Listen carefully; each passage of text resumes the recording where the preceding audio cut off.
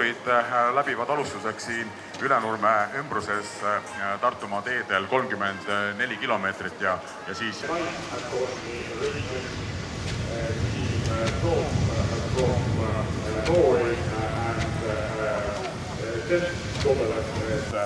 Hello, ladies and gentlemen.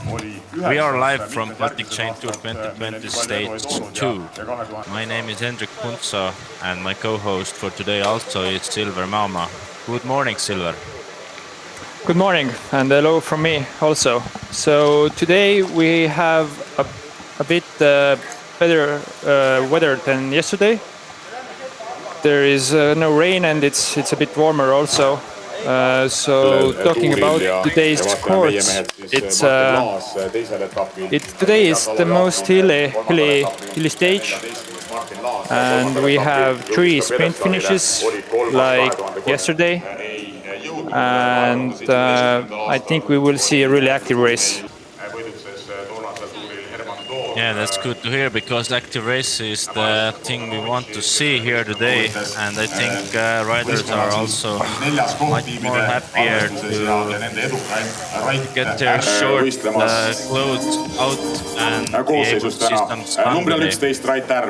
Numbril 12 Ukko ja Eesti rahvusmeeskonna võistlejatest ka Siim Kiskonen, kes eile tegi ilusa võistluse, võttis vahefinišit neist Kirts.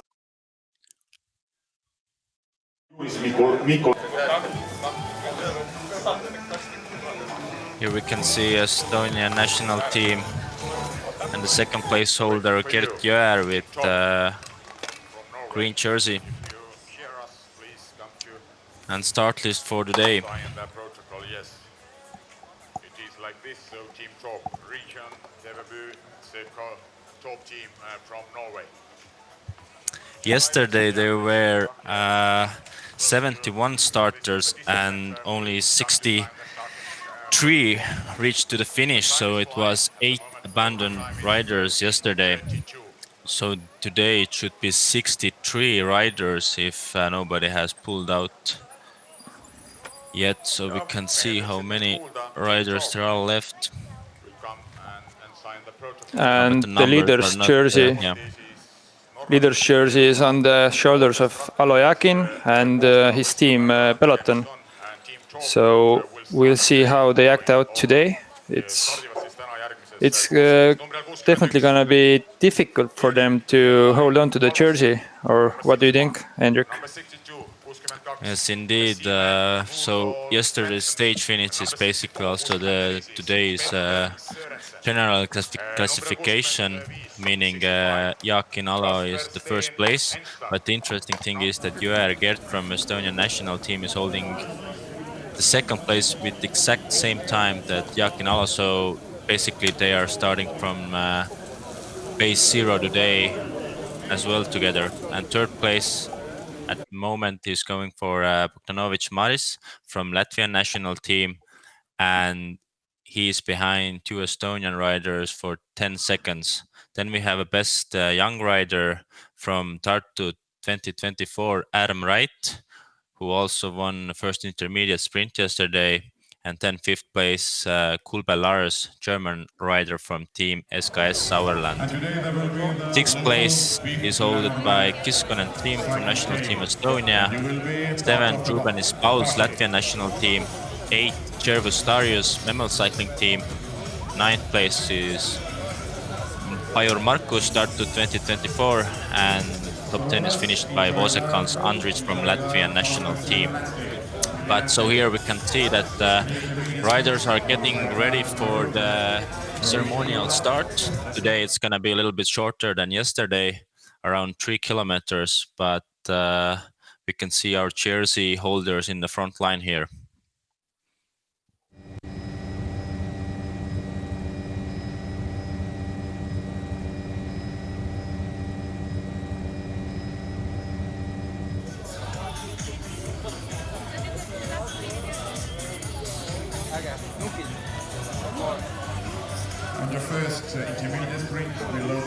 And we can see the riders getting hyped up. The riders seem excited.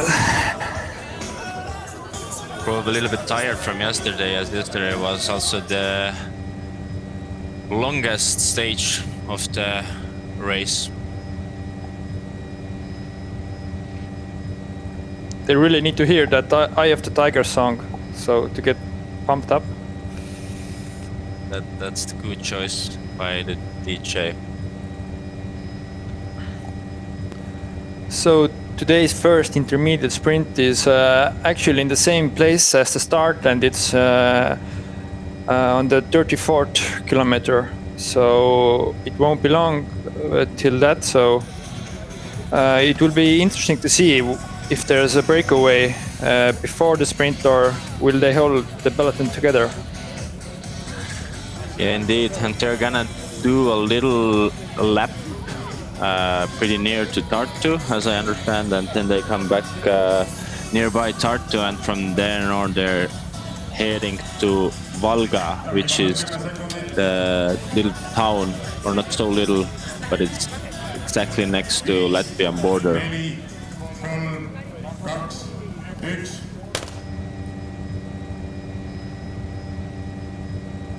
And riders are on their way.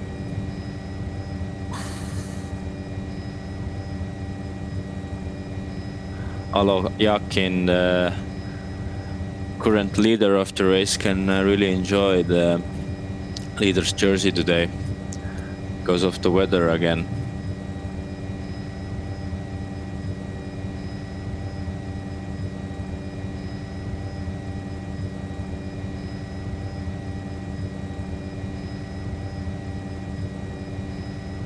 Nice shots here from the heli.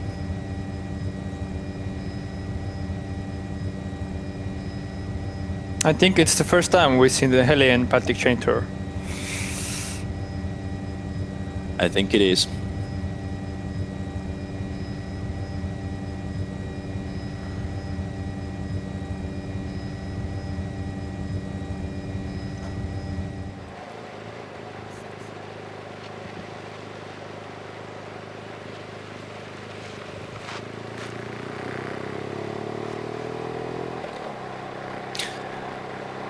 Yeah, if you've had a hard day yesterday, then those first pedal strokes of the day are never too good and comfortable.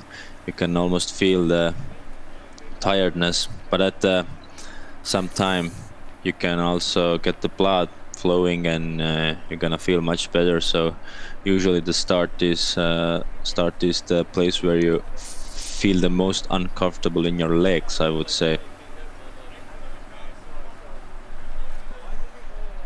And yesterday we had a really difficult day also. The average speed was almost 46 kilometers per hour. So it definitely left a mark to the riders.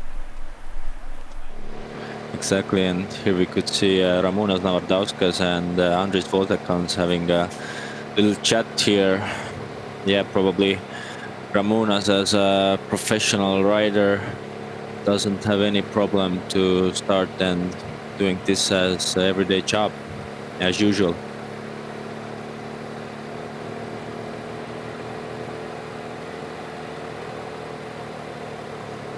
And at the back of the peloton, we see two peloton riders, team peloton riders, and I think they will be on the front soon.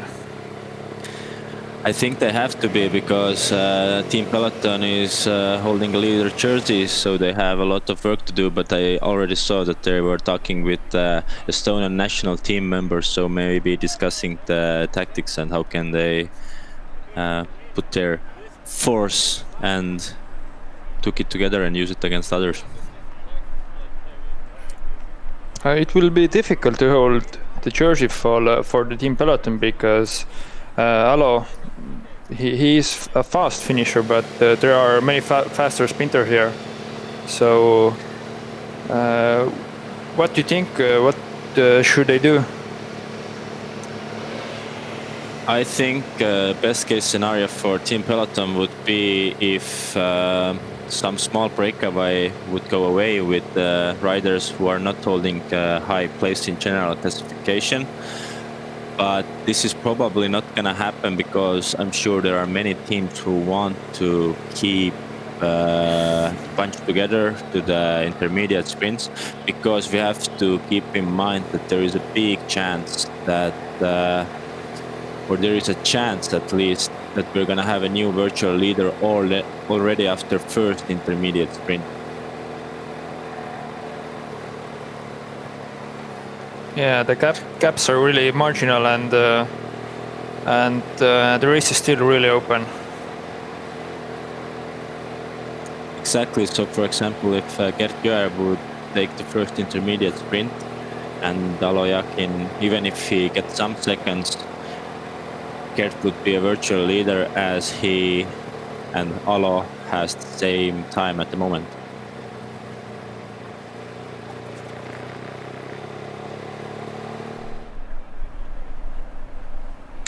But for others, it's a little bit more work to do. For example, Bogdanovic, Maris should take all the intermediate sprints and get seconds also from the stage finish to get the leader's jersey. And the same goes for Adam Wright, who is just 1 second behind Bogdanovic, Maris.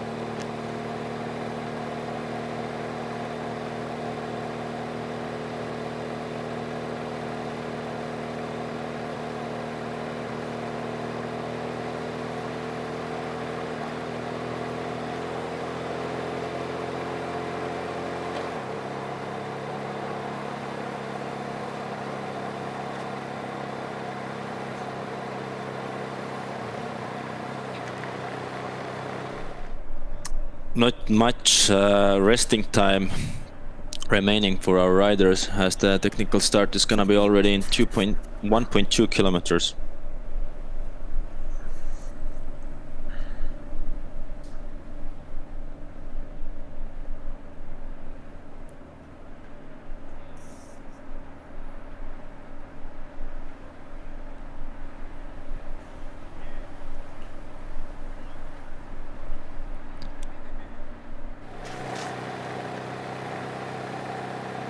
I think one team then can't be too happy with yesterday's result is Tartu team. They have the young riders jersey, but they seem to be like the strongest team yesterday in this race. So I think today they will go. Definitely, they'll go attacking. Yes, that's true, and probably today is also the hardest stage by the profile, as for example also the second intermediate sprint is taking place in Otepää, which is so to say capital of skiing in Estonia and has the most hills, and the sprint is also in top of the hill. So that can make some cards.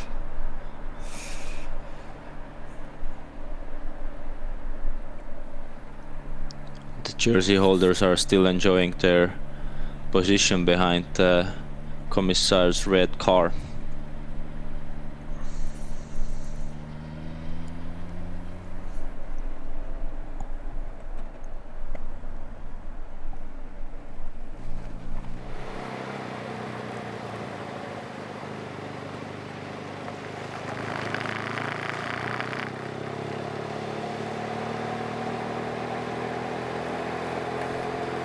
And the race should be on.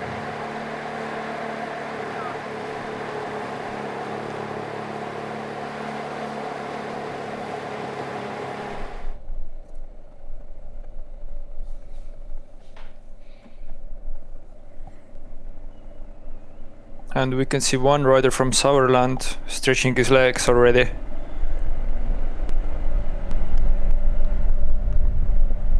Couple of riders joining him or trying to bridge the gap.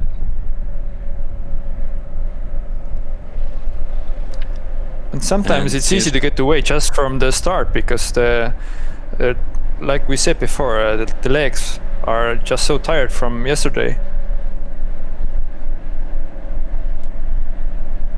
Exactly, and basically all the time the effective breakaway is gonna get going is decided by the peloton. So here we can see that the bunch was really sleeping and didn't almost react to those guys going. But now we can see that there are guys who want to join, and I think we already have 5 guys in front. So the leaders teams doesn't want to let this first group be too big, because it would be so much harder to chase after. I think 5-man breakaway is maximum. I think this is the sentence that was heard in team meetings also in this morning, that for example for Team Peloton and Estonian national team.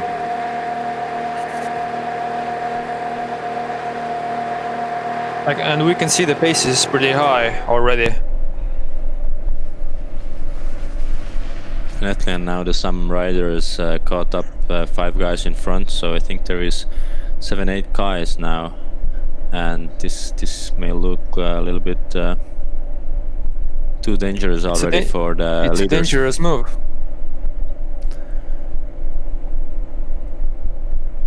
And we don't see anyone from, I think, Team Peloton or Team Estonia.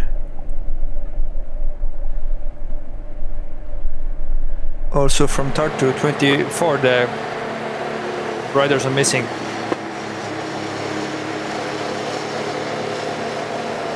Yes, we could see there was German national team riders, Ukrainian, Latvian national team riders, but one who missed it out to their Estonian team.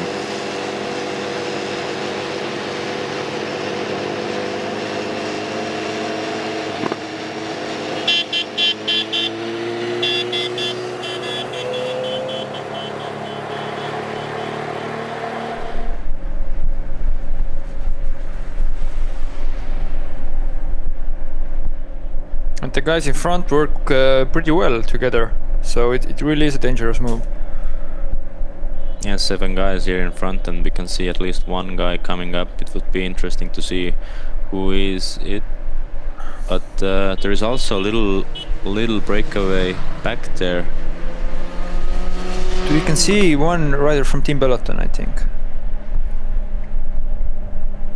Yes, indeed, I was wrong. So there is a rider from the leaders team in front, which is pretty good, and we can see also that he is not doing the work at the moment. Joe's just controlling, which sets him to the best position possible. It's always nice to cruise there behind breakaway.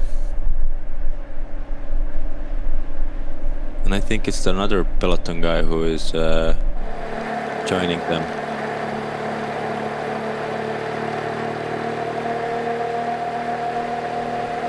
Because, for example, in the team's classification, Team Estonia is holding the first place, but again, like our general classification order, so all 10 teams, they have exactly the same time. So Team Peloton and National Team Estonia.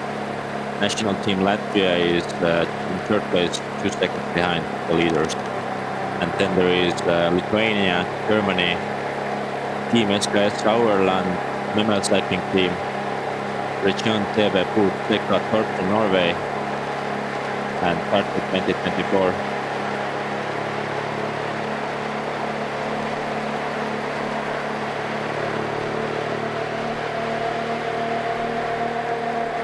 Sorry, the 10th place is Tobeles Zirnaviak, and 11th place is Evelo team. 2 are both from Latvia.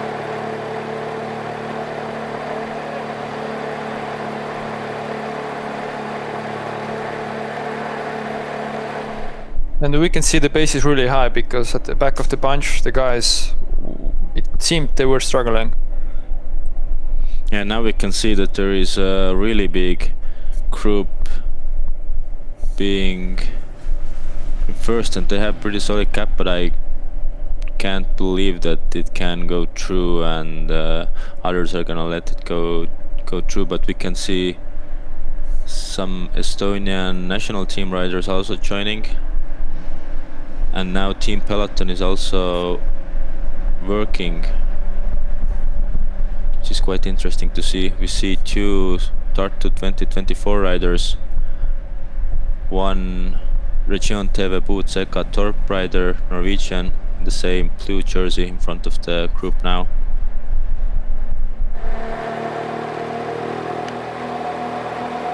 And the breakaway is pretty big. It's almost, I think, 20 riders. It can be. Indeed, so if there is 63 riders in the bunch and 20 riders are front, it means like 1/3 of the four riders are in front, and this is, especially in this race, really dangerous. And we saw the leader of the tour, Alo Yakin, in the peloton.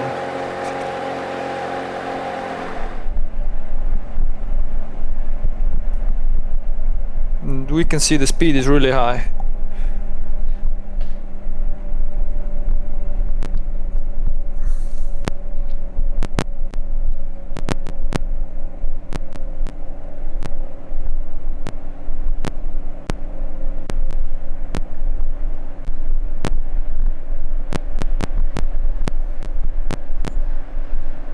Yeah, 62 kilometers per hour. I think it's also a tailwind, so stuff is about to happen here. Yes, we can see two Estonian national team riders. And what's interesting, it looks like all the guys are working.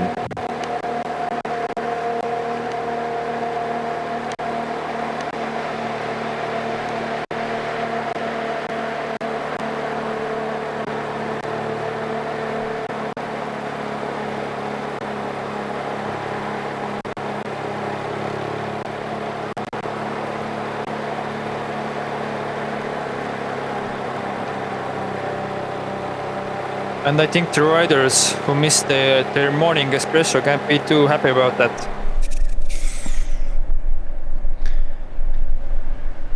That's true, because today you have to be in a good shape from the beginning and be up and ready to go. But yeah, Cycling Tartu, today they made sure that to not miss the breakaway, and it's easier to send two guys to the breakaway than to chase after with the whole team. So I can see that they have learned from their mistakes from yesterday.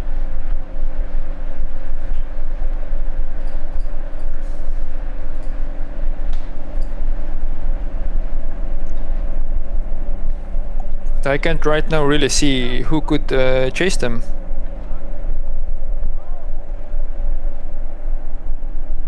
And we Yes, see there's a because- little breakaway breaking away from the group also in the back. Exactly, because in the front there are both leaders jersey holders team and also second place holders team. So who should work from back, we don't know. It would be interesting to see who all the names in the breakaway, to see who is having the best general classification place of them.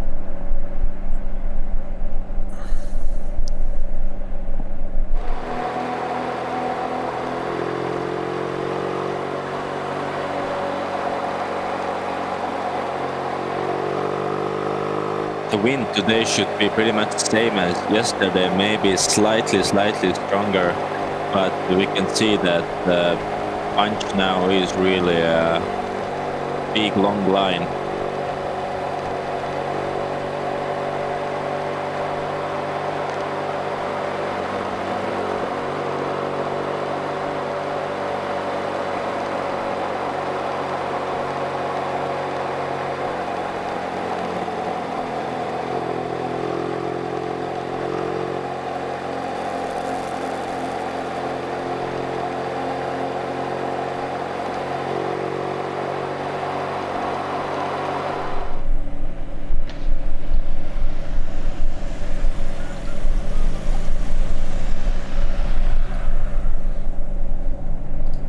The pace is really high. I think the riders are going over 50 kilometers per hour right now.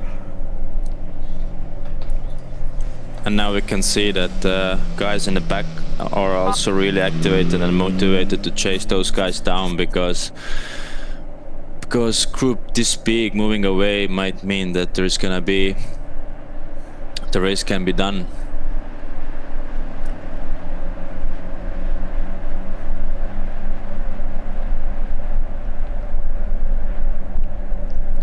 the front group is still working together well, and I think all the guys are working. I don't see anybody just being in the back.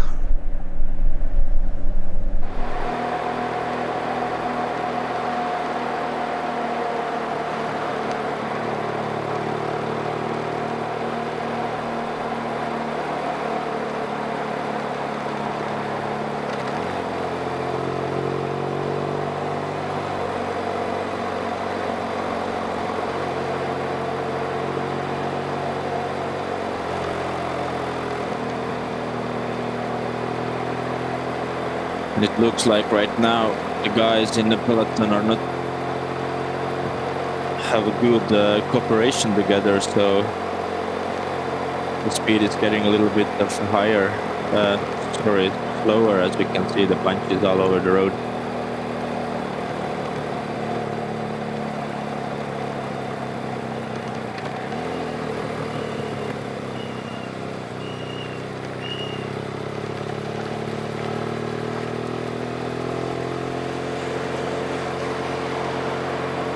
And we can see the rider in the back really struggling. And yeah, I think it might be over for him.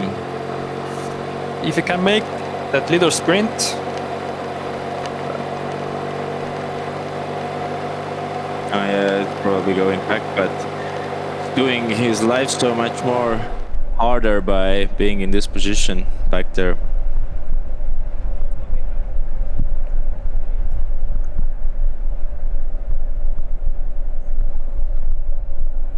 Yeah, we could see the German rider already waiting for team car, or was waving. I don't know if I was talking with other guys in a breakaway, but he's not happy with something.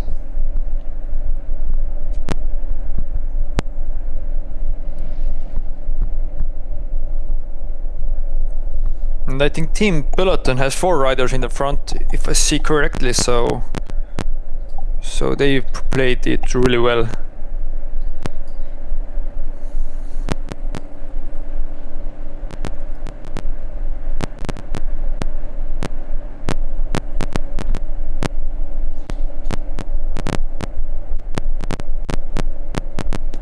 So what teams are missing in front? I think who are missing in front are... I didn't see Memel cycling team, or is it there? At least there are Lithuanian national team, Germany national team, Latvian national team. There are peloton riders.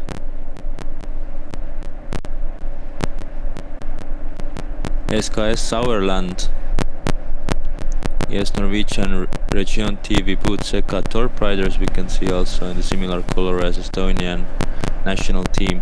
Two riders from Norwegian team.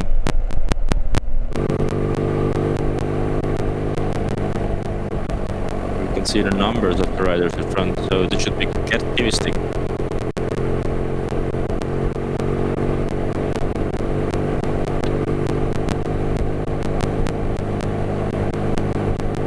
And in front of him is Steven Kalf, who is doing his last professional race.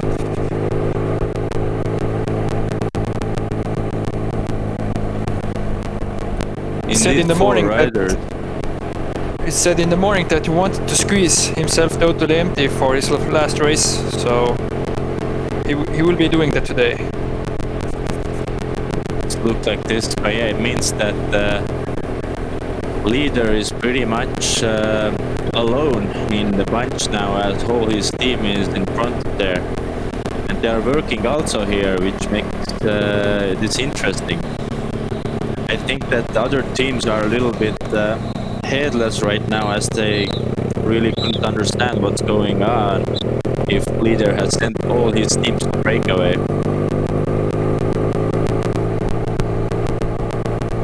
And we can see number 5 struggling in the back.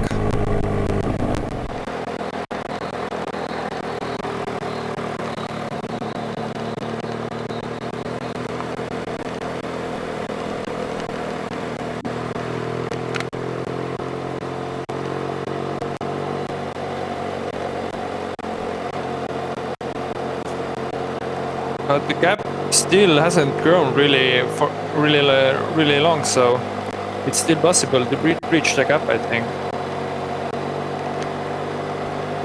But the pace so high, we don't know exactly how it's gonna go, but that would be interesting to see who are the guys most active in front of the peloton. We could see that the leader Alo Yakin was also not too far from the front of the group.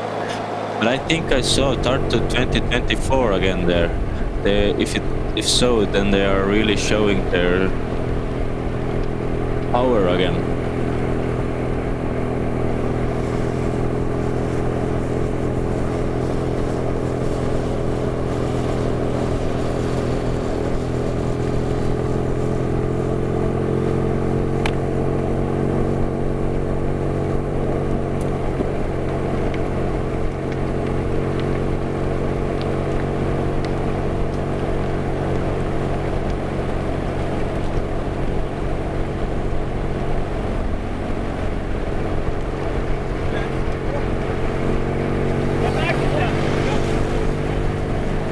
And it seems like the team peloton is not doing any work, but I think that's the right thing for them right now.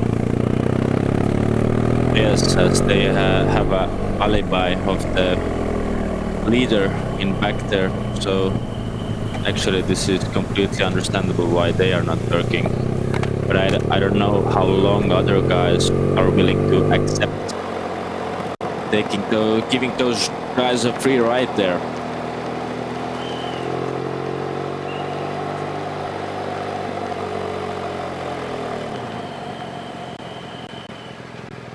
Okay, here we can see that one part of the peloton went wrong, which is not a good sign, and it was also Gert Jöer, second place holder with a green jersey there, doing a little bit of a chase. But things like this happen sometimes.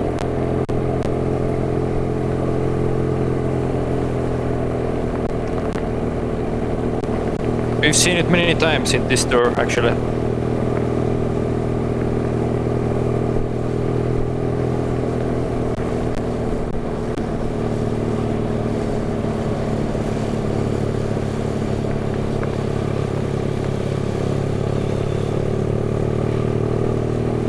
And now we are in really narrow road. It almost reminds like some Belgium or France monument races in springtime. Only cobblestone is missing.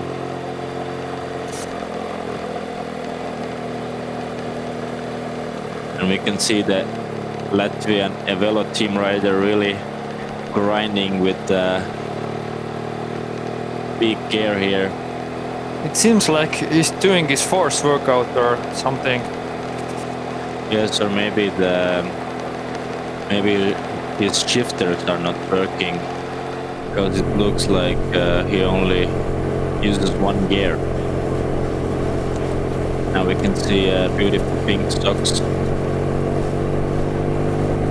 with the cadence much higher.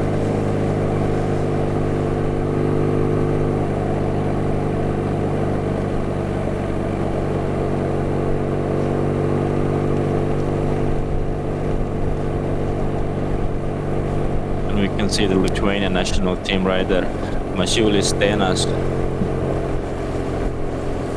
is not having the easiest time in back of the leaders group.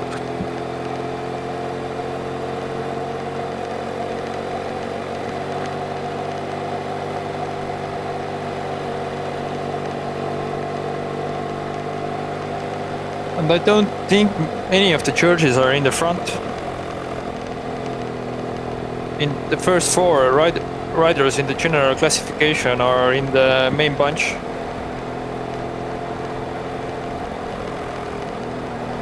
Yes, I saw Andris Vosakans, who is holding the 10th place in general classification, and I think there was also Bruce Peter from national team Estonia, but yeah, he is holding the 11th place in general classification. classification.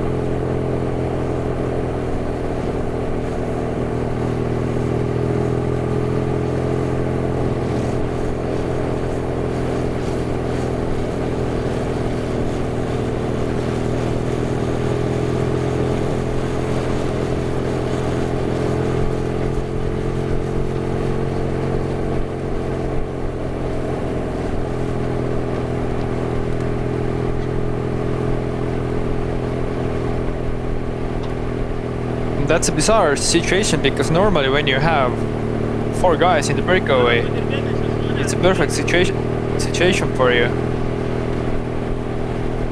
But right now, if you're gonna stay in front, who Team Peloton gonna play for? I think what they have to do is just try to take the second from the intermediate sprint if they're not gonna be caught before.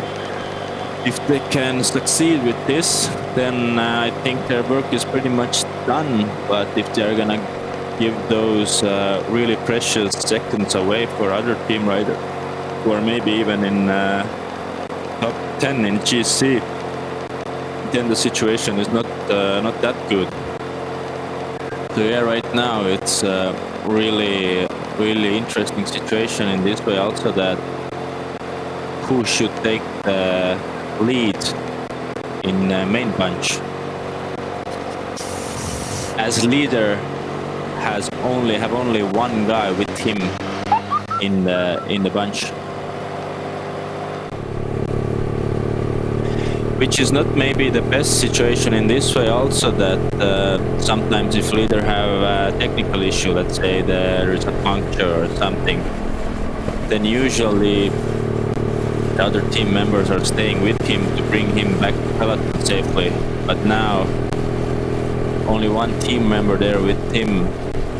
This is not the ideal situation in this way also.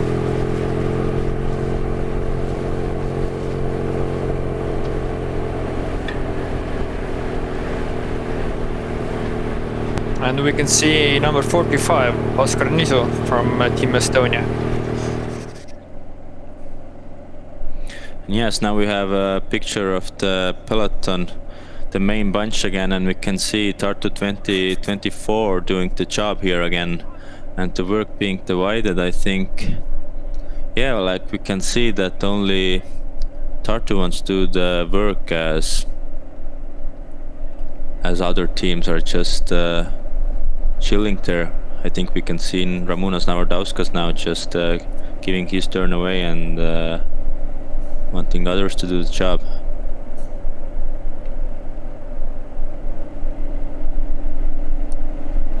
And we can see right there from the best young rider right now. It's quite interesting as it's 154 kilometers to go, and he already has to spend himself like this. The guy who is now holding the 4th place in GC.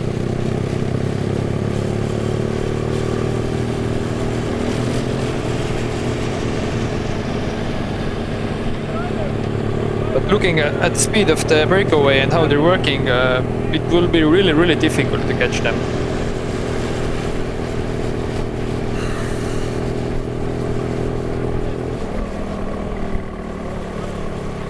And 46 seconds is a cap right now, which is pretty big cap. And I think if Tartu 2024 are only chasing with 2 guys, it's gonna be a little bit too complicated for them. And we can see the other riders are satisfied with the Team Peloton for not working.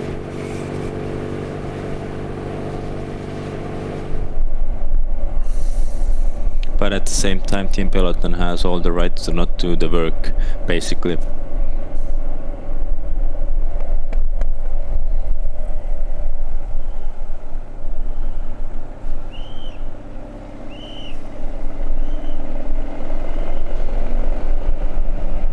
Right there, I'm doing a really long work here, and we can see Gleb Karpenko behind him, also the teammate for our best young rider.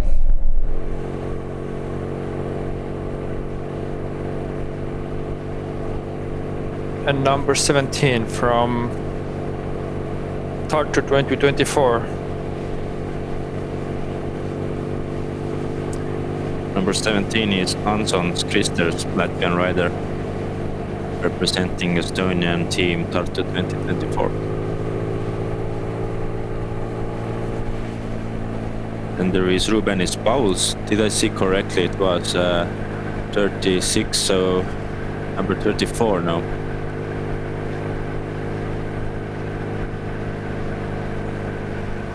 And also Memel cycling team member Kaupas Gediminas.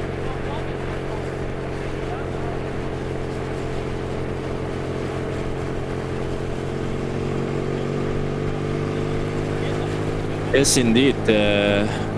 Rubenis Paus, national team Latvia rider. We can see behind the Estonian national team rider Oskar Nisu.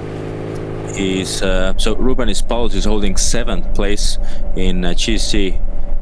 So he might be the guy who is holding the virtual leader jersey right now, but it's interesting also in this way, because if I remember correctly, Rubenis Paus got also seconds from yesterday's intermediate sprint. You're correct. Which means that he's also fast in the finish.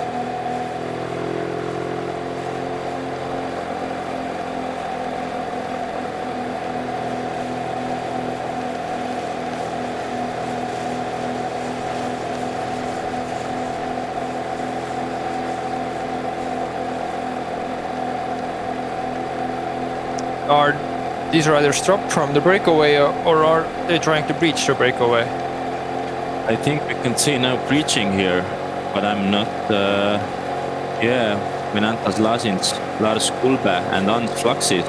And with Kulbe Lars, it's pretty interesting as he is in 5th place in GC. So there is really action going on right now. And I think we also saw a little bit earlier that there was a little gap for Tartu 2024 riders right there. Gleb Karpenko and Ramonas Navardovskis also, but now we can see they're all together.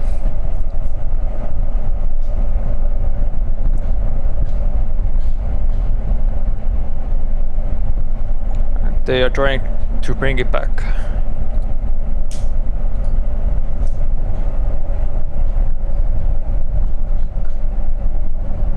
And we can see Alo Jakin also in the front.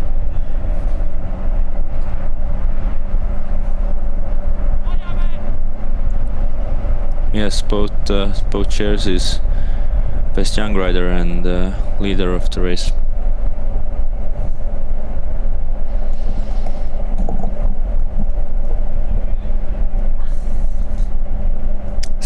Tartu 2024 has chased a lot in this tour already.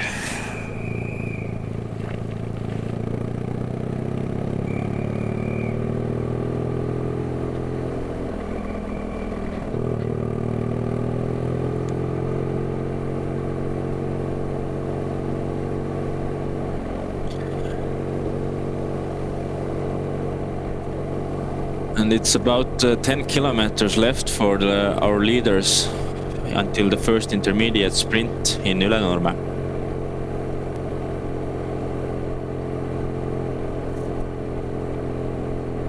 And the speed has been high because by my calculations the first half hour the average speed has been 48 kilometers per hour, so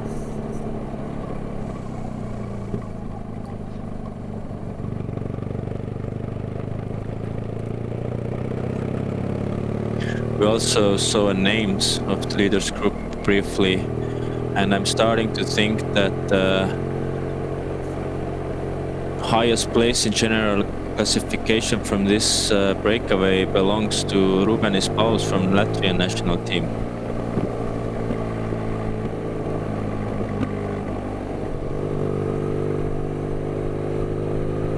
And we can see some beautiful Estonian roads and nature.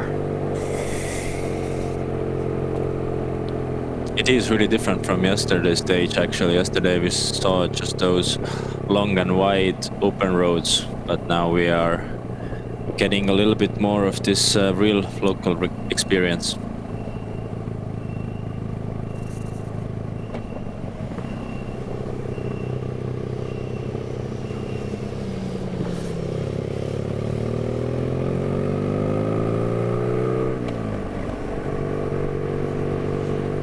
And now the riders are heading back to the Ülenurme, where the intermediate sprint is taking place.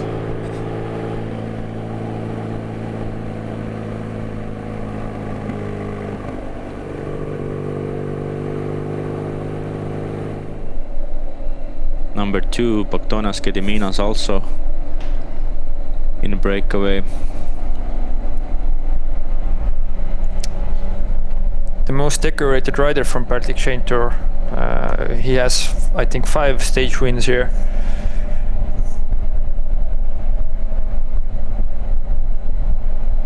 Yes, it can be, but at the moment he's holding a 37th place in general classification.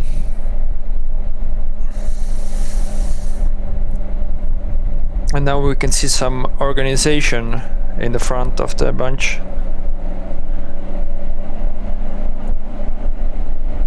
Cycling Tartu really getting their power together and decided to bring this fish cap down, and we can see there are some riders also dropping from the peloton, and somebody is also already between the cars there.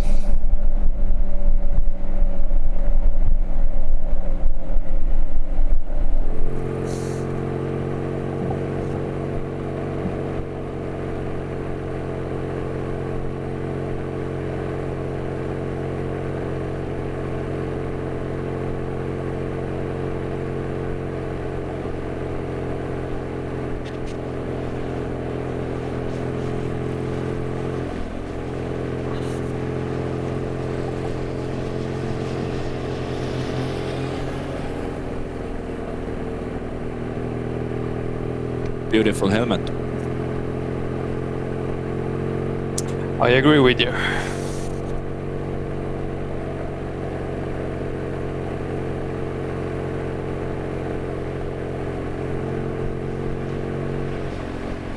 We can see Andris Vosakans here giving a little bit of a struggle for other riders as he wants to get everything to work. And I absolutely understand his reasons also, because as we know, there are both Vosakans, Andris and Ruben Spaus, who are from national team Latvia, and they're both in top 10 in general classification.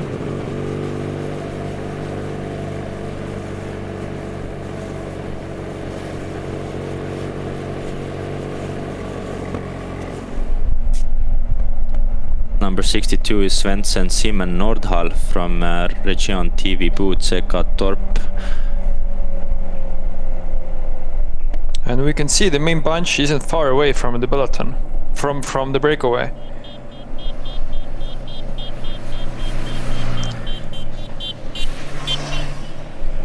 There is also an option that bunch is gonna be back together for the intermediate sprint. Maybe this is the plan, and maybe this is what they want to do there.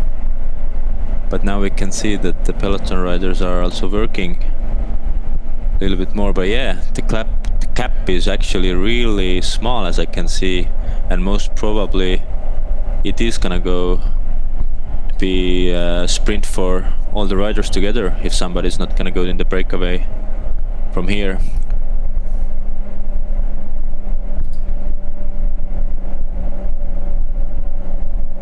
There is 6 kilometers to the first intermediate sprint.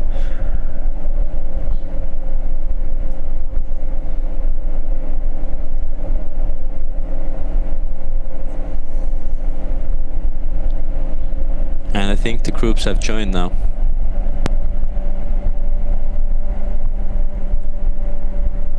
Or I think think they're joined. We can see the cars. But the riders are not giving up, and SKS Sauerland rider just taking his turn and keeps digging.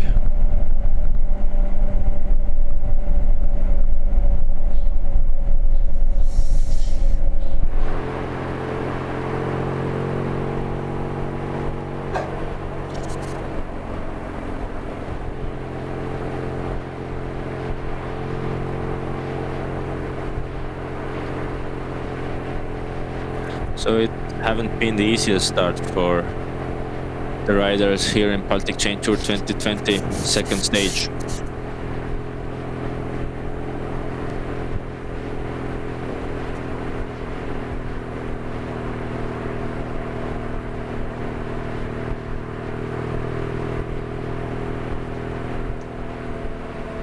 Could see the green jersey is pretty back of the bunch, waiting for his time to go in front, because most probably I think the bunch is gonna go to the finish line together for the intermediate sprint in Ülenurme.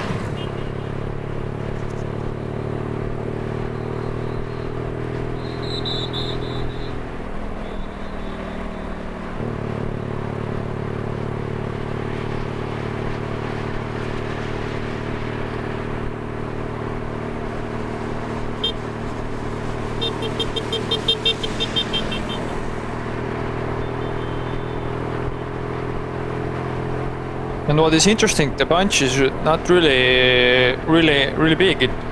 Today only 63 riders started, but the speed at which these guys are riding, it's really incredible. Indeed, it is, and they are not gonna give this victories away easily, and every man who wants to win here has to be deserving it. But I think Tartu 2024 is now there with the plan to control the bunch and want to send their sprinters to the line to get the points there, because as we can remember, was yesterday's stage first intermediate sprint where two of Team Tartu 2024 riders took seconds.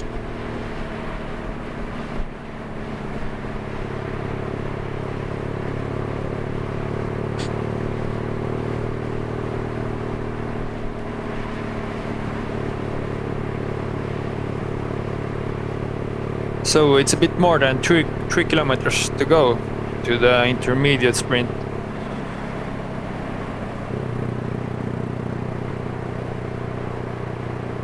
And now I think everybody is just getting ready for the finish.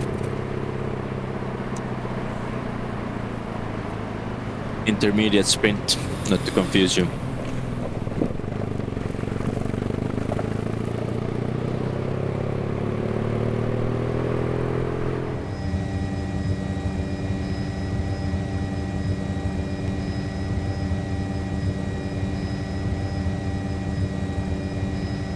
At the same time, I think riders' legs are feeling the start of the race, because it's been really hectic. It's been a really hectic and fast start.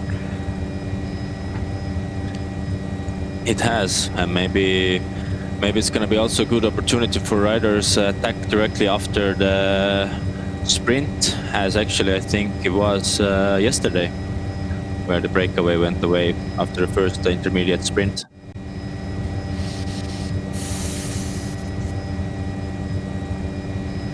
And now we can see that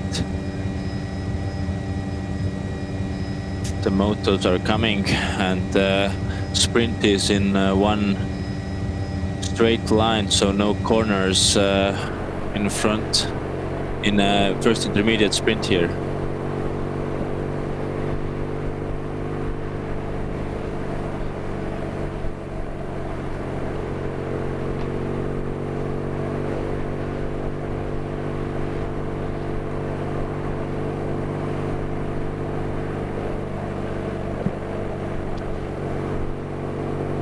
.1 kilometer until the first intermediate sprint of stage 2 in Baltic Chain Tour 2020. There are gonna be 3 seconds handed out for the winner of this sprint, 2 seconds for second place holder and 1 second for third place from this sprint.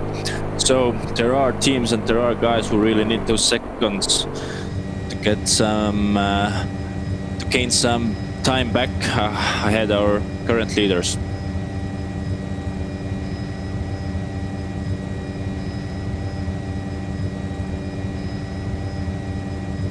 And it's really cool to see the sprint up here. I think we can see blue color in front there. I think it's Oscar Nisu. I think it's Gert Jõer. And Maris Bogdanovic. Yes, I think there was 3 jerseys, if not more, in front of the bunch for this finish. Do you think it was Maris Bogdanovic who got this 3 seconds here? I think it was Maris Bogdanovic, and second I think was Gert Jõer, and third Alo Shakin.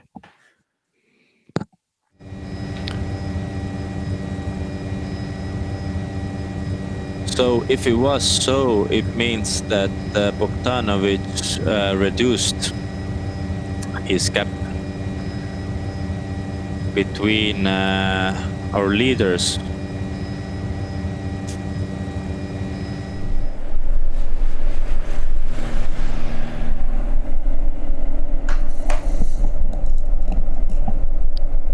And now we can see Tartu 2024 is on their move,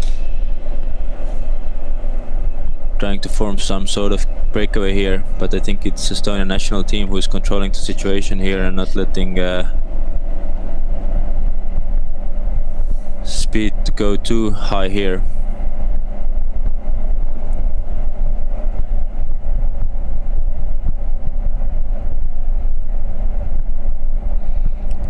German national track team member here trying to escape from other guys.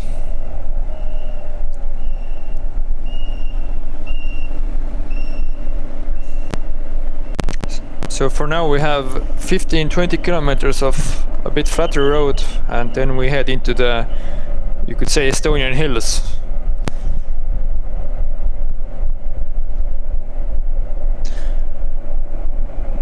And what's nice to see that the race is really going on, and guys are not giving each other a break, not even for 100 meters. So now we can see also Tartu 2024 Estonian national team and Lithuanian national team. I think it's now Ramūnas Navardauskas himself controlling the situation there.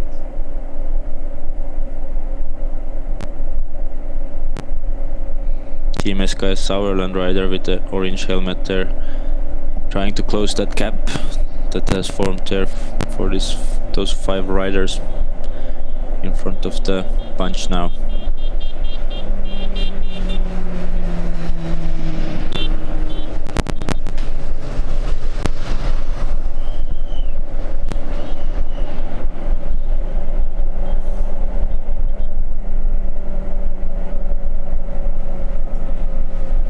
And I think the group may be really vigilant right now, trying not to let anyone away, because the chase, I think everyone felt the chase in their legs and they don't want to chase anymore. It might be the moment where, yes, they're gonna take their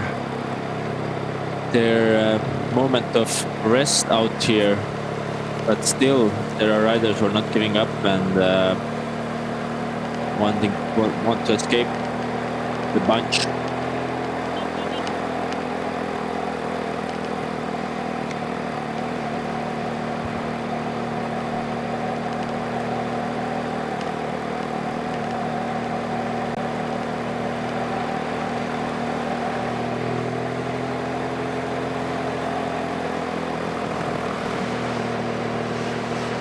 Number 92, I think it's Kristjan Olo, looking for some food, what he can find from his back pockets.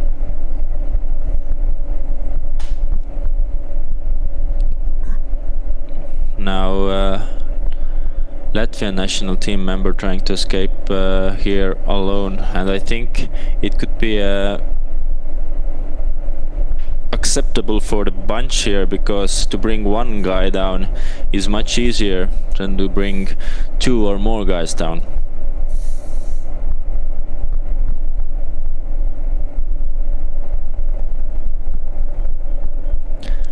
But still, there are teams who are not happy with the situation and who want to be part of this breakaway. Takes what it takes.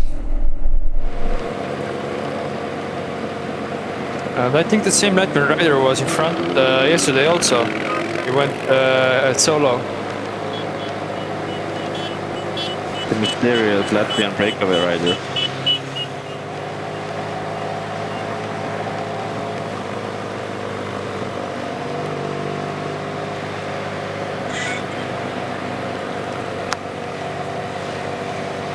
And yes, actually right now I looked at the video from the first intermediate sprint and I saw that it was indeed taken by Maris Bogdanovic. We can see here right now also second place went for Gert Joer and third for our leader Alo Jakin.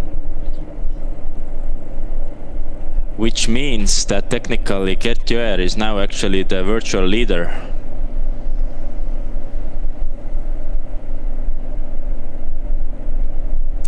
As he got 1 extra second in front of Alo Jakin. But it also means that Maris Bogdanovic moved into 8 seconds, so it's not 10 anymore. And holding third place. But will it change the tactics of the teams, or what do you think?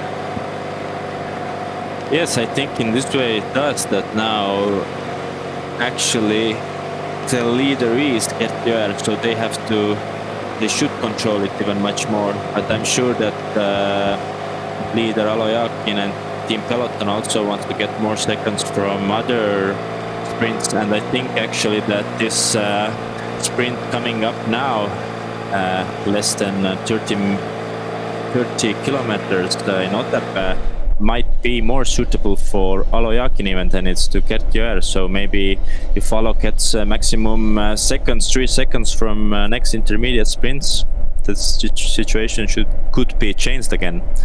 So there is only a good portion of racing for us to see and to find out who's gonna be the best in next sprint.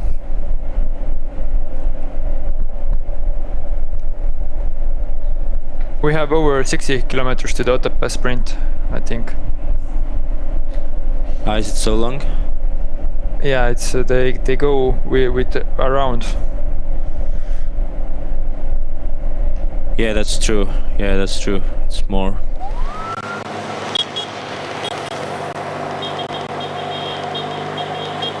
So it means that now is the perfect time to let the little breakaway to go away and maybe calm this race a little bit down.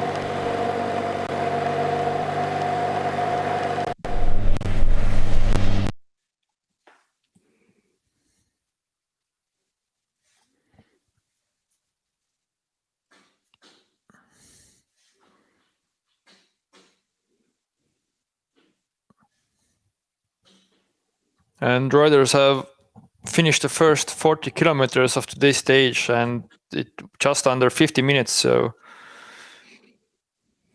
So that shows that the tempo has been really high. Indeed, the warm-up for today's stage has been fast, and we can't see too much of effects from yesterday's hard race. Also, guys are still going strong. And I think we can see 2 riders in having a little bit of a gap there.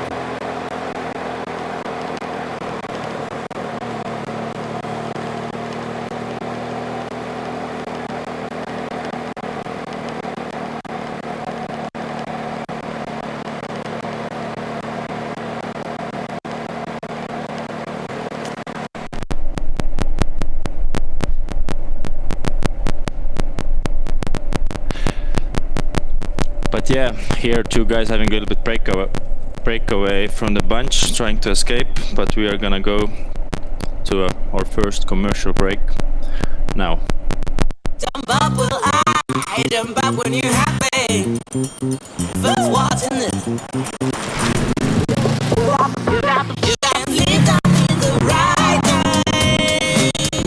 Get all the things and drive it home. Jump up, will I jump up when you're happy? First watching this. Feeling alive, feeling alive, feeling alive.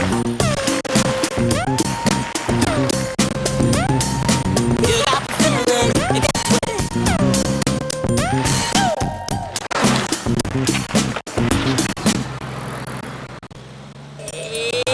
I'm gonna feel alive.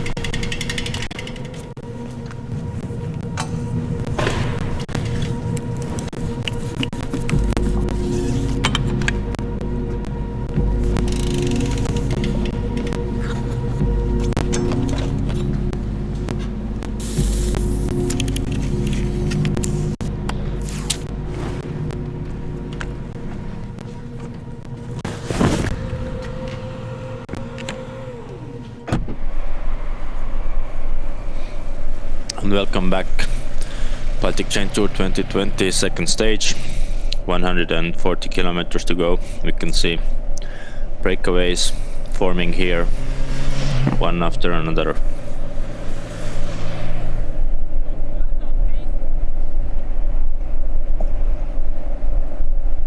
So can they get away? You can see right arm here showing his the scanning skills for all of the peloton. Unfortunately, Tartu 2024 wasn't on a picture in the first intermediate sprint today, which was a bit bad for them as the team tracked together first breakaway of the day.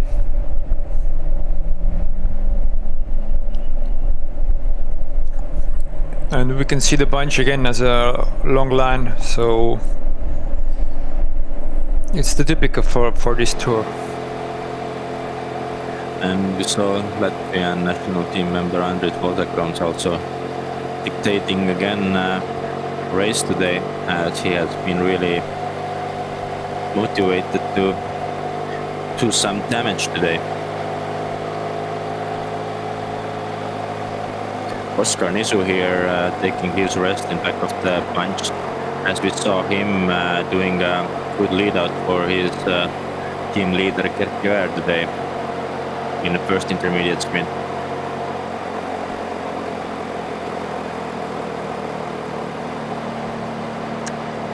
So now we have a little climb. Is this the place to attack? It's possible.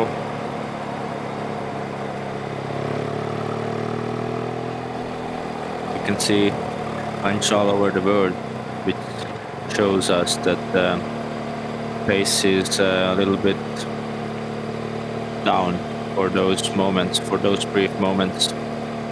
And riders are using this to fill themselves up with the water or other energy gels.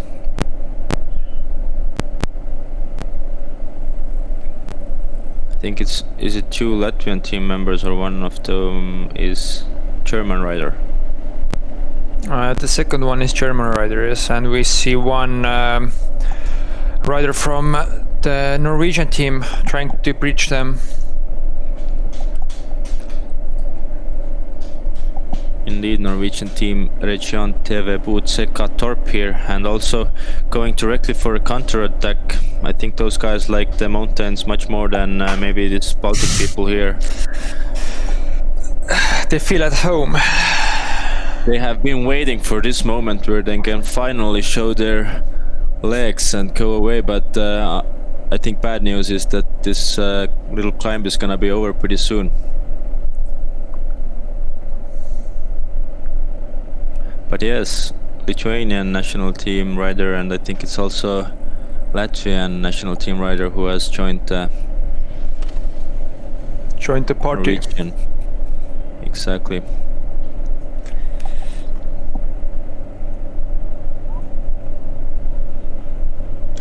But also I think this 3 riders breakaway would be a pretty good option for the leaders here. But we can see that Saki start to 2024 at the head of the bunch, so they're not letting them go away, I think.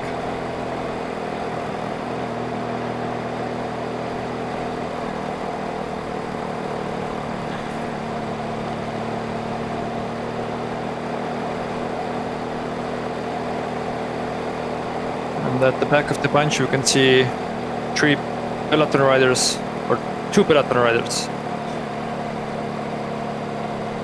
Yes, and they were actually in this position in first kilometers of the day also, but anyway found the way to the breakaway. So those guys are doing their job good today, and actually pretty clever as well, as they don't have to work.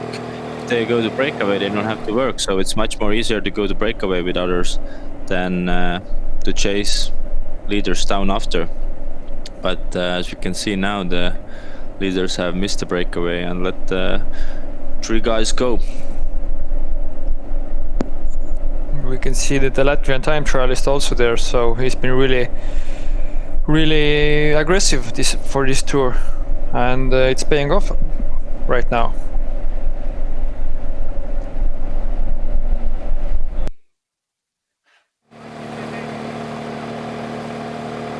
And it seems the group is slowing down. They're letting them go, I think. I think now this is the moment where group has decided that those 3 guys can go for some time. But my prediction would be that second intermediate sprint might be too valuable for some teams to let those guys take those precious seconds from there.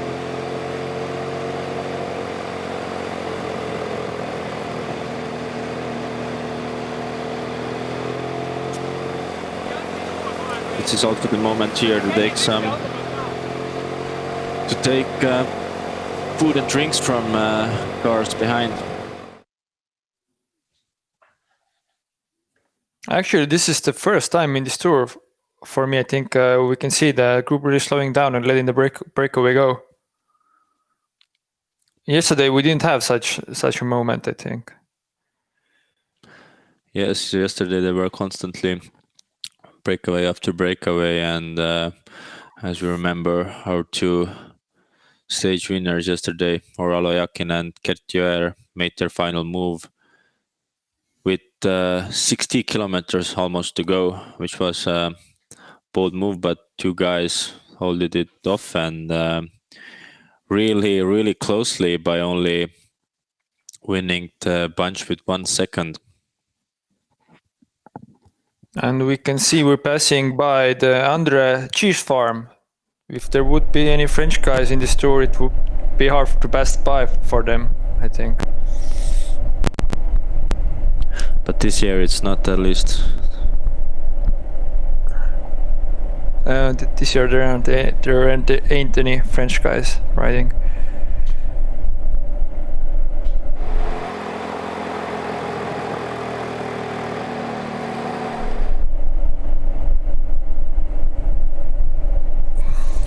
And yes, now we can see also the cars behind our leaders, which means that the gap is pretty big already. I would guess maybe even over a minute, because it seemed to me that the bunch really stopped there.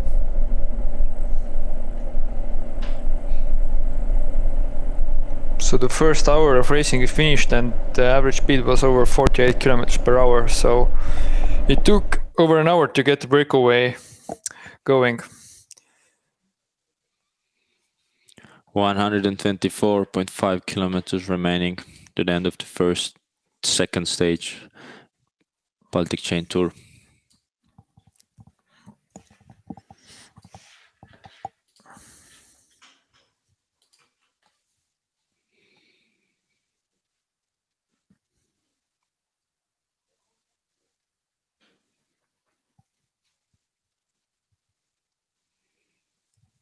And soon we will be arriving to some hillier roads. But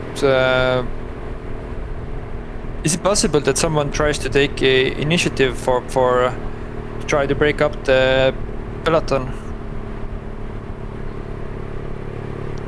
What do you think, Henrik?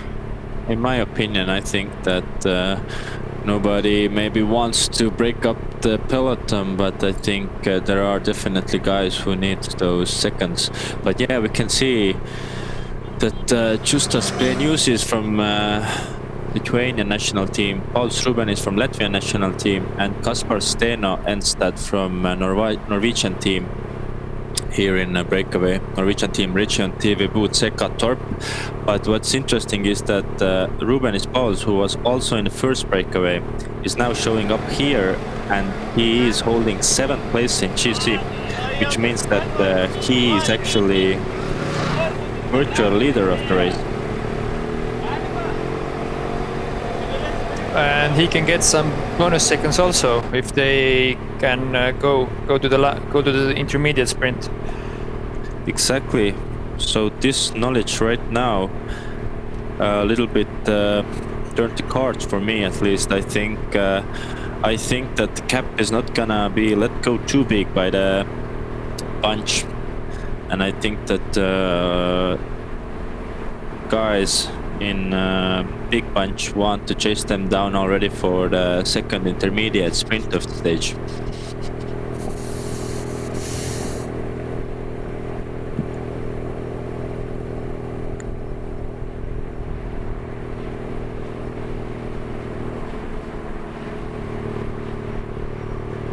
And we can see a big contrast of weather today. I think the riders are really enjoying today the weather, and it's not too warm also, and it's a pleasure to ride, I think.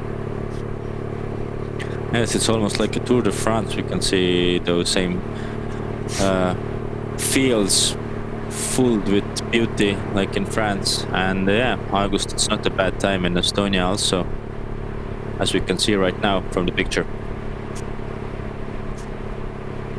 And the gap is over 2 minutes. 2 minutes and 7 seconds.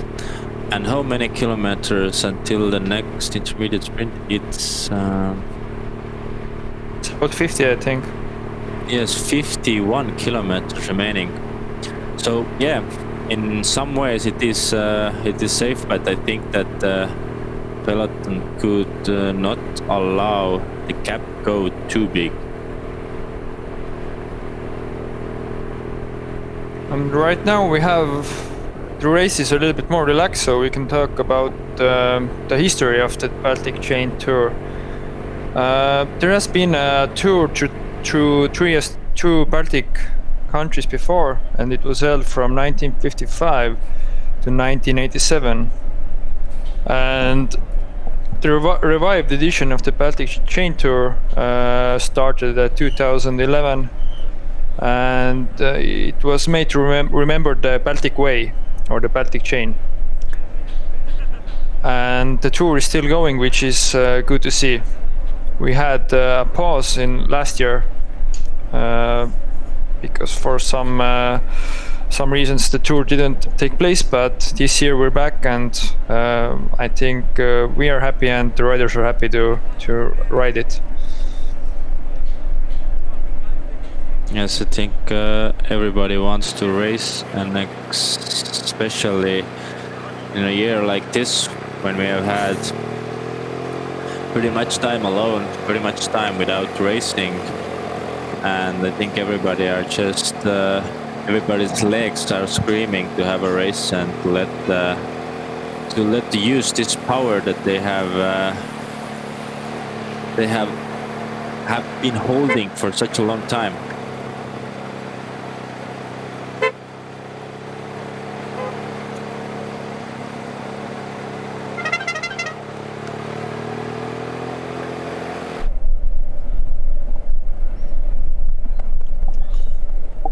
And now we can really see the riders just chilling, just strolling through the fields.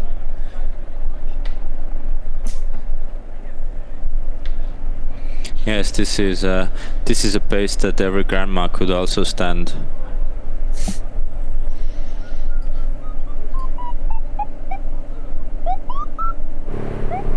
And the mailmans, you can't forget the mailmans. Yeah, there might be even a situation that mailman is gonna pass the peloton because they don't have that much time. Right now we have the food how do you say them, food transporters who ride with the bike, and they're really fast. Yes. Also Couriers. No, yeah, indeed. Couriers. Maybe they have even more kilometers in legs than cyclists, because they had pretty busy times during the lockdown. Yeah, I've seen some of their couriers riding in Tartu, and sometimes they're riding at such speeds they have to brake going up the mountain. So I think they could make their own team and ride it in Baltic Chain Tour maybe next year. Yeah, it's not a bad idea at all, actually. Maybe we can approach with this idea to those companies' marketing teams. Like the classes of Kaspar, Steen, Enstad's really fast classes, and then we can see that the guy is also fast. The guy is going strong, and I think now we have entered the Hillier Road.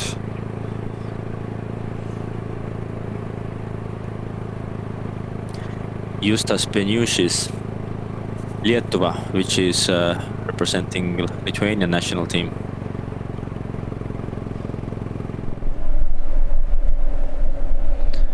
And still, guys are just cruising and hanging around like they have a Sunday afternoon ride with friends.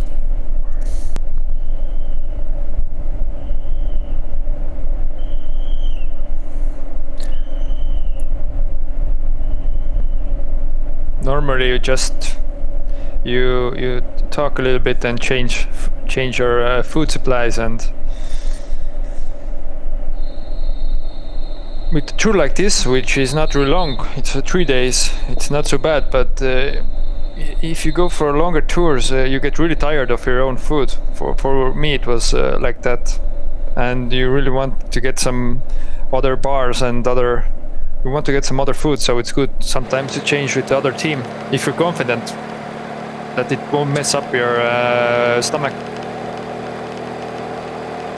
Yes, there is a chance that you can trade, but me personally, especially in the stage races when you have to race many days in a row, I absolutely didn't enjoy those sweet gels and sweet bars every day. So we ate also every day sandwiches and sandwiches with ham, cheese, you name it.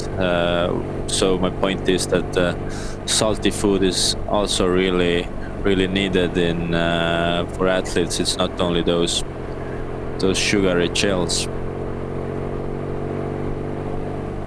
And you can't forget the peanut butter, which goes a long way in cycling.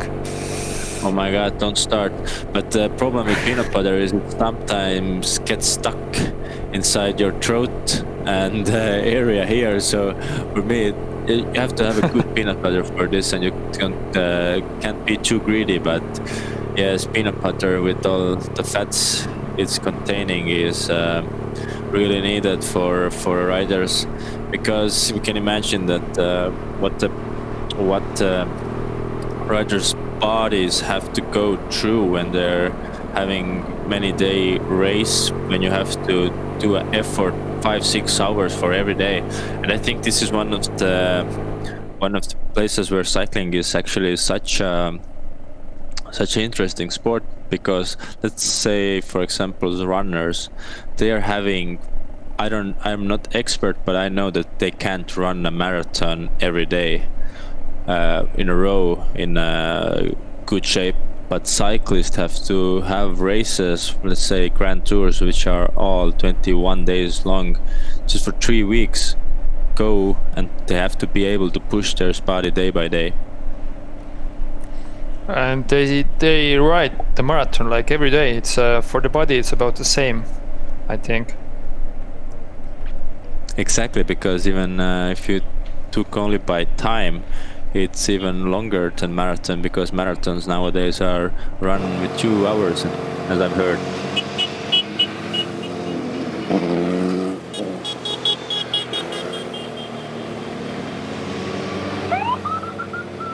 And I think some riders are really happy that the pace is finally down. But it all comes with a cost, because later in the day the pace will be high again.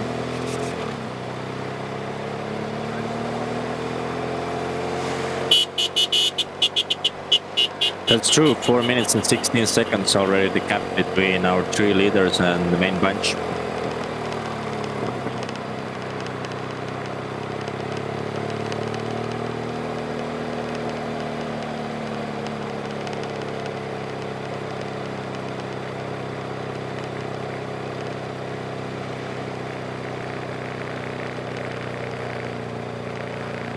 And we can see number 43, Gert Joer.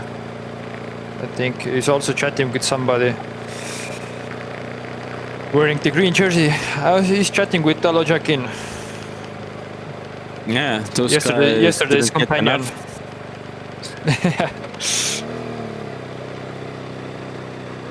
Maybe Maris they're Bogdanovic also here.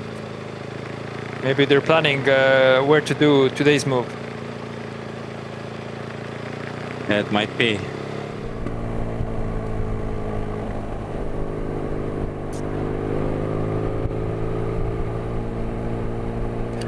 And those guys are really going on like it's 16 kilometers towards and not 116, it feels like to me.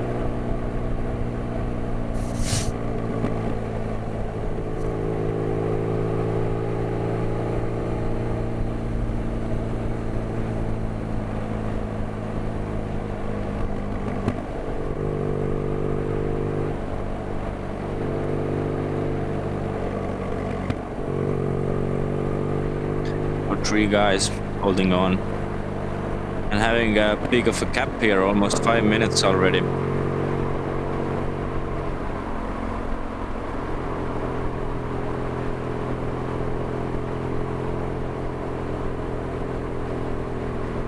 But now we have a little bit of interview coming up with the Estonian national team coach Jan Kirsipuu, who's gonna tell you his ideas about the situation and stage. How happy are you with the team results? We know that you lost important riders before the tour, but yesterday 4 guys out of 5 were in top 10. Yes, at the end, the race, the result and the outcome of the race was positive for us because Gert Jõer and Alo Jakin is not in our team, but they made a very big number in the front, riding two of them off from everybody else. Of course, they were nearly caught, but still they managed to keep the lead. But overall the situation is under control for us, and we are hopeful for today's stage. So Gert is second in overall. Maybe you can share what are the tactics?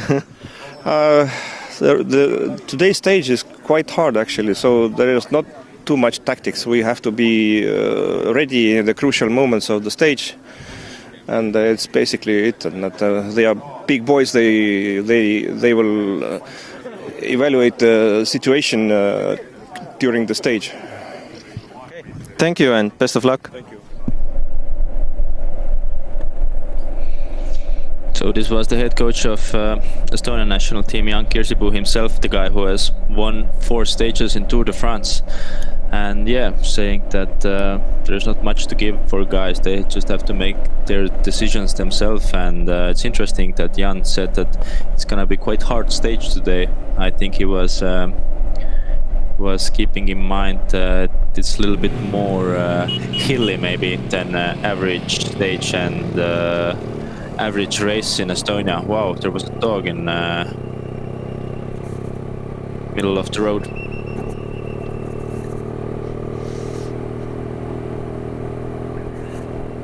So we see our 3 leaders still going strong, but the stage is still pretty young, so they should have the energy. And the cap is 440. I think this was the time where Peloton decided that it's enough and we can't let it grow too much bigger, because otherwise it would be quite difficult to chase down those guys for second intermediate sprint.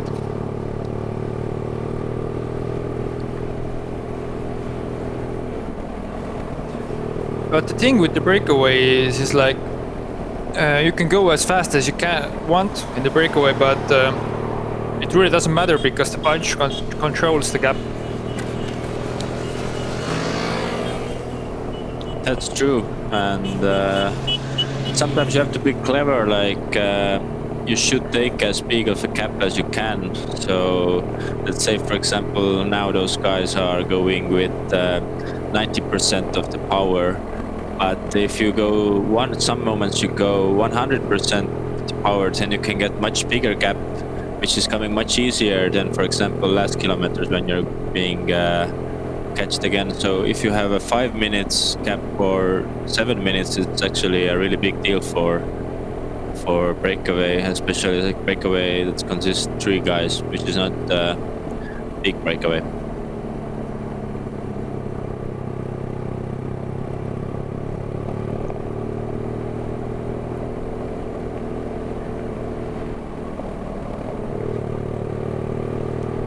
So I remember the first time.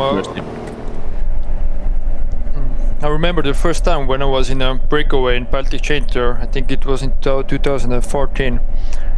And I remember thinking in the breakaway, like, why are we going so slow? Or don't you want to get the dinner or something? But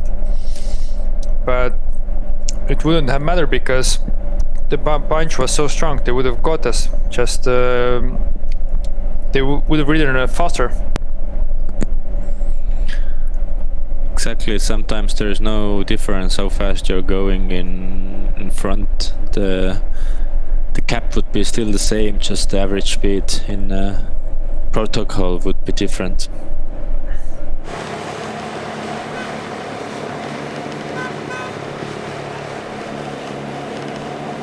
You need to have the legs for the last 10-20 kilometers to hold on if you want to win from the breakaway. That's the, like yesterday we saw it, our 2 leaders were almost caught like 20 kilometers before the finish, but they pushed on and stayed away to the finish. And now there is pretty much exactly 40 kilometers to go to the second intermediate sprint in Otepää, which is getting interesting in this way. If you take this 10 kilometers 1 minute rule that you can chase down, that the main bunch can chase down 1 minute with every 10 kilometers, it would mean that those guys would still get second intermediate sprint in Otepää. So it's starting to look good for Latvian guy Pauls Rubenis right now.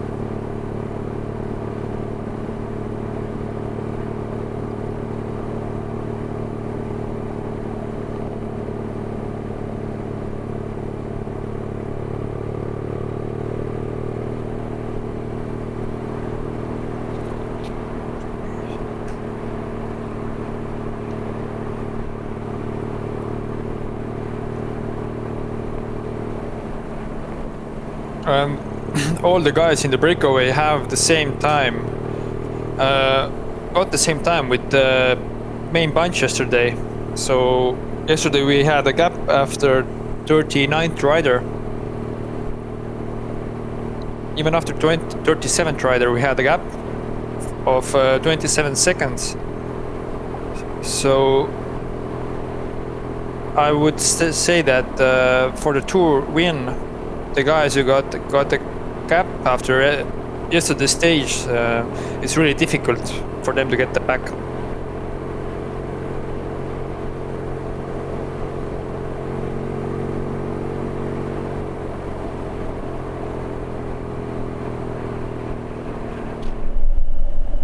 Ruben is Pauls right now, holding 7th place in GC, which means that if, for example, he would get 3 seconds, it could lift him up to 4th place.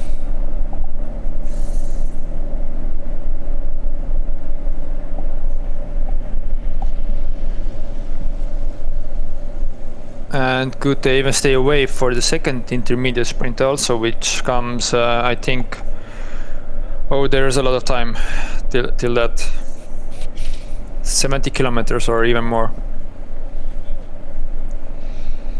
Now we can see the situation in the bunch that nobody really wants to take the lead. I think the Team Peloton's riders may not have a long time to rest before they are gonna be nicely asked to do the job. Or maybe their tactic is this, that they just make the face that they don't care about the situation and somebody else have to take it, which could also be.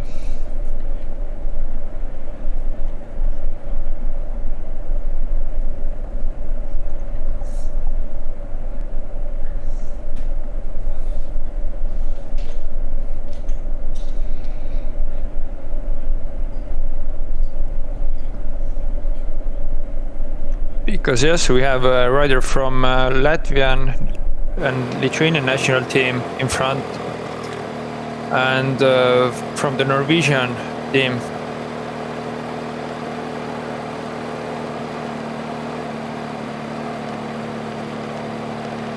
So that leaves chasing to Estonian teams mostly, to Estonian national team, because Gertjaer is actually the best placed rider after Pauls Rubenis. Best placed rider in the main bunch, actually, to say.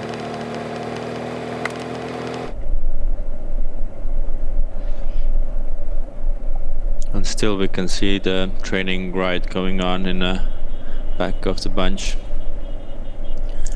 So how far will they let them? 7-8 minutes? I don't think more.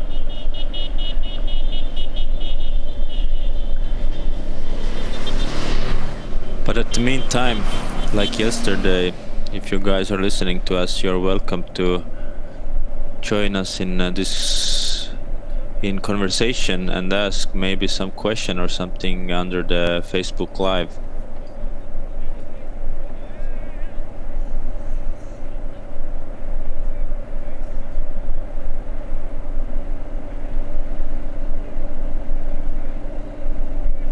Those guys just chatting there.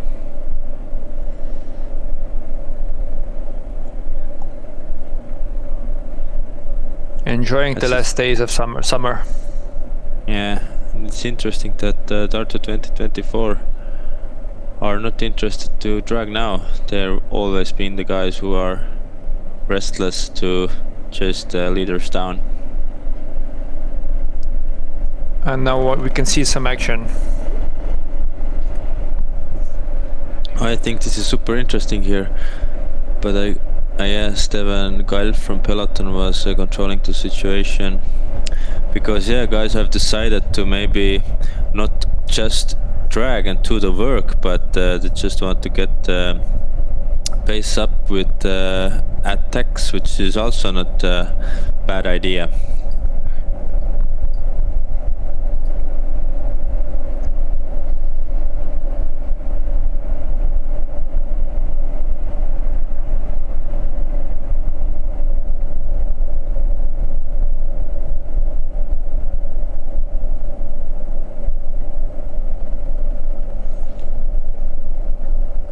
And can we see another attack, or it's now the bunch is also relaxed again?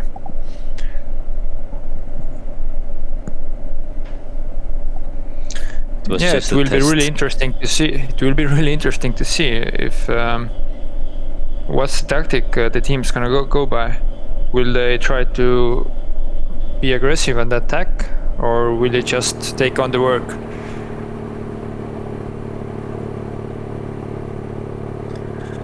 SKS Sauerland was also showing herself there, but now back with our leaders with a gap of 6:43.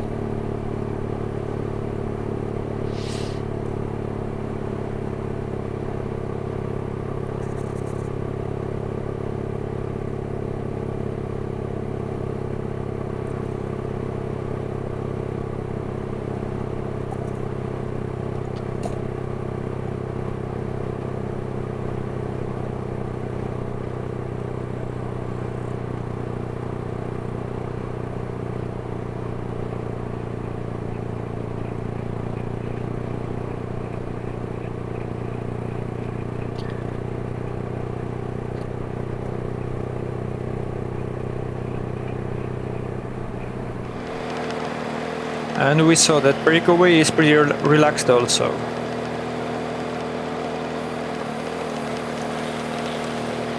Not putting all in, but leader Ala Jakin right now talking there with other riders about the situation and maybe saying what could be done in his opinion.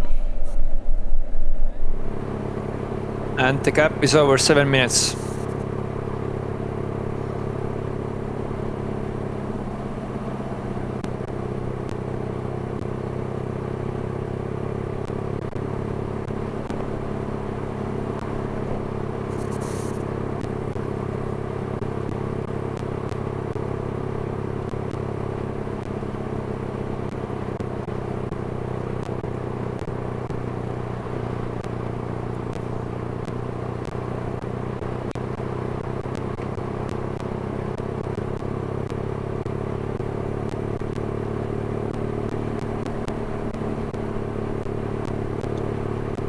Baltic Chain Tour 2020, second stage, 3 guys in the break.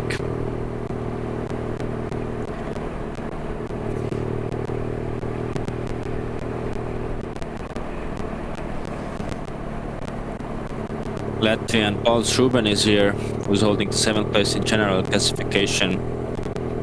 There's also the news is Justas, Lithuanian national team, yellow, green and red jersey, and Norwegian team rider number 65. It's Kasper Steen Instad from Norwegian team. Region TV Bu Seka Torp.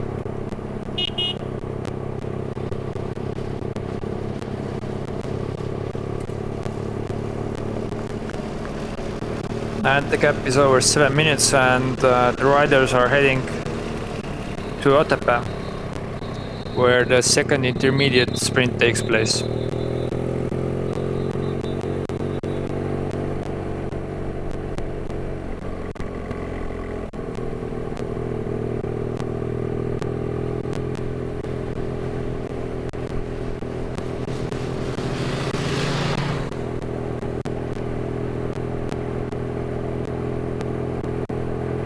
And has somebody taken up the pacemaking in peloton or no? We can't see right now, but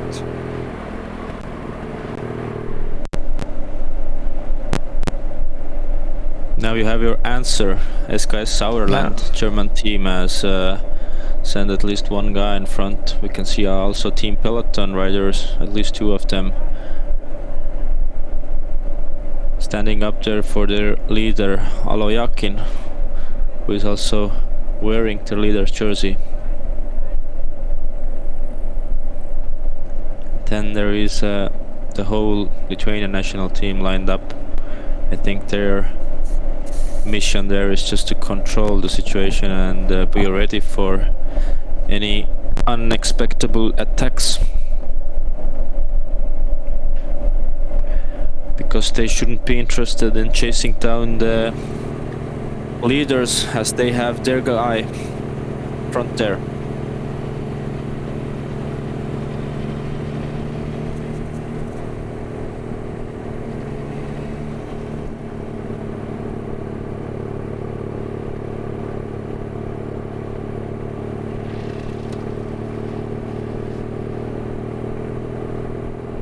and we can see the guy from region the Vebutseka team,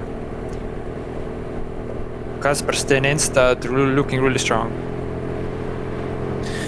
He was also the guy who started the breakaway.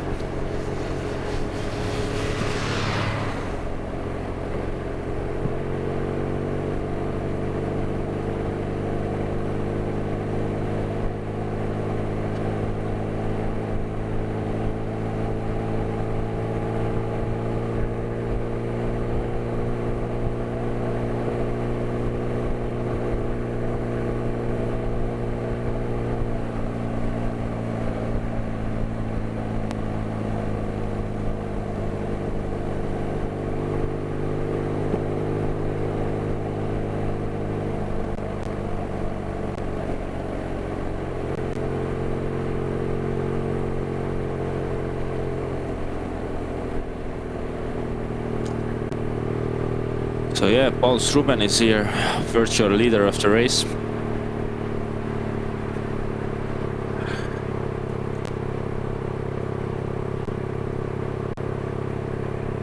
And also the other guys are actually holding virtually second and third place. With that big of a gap. Like 7 minutes in kilometers, it should be at least 4 or 5 kilometers. Rather 4.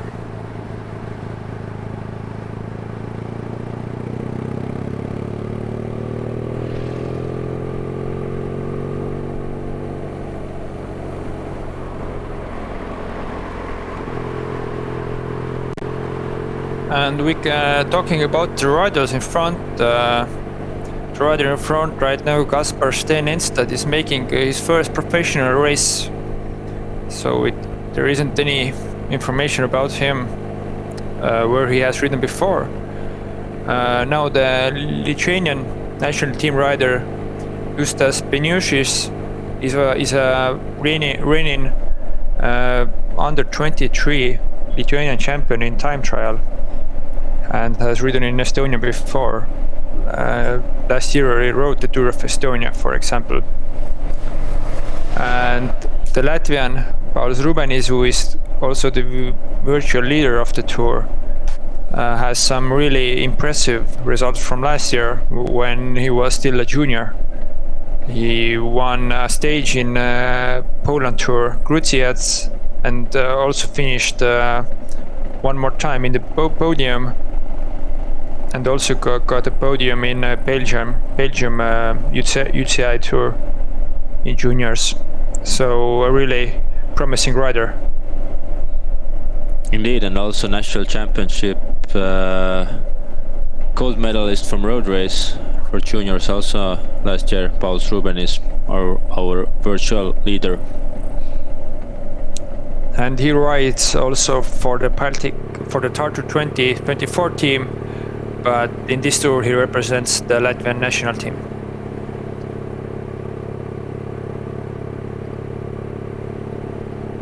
And now the gap has stabilized. It's around 7 minutes. And we are going to the commercial break.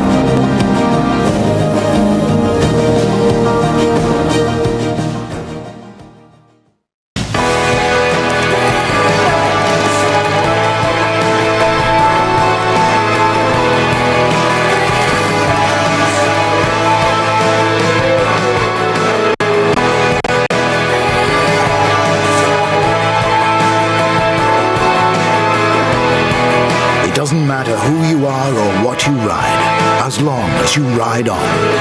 Škoda, proud supporter of cyclists worldwide and official partner of Tour de France. And hello, and we're back in this second stage of Baltic Chain Tour 2020. Today's stage will finish in Valga, in Estonia's border city with Latvia. And we have still 98 kilometers remaining. We have 3 guys in front with over 7 minute gap. And right now we can see the second Tartu 2024 rider holding the pace. Yes, finally we can see that main bunch have also activated themselves and it's not cruising anymore. We can see Tartu 2024 rider SKS Sauerland and Team Peloton riders also in front of the peloton. But now we joined with the leaders. Trio still going strong. Justas Benusas, Lithuanian national team, Paul Rubenis, Latvian national team, Kaspar Steen Enstad from Norwegian team.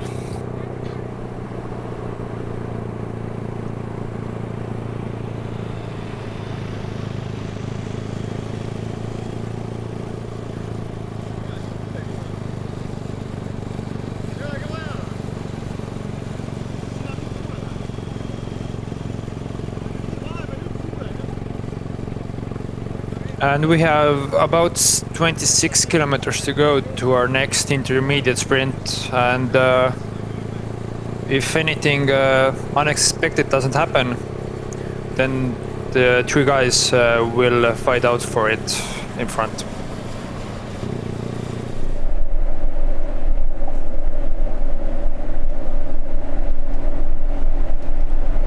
Yes, because 7 minutes and 14 seconds should be a safe cap for them for at least this finish. And This right now we can intermediate see 4 team has put in the rider in front to hold the pace. The gap hasn't gone smaller. It's I think the riders are just holding the tempo to not for the gap to not to grow.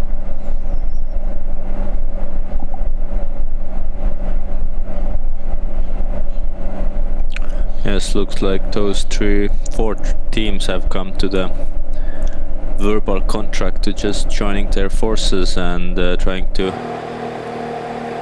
chase the cap down a little bit.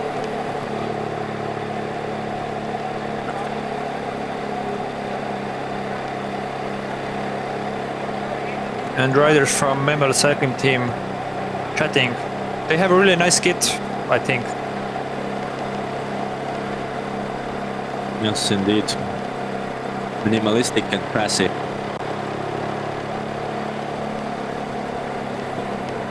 And the bunch has been drawn out again, so the base is on.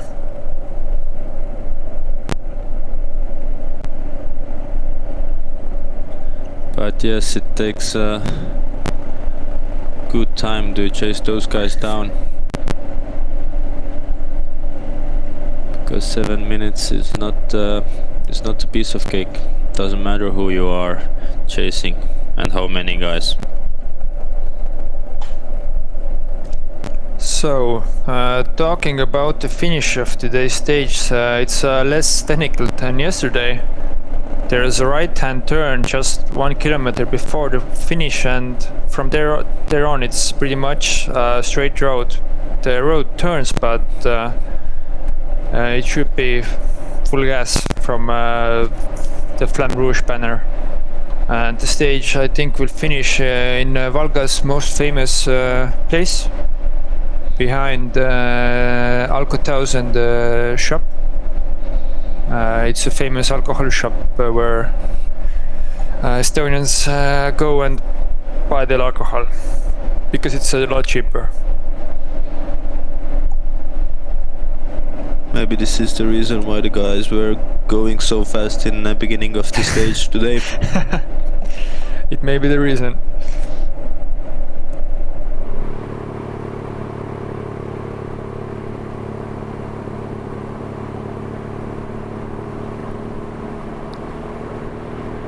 And our 3 riders still going strong.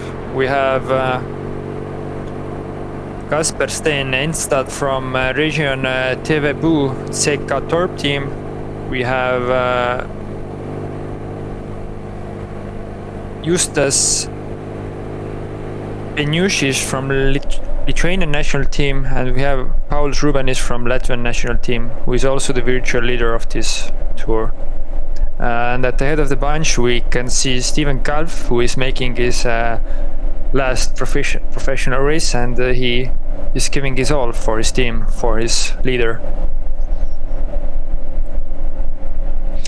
Yes, and this is the first time also we can see Team Peloton, the leader's team, working in front of the peloton and chasing the team down, because at first breakaway which was almost 20 guys involved, 4 peloton team riders, which means that they were doing pretty smart moves in the beginning, but now they can't hide from the work, and Steven is in front of the peloton and trying to downsize the gap.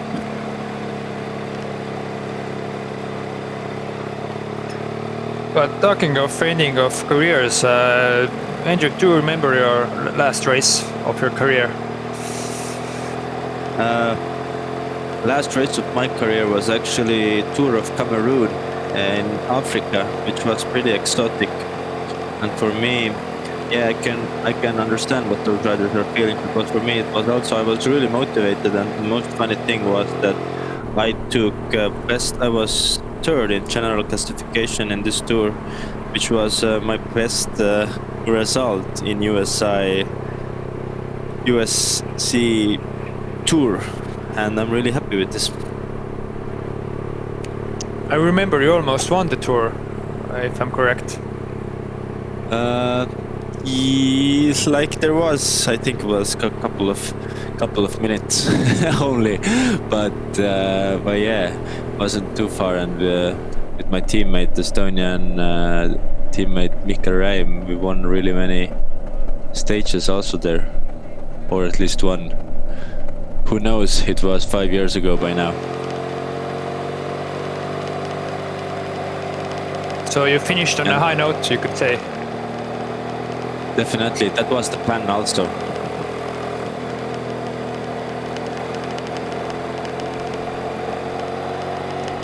And what was your last race, do you remember? For me, it didn't really end on a high note. I would say it was a regular race in France, and it was in the middle of the season, and I already knew I'm going to finish. And it was a really rainy day, and for me, when you don't have the motivation, it's really hard to ride. And I think the race was done with an hour, and I did not finish my last race. So for me, I could maybe you made a good reason by ending your career if you weren't able to finish your last race. So like, maybe if you weren't strong, you were smart at least. Yeah, I could make up a fairy tale story, but life isn't a fairy tale always. I would say. And life isn't a fairy tale for this Estonian national team rider here, who has to do the work for the leader Gert Jõer, who is holding the second place by the yesterday's protocol, but actually now they have much better situation, because Gert Jõer was second in first intermediate sprint, which means that he's already ahead of current leader Aro Jakin.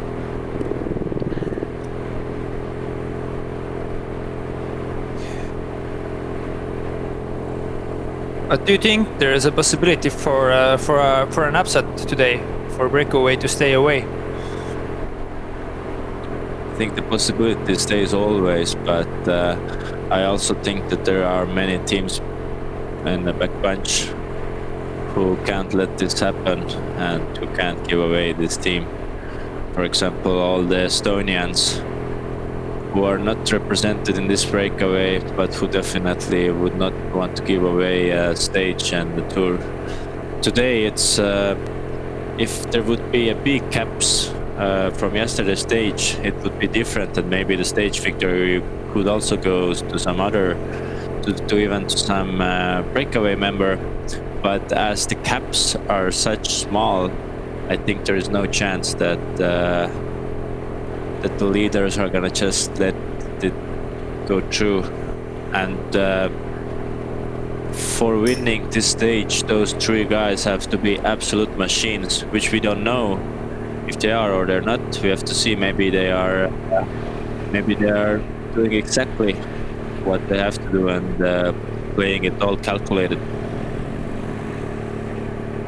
And we can see one machine, the Lithuanian reigning under 23 time trial national champion.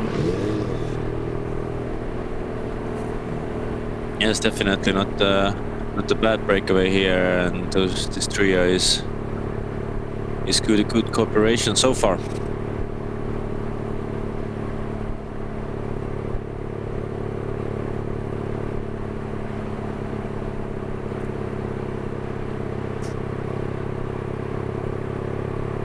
If the average speed would be the same as yesterday, then we would have exactly 2 hours to go.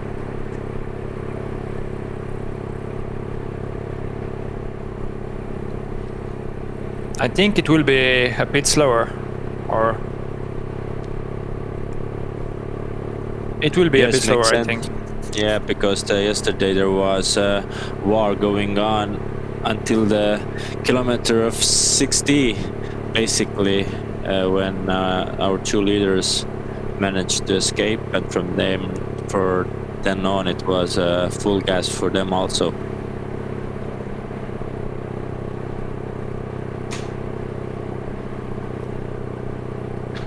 And the gap has been brought down under 7 minutes, 6:41 to be exact.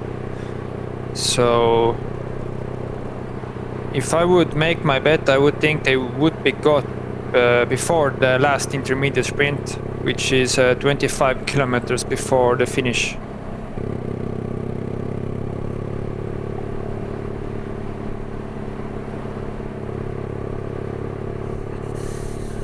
Just have to wait and see. Wait and see.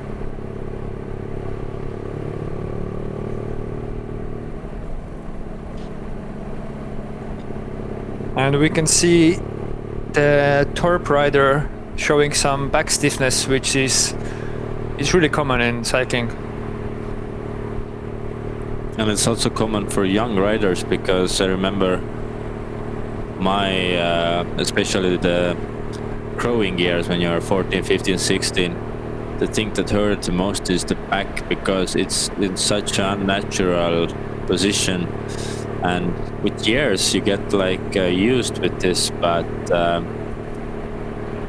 at first, yeah, especially when you're growing, it's damn painful. It's much more painful than your legs. Yeah, I totally feel you, because I had the same problem like when I was 13, 12, 13, I think. And you've ridden 10 kilometers and you're, oh, my back, it hurts, it hurts.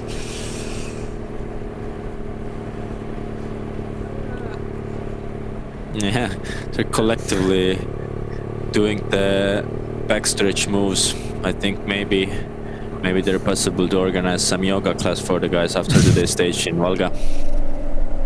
Maybe it's psychological, like, you know, with the yawning. When one person yawns, the other one yawns also. No, most miming. probably it did. Yeah, because it's the same with most often when somebody is eating or drinking in the bunch, you're also, oh yeah, that's right, I should also eat and drink.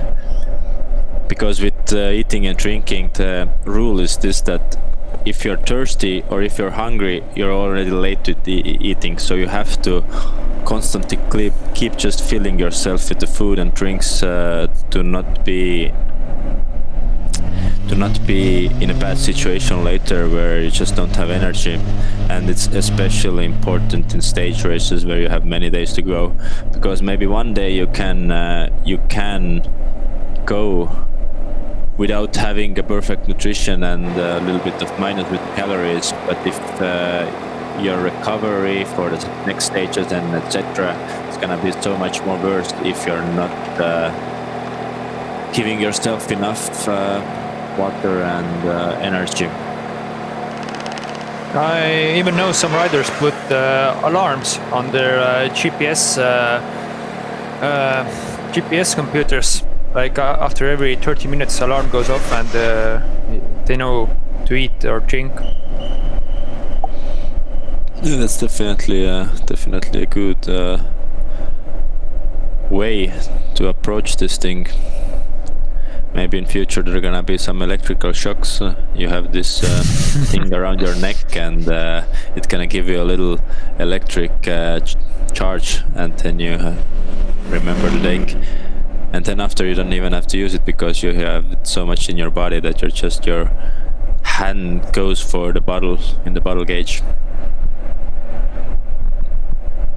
But like the cycling in the top especially has gone really, really professional, but because I know in World Tour races there, they ask for the riders how many calories they burned.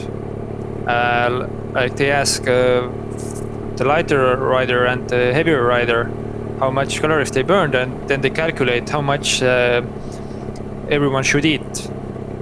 So there's everything is calculated. It's a really exact science.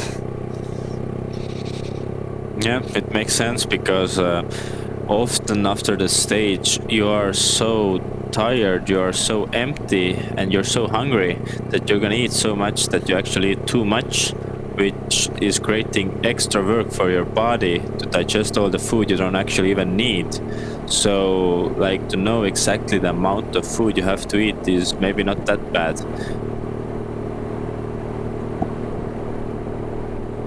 Even though I And would, with I would like to eat as much as I want and what I want. So, like, some things are going too robotic for me, but I think I guess this is the case in nowadays sport.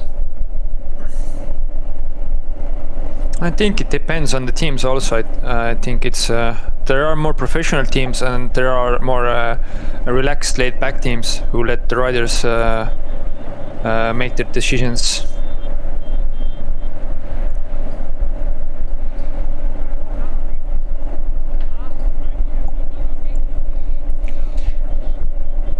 And now we can see that the Estonian national team has brought more guys in the front, and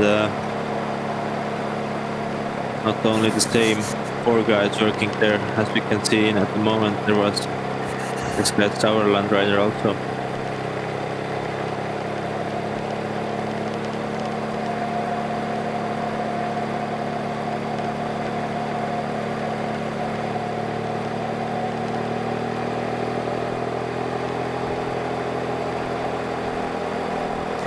Right now, the back of the bunch looks pretty chill place to be.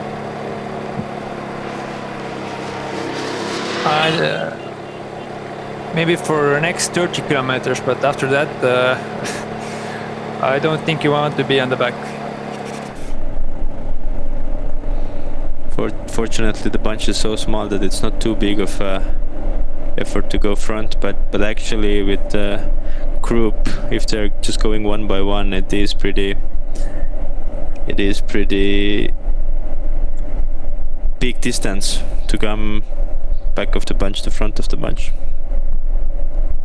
And it's a bit like a mental thing also. When you're at the back of the bunch, you still it's harder for you to ride mentally when the pace is on. And you're constantly hanging with this acceleration and braking, as this moving is much unsmoother than in front of the peloton.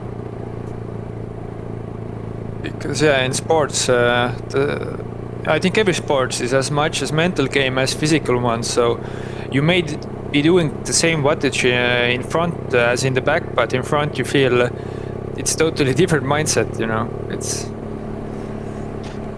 so that's why the positioning is really important in cycling.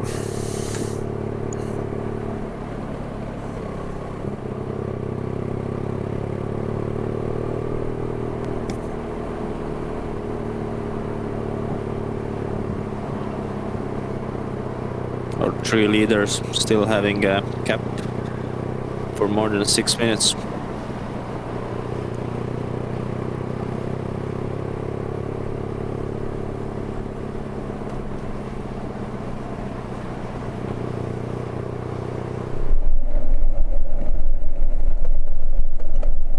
And we see peloton rider Steven Kalf at the front, still doing his turn, his job.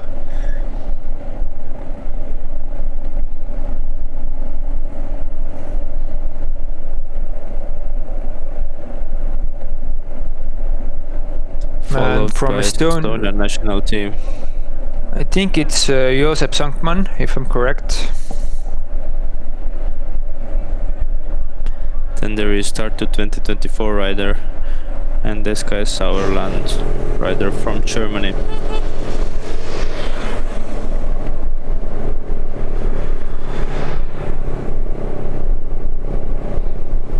Visually the speed looks kinda same in both of the groups.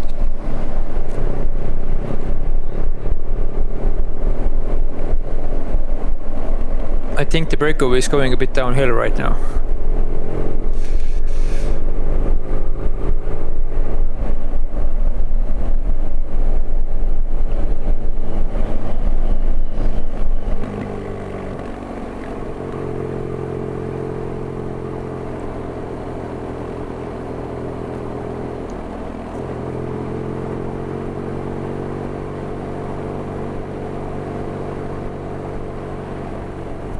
with these small rolling hills where it's really hard for a small breakaway, because you always have to work like in the bunch.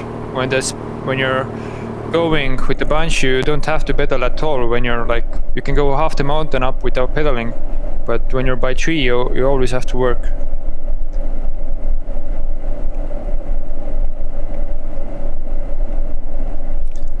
But I would say that 3 is better than 2 or alone, so Yeah.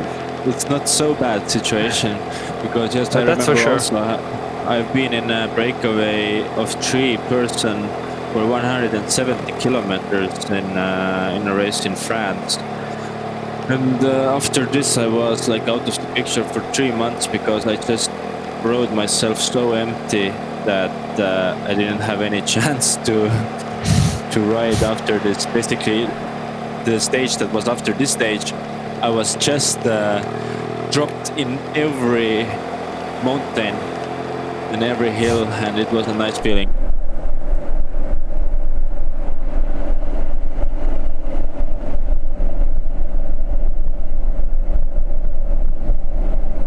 Even to go alone, like for a long, like over 100 kilometers breakaway, it's to be honest, like I was a good time trialist, but I would never wanted to go alone for a long breakaway. It just wasn't worth it for me. I always hoped that somebody would come. Yeah, alone it's not nice. Let's say it how it is. You really have to have a different kind of engine to do that. I remember one time in Tour de l'Avenir, I think it was in 2015, where in first stage there was one German rider, Jonas Koch, who got away, and the whole stage was headwind. So at the bunch we rode just 20 kilometers per hour, and he got a gap of I think 12 or 13 minutes, and he held it. He was solo I think for 160 kilometers with headwind, and he won by 30 seconds. So, and what is surprising is he wasn't totally dead for the next days. He actually won the green jersey in the end. So that's a different kind of engine.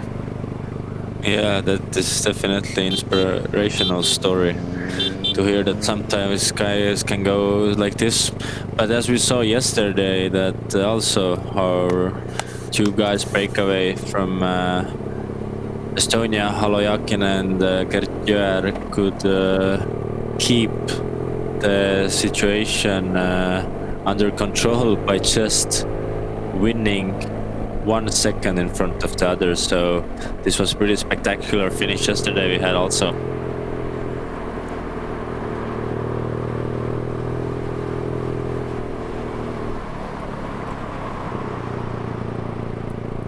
And we're nearing Otepää. We have a bit more. We'll have 11 kilometers to go to the second intermediate sprint.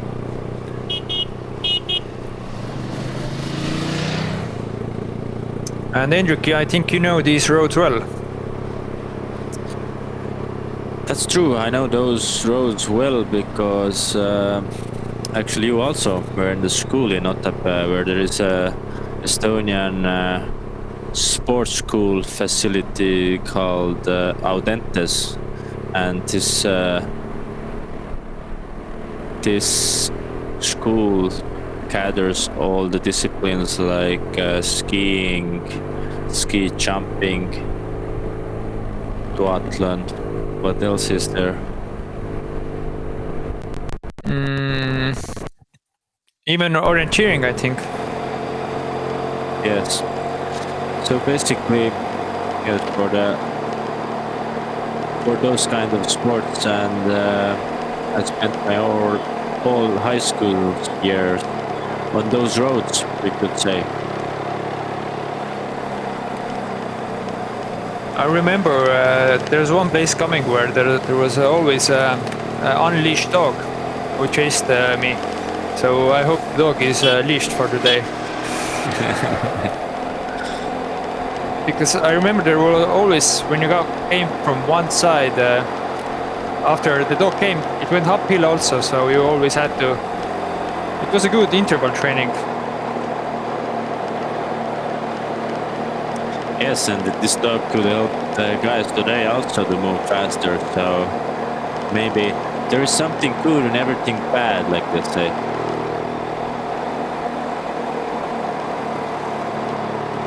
Because I think my biggest performances in cycling were when I had to ride away from the dog. I think these were the biggest watts I pushed through my career. That's cool. Because actually, yeah, we all cyclists have seen many dogs and have been chased by many dogs, exactly like mailmans. But I've had only bitten one time, and this was also near Otepää, the same city that the next intermediate sprint is coming up. So I think it just can't be coincidence anymore. And we probably can see, actually, if you remember, we saw earlier one small brown dog there. So maybe something is coming up in Otepää, because all the signs show that there might be a dog.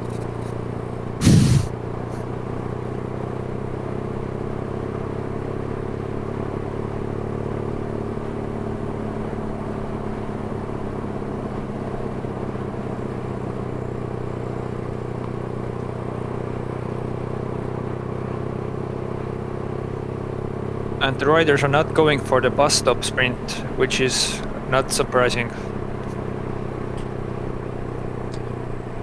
What is bus stop sprint? Well, they rode through a bus stop, you know, bus stop sign. And in training, I think you did also like sprints to the bus stop. Indeed. And now we can see the bunch taking one of the longest mountain that is available here in Estonia. Now we can see cycling. I always want to say cycling Tartu, but Tartu 2024 rider Markus Pajur in front. And we can see Steven Kalf. Steven Kalf, yeah, really struggling here and already being the last rider. Can he go over this hill with the bunch? This is the question now. I think he's really giving a go here to stay, to hang on there.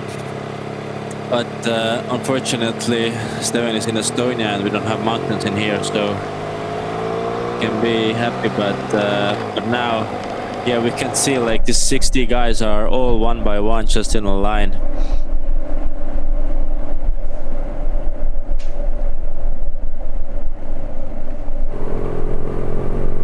But at least now we understand that the main bunch is taking the chase really seriously, and it's not easy in the peloton for other riders as well. And the gap has come down to 4.5 minutes, and our three riders are still in front.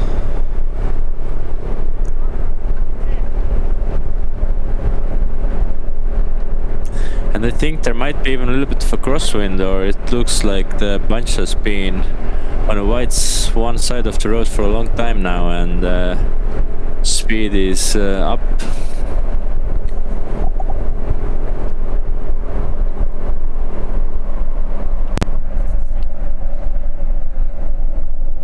And we can see Oskar Nisu from Team Estonia. We don't see anybody at the front from leader's team. Only leader himself.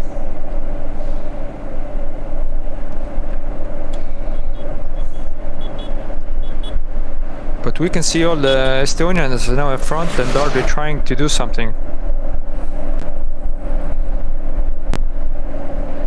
Indeed, maybe there's something we don't know, but there shouldn't be like a crosswind place at least, because the route from there should be mainly covered by forests. There is actually one, I think one climb coming, one hard climb. I think you know the one. It's like a valley. It's a long descent, and after comes the climb. Yeah, but I think with this kind of punch, you go it up fast with the speed. I agree with you.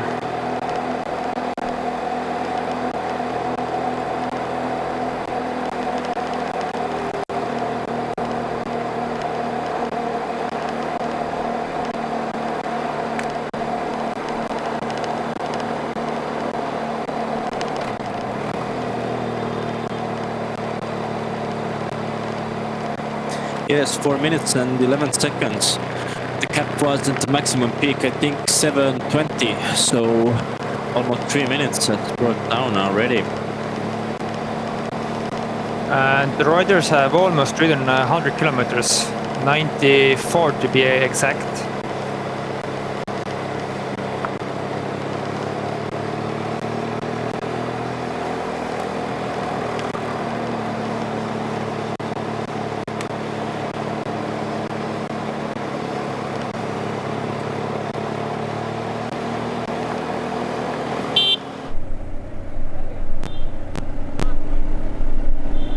Now we can see Team Peloton riders in the front of the peloton, and also Steven Kalf, who were really struggling in last hill there, is now back in action and giving his all. I remember those days when you were just a helper and you only used as much as possible to just give in, and every minute you're in front of the peloton feels good because this is the time where you feel at least that you're giving something. So I think Steven is really trying to do as much work as he can, because he probably knows that he's gonna be dropped anyway later on, because already last climb there wasn't much left for him.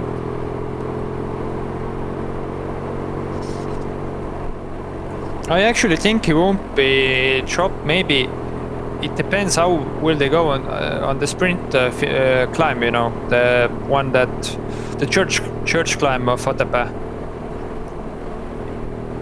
If you can handle that, then after that I don't think there's any more of the harder climbs. And of course the convoy of cars can help him also.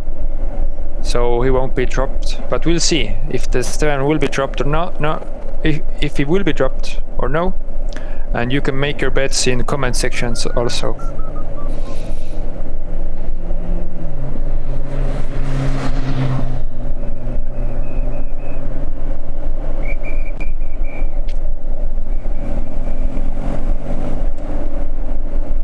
And the gap is about 4 minutes, so it's coming down steadily, I would say.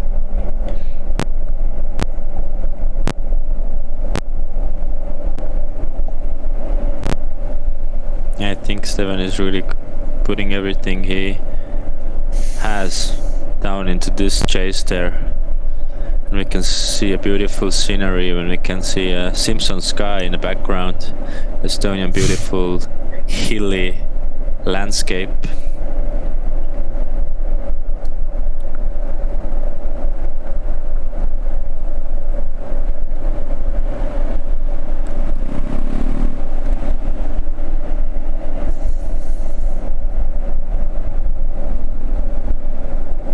But yeah, the life cycle for the cyclists are interesting, because as we know, Steven is doing his last race as a professional, but I probably, as we saw, there are, for example, this Norwegian team riders, young guns, who are doing their first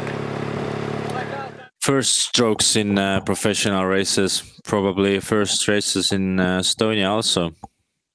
And first races in other countries, I meant. And this is a very good tour to get experience. And like we talked yesterday, that there have been many great cyclists who have ridden this tour and after gone to win Tour de France stages and even monuments, I think.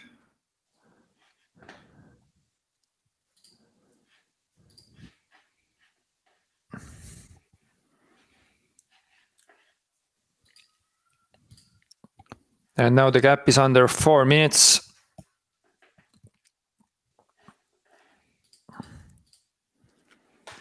And we still have 3 riders in front. Justas Beniušis from Lithuanian national team, Paulius Rubenis from Latvian national team, and Kaspar Steen Enstad from region Tevebu CK Torp team. But it's interesting what's happening in front of the bunch now, as nobody wants to do it work again and just started to cruise again, which is pretty interesting. I can see the Lithuanians coming up there and looking and hearing what's going on. And we're nearing the second intermediate sprint. There's still 3 kilometers to go. And for the reminder, the sprint is, I would say it's the biggest climb of today.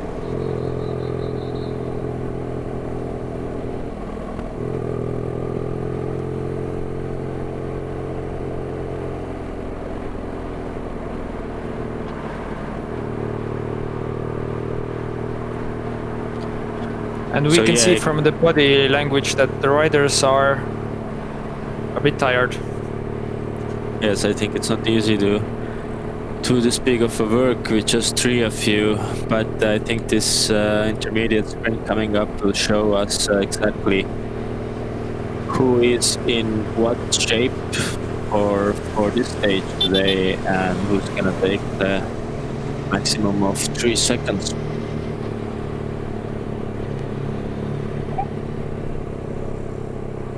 And riders have been in front for over 50 kilometers, 53 kilometers, if my calculations are correct. And they have ridden now 100 kilometers of the stage with 73.3 remaining.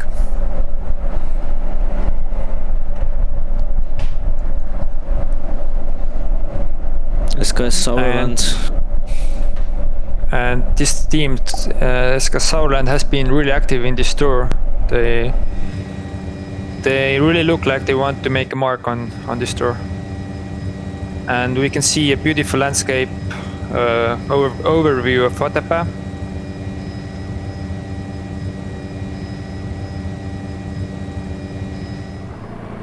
Otepää is one of the most beautiful places in Estonia, which a little bit different of landscape than rest of the Estonia. But yeah, from here it can't be too much to go, as riders are going left, and actually on this road also the sprint should be. Am I correct? I think you're correct. I think it's on the top of the mountain, but they will turn left. Yes, exactly. There is one turn to left, but from the up there, it's actually a couple of hundred or even less meters remaining.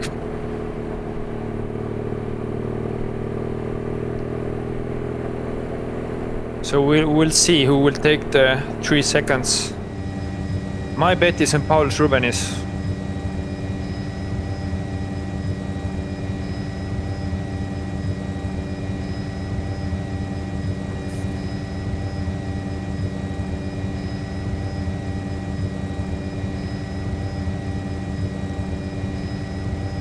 And it may really depend how here it doesn't look as a big mountain at all, but it actually is pretty solid one. Right now it would be really difficult for us, I think.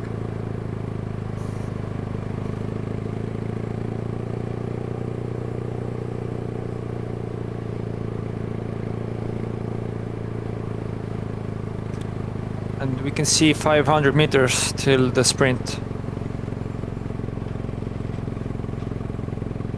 Guys are just looking at each other and who's gonna go, because right now I wouldn't read this in guys' faces who are gonna go for attack.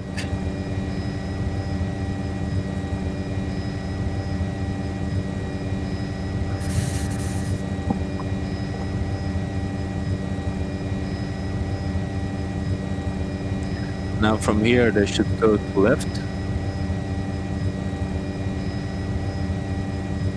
There should be a couple of 100 meters until the sprint here.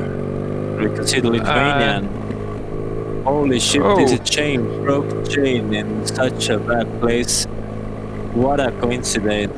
Latvian rider Paul Truban is struggling with the broken chain here. This is in the worst place possible every day.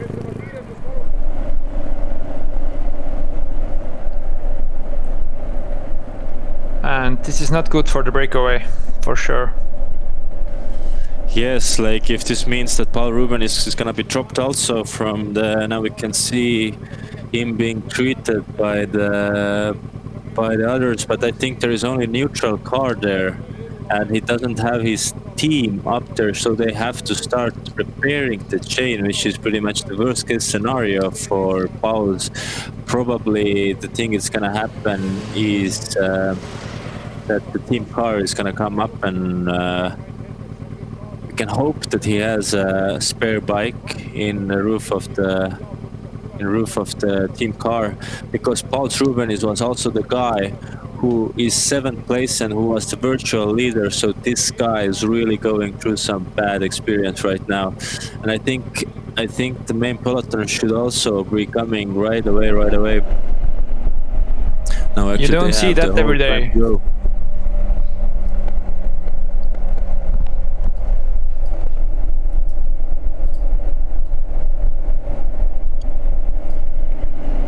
I actually haven't seen that in a race, that chain being repaired. This is the first time for me. Yeah, usually the neutral cars also have some kind of replacement bike, but it's also difficult nowadays because guys can have different types of pedals, so it doesn't fit and stuff like this, so they don't have really a chance. But I wouldn't want to be a mechanic also in this situation to repair a chain in the situation where all that matters is speed.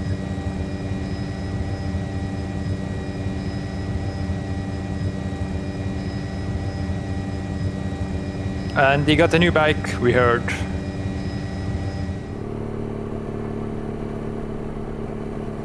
Ah, indeed.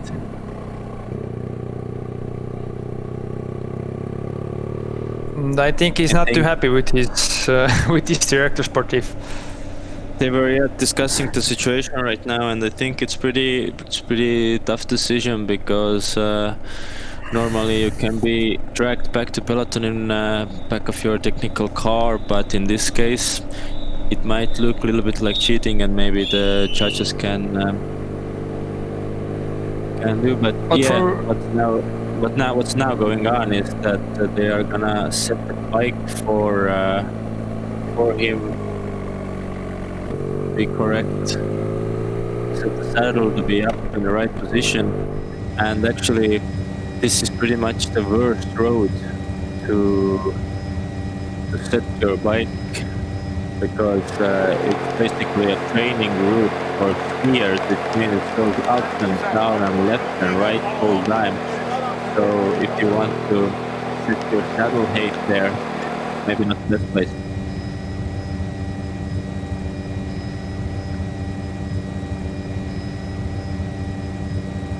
Here we can see the whole bunch in his glory, going through the beautiful city of Otapa.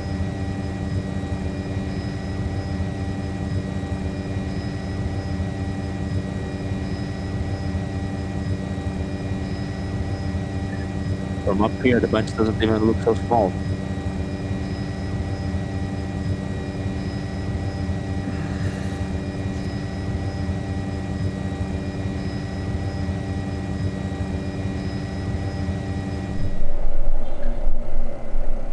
And we can see SK Sauerland team on the front, trying to bring the breakaway back. We haven't seen the gap for a while now to the breakaway, but I think it's melted down. Should be around 3 minutes.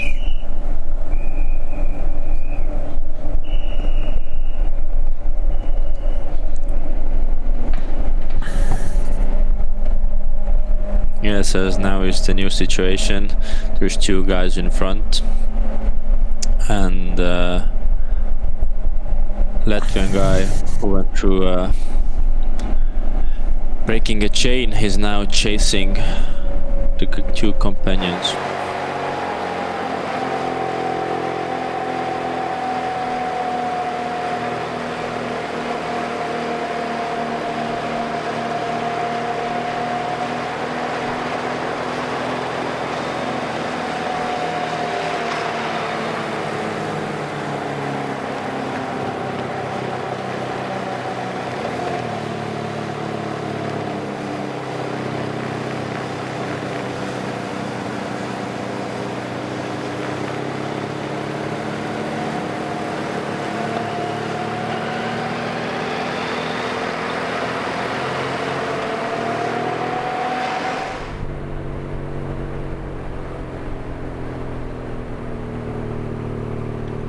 But the second sprint was won by number 3, Justas Benushis, and now he's sharing 4th place in general classification with Pauls Rubenis and right there.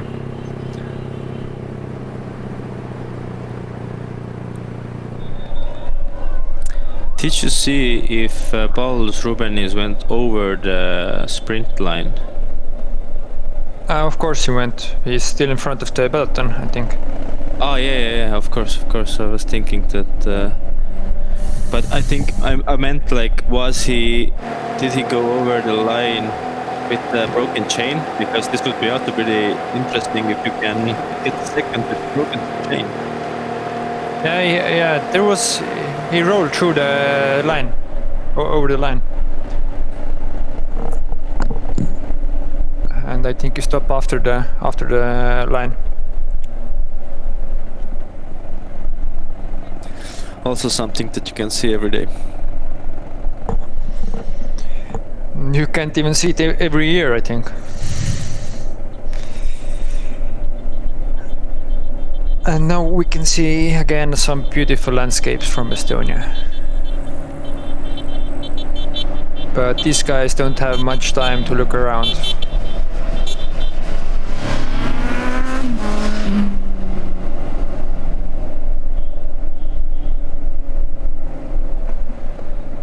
Yes, and those are the same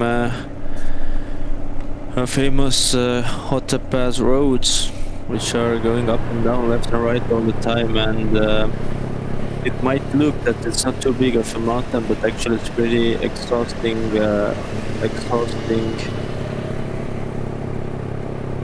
route.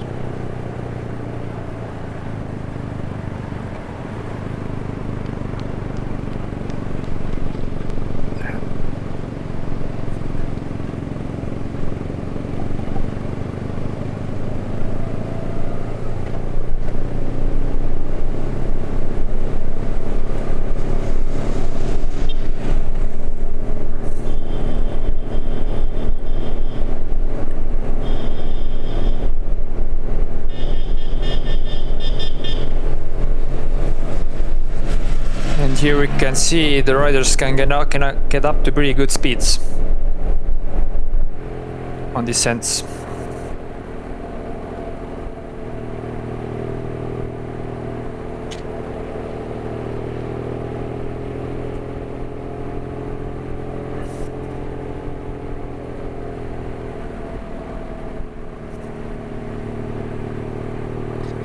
And uses Justas from Lithuanian national team, accompanied by Kasper Steen Enstad from Team Region TV Boo SK Torp, who lost a good member of the breakaway just a couple of kilometers ago when Pauls Rubenis, Latvian national team member, broke his chain in second intermediate sprint of Baltic Chain Tour 2020 second stage.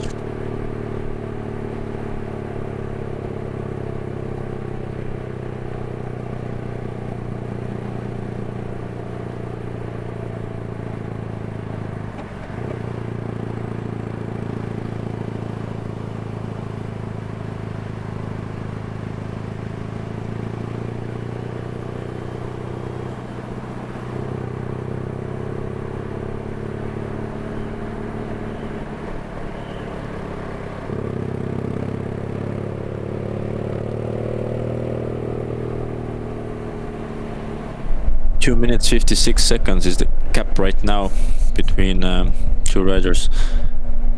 And the bunch and Paul Strubenis should be in between them, I believe. And we can see two Team Bellator riders in front, making the base. I think it's one was Steven Kalf and the other was, I think, Erkki Lanemäe. For my eye, it looked like that.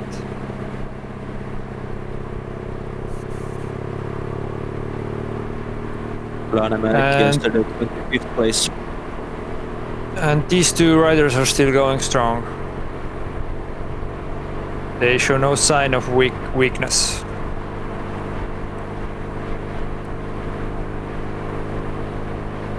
I think the fast classes could give some extra speed for the Norwegian guy. I think this might be it because the confidence and we can see the speed is up and it can't be just happening. I think it is fast and also. In French word, in French language, there's a word panache, and that guy has the panache. What it means? It's class. It's class.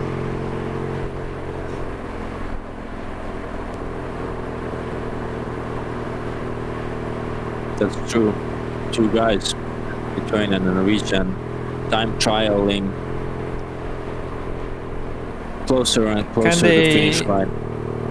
Can they maybe make a surprise like yesterday we had from Malo? Check in and get chat.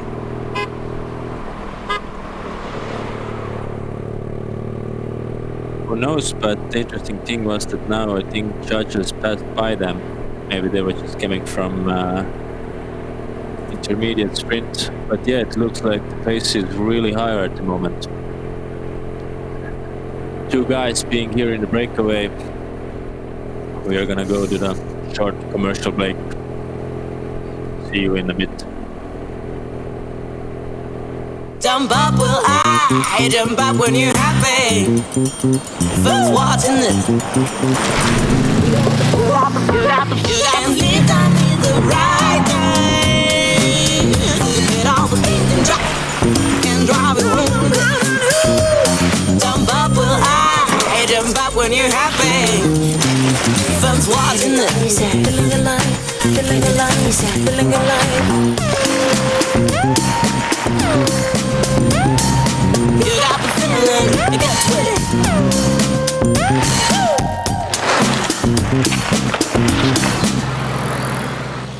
Ain't gonna feel alive.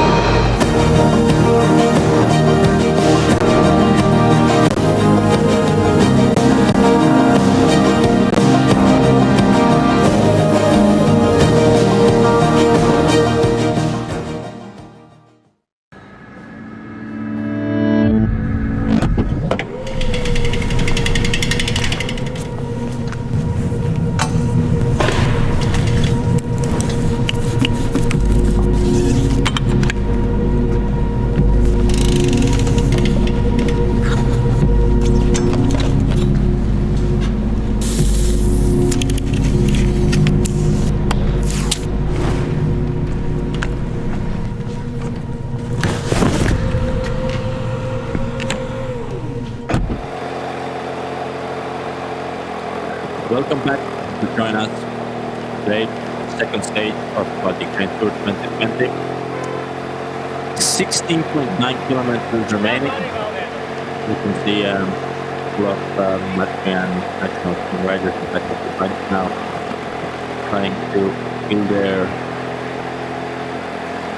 pockets with food stuff, with some energy and water.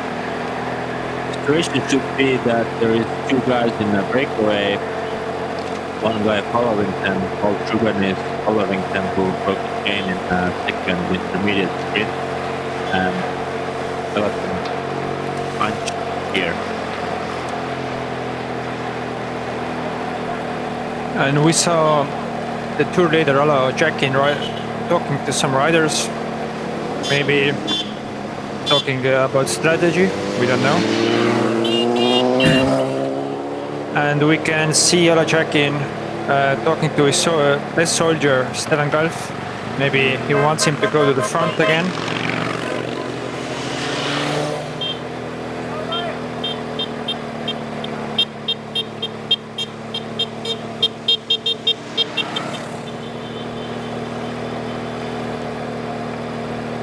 And some riders trying just slower now, because there are many guys who are going back there to ask some food.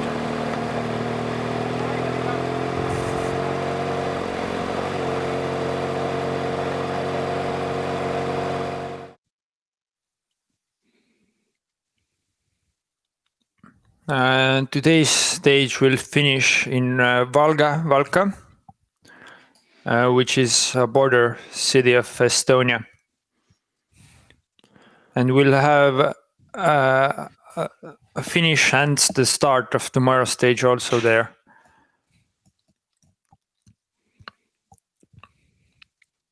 And we can see the glorious map again. Estonia is pretty green if you look it from the up. And actually, if you also look it from the side, we can see a lot of forest, and that's why I think cyclists also love Estonia maybe more than Latvian and Lithuanian, because you don't have so much crosswinds here.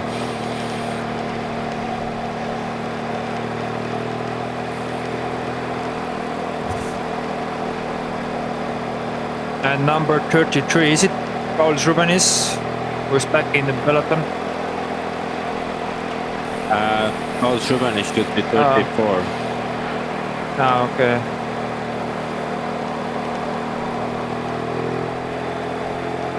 Yes, Rubenis Paul is 34. So I don't know if he's back in peloton, but this guy is not Paul Rubenis at least.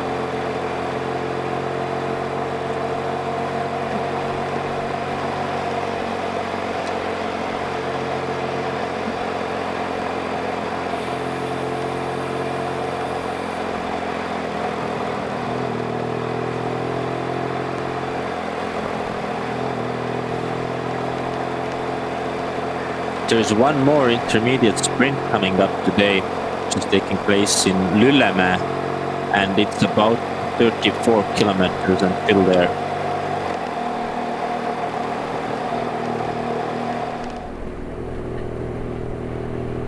And our two leaders still going strong.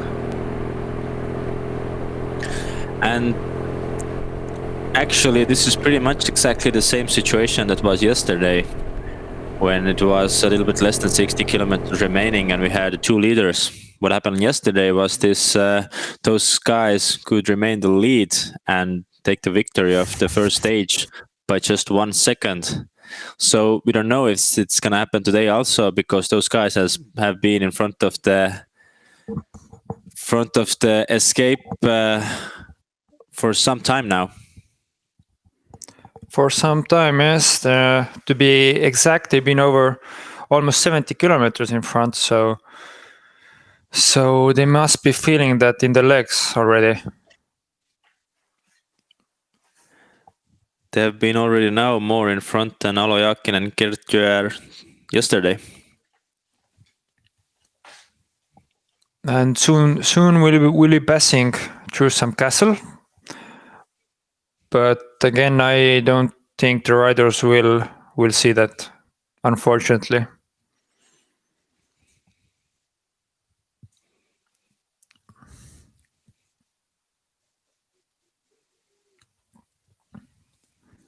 Or how was it with you when you were riding? Did you see the landscapes and the mountains also when you rode, or were you so concentrated on the race that you only saw the road ahead of you? Probably if you're in this situation that then those two guys are in, then you don't have so much time to look around. But if you are cruising back there and you haven't had such a hard day, then you have some time for talking and looking around also. So actually I remember really good racing on exactly the same roads as the cyclists are going by now. I think last time I did the tour we came actually the other way, but it was still the same road. So it has been I think it's a good way to spend time with your friends, because at first you have some guys in a bunch who are your teammates, they are your friends, but through the stages you can maybe gain new friends, you talk with people. I think it's a good way to socialize also. So I would like to take everything that's coming with the cycling. There is a lot of bad part and the hard part of the cycling, but why shouldn't I enjoy, for example, the nature? Why shouldn't other riders enjoy the nature and all the beautiful stuff that's coming with cycling and cycling races? I think also that it really depends on the rider. Like some riders are really focused on the task in hand, and others look around more. I've heard one story from Estonian rider Peeter Tarvis, who you know well also, and he was riding with national team the Czech Peace Tour, and it was a really hard stage and rainy, and everyone after the stage were just tired and talking about how hard the mountains were. And he came and said, do you see when we rode through the traffic camera, it flashed, it made pictures of us. So it really depends on the riders. So some riders see what happens on the outside also. Yeah, that's a good story about you getting a speed ticket for cycling racing. Yeah.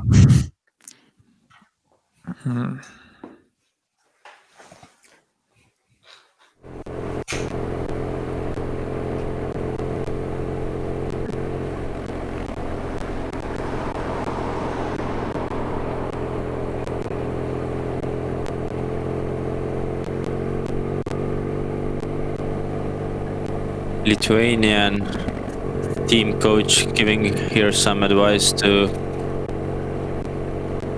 his right.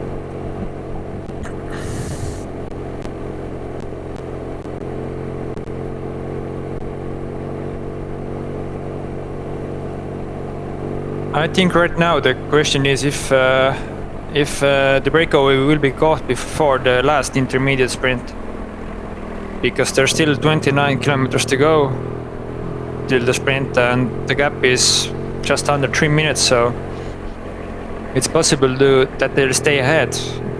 It really depends how determined the peloton is to catching them.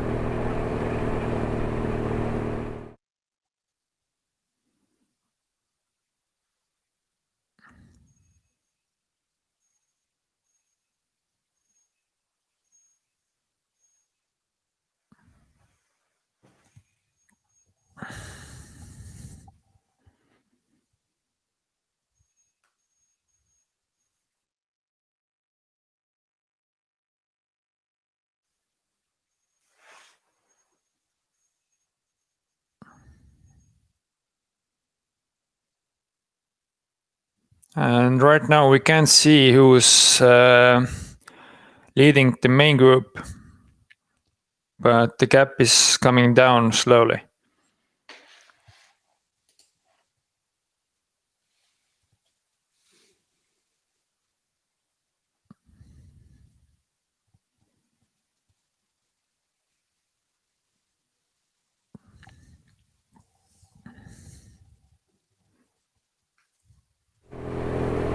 .241. is the gap between two leaders and our peloton. And looking at the profile of the stage, there isn't any more hard hills to come, except for the intermediate sprint, which takes place on top of the hill also, and it can be a springboard for another attack. But we'll see in 27 kilometers.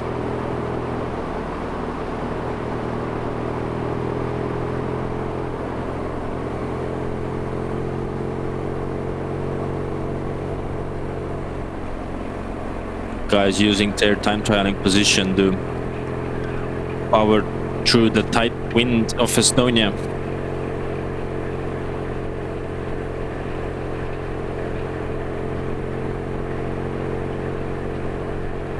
And they're both still looking really strong.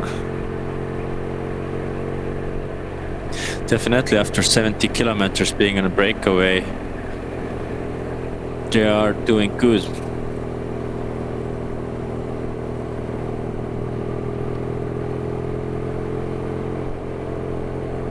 I wouldn't bet on them staying away, but it takes a lot of the punch to catch them, I think. Even though we have to remember that half of the gap has already brought down, but those guys are doing good, especially if you take into consideration that in total they have rode today 120 kilometers and 70 kilometers of this they have been doing in a breakaway. And at one point they had a gap of almost 7 minutes, so that's been brought down to 240. So it's actually at first we had three riders in breakaway. We had Paul Rubenis from Latvian national team, but unfortunately he broke his chain while doing the second intermediate sprint. That was some 20 kilometers ago.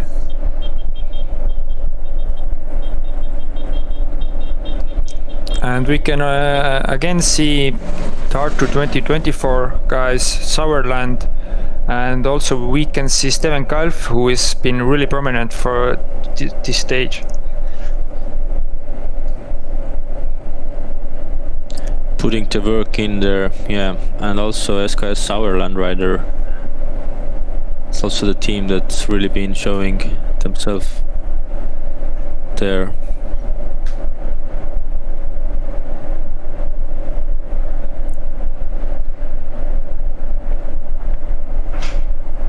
And we can see the time trialing position of Tartu 2024 guys, leaving no.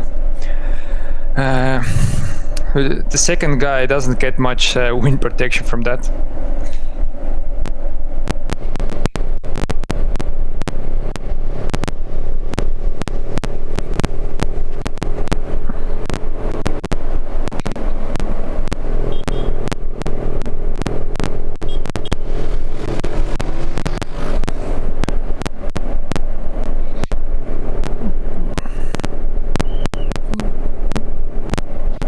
And now the gap has stabilized for some kilometers. It hasn't been brought down and it hasn't gone up also, so the peloton is leaving the two breakaway riders in front for yet some time.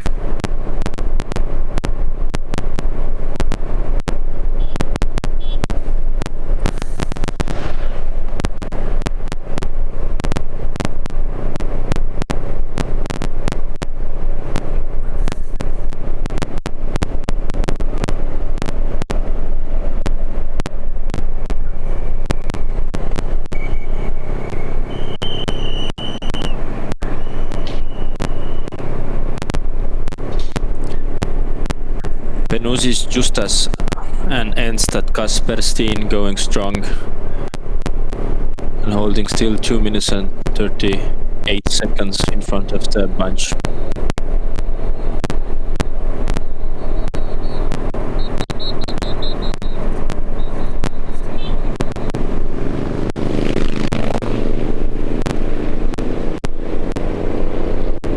And this is Kaspar Stinenstad's first professional outing, so he's doing a really good race.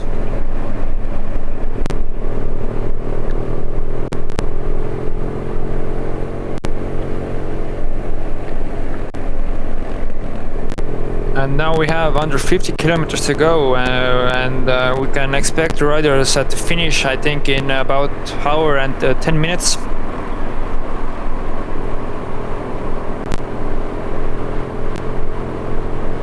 Or a bit less, hour and 5 minutes.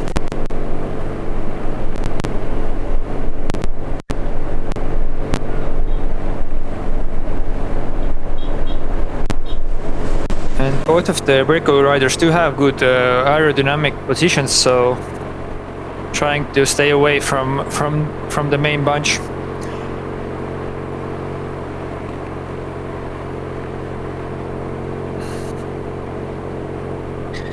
"24 kilometers is remaining to the last third intermediate sprint. Also, And we can see the Norwegian guy.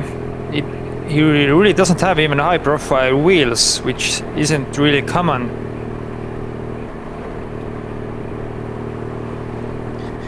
he has a mountain race wheel set. So more. If he would have high profile wheels, it would give, I think, more speed for him. He doesn't need the wheels if he has the glasses.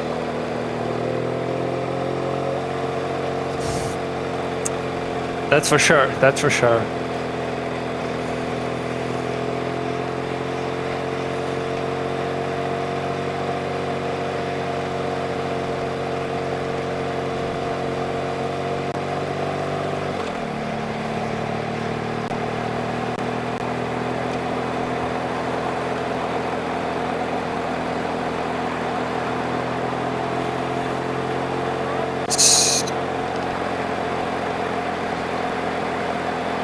So for the general classification, actually right now the virtual leader is Justas Pinusis from the Lithuanian national team, who is up the road. And the second place in virtual standings is held by Kaspar Steinenstad, who's also up the road. And third place by Gerd Joer from Estonian national team, who got 2 bonus seconds from first intermediate sprint, which brought him up in the standings.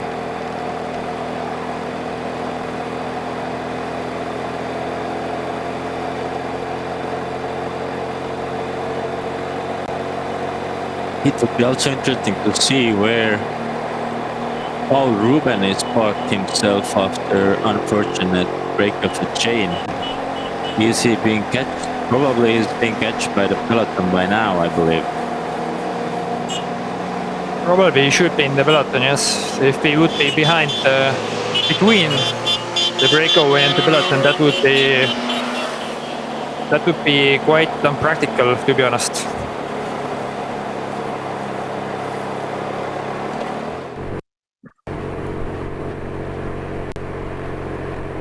And we saw a glimpse of the red jersey owner, Maris Bogdanovic, and what he can do today.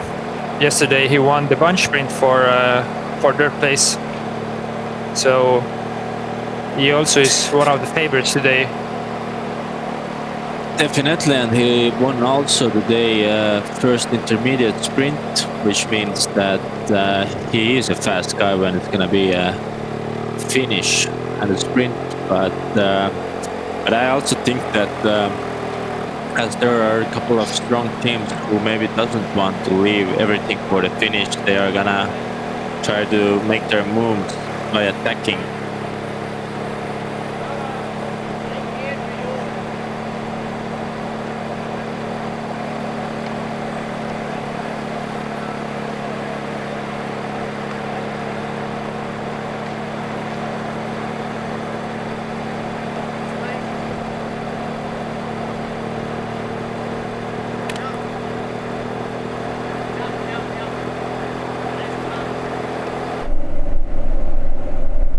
And again, if you listeners have any questions, you can ask us in the comment section, and we will try to provide you with an answer. And again, we see Stephen Gulf at the front. Today he's been really a workhorse for the team peloton.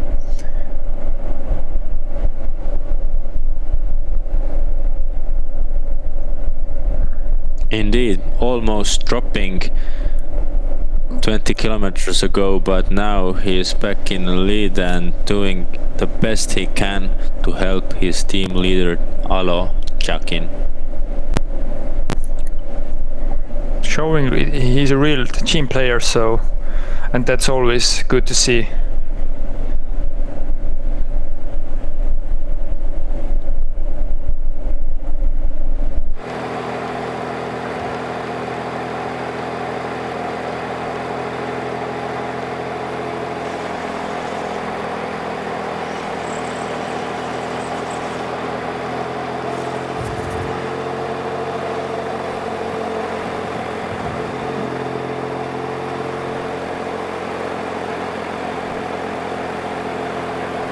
So it feels like probably the breakaway will stay away for the third intermediate sprint if they won't fall off too quickly, because it's 20 kilometers to go and the gap is still 2 minutes 38. So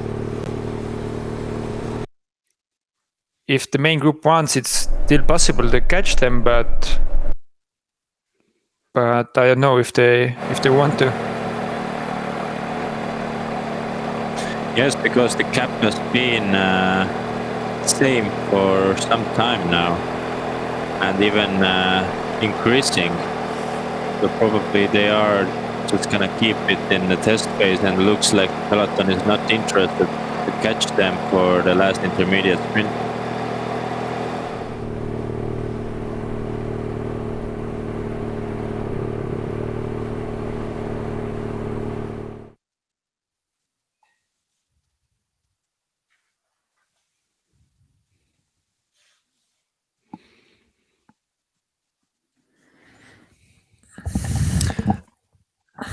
Here we can see all the way that the riders have come, or at least all the last 20 kilometers. Counting yesterday, they come from the capital of Estonia, Tallinn. So it's a long way down with just 2 days.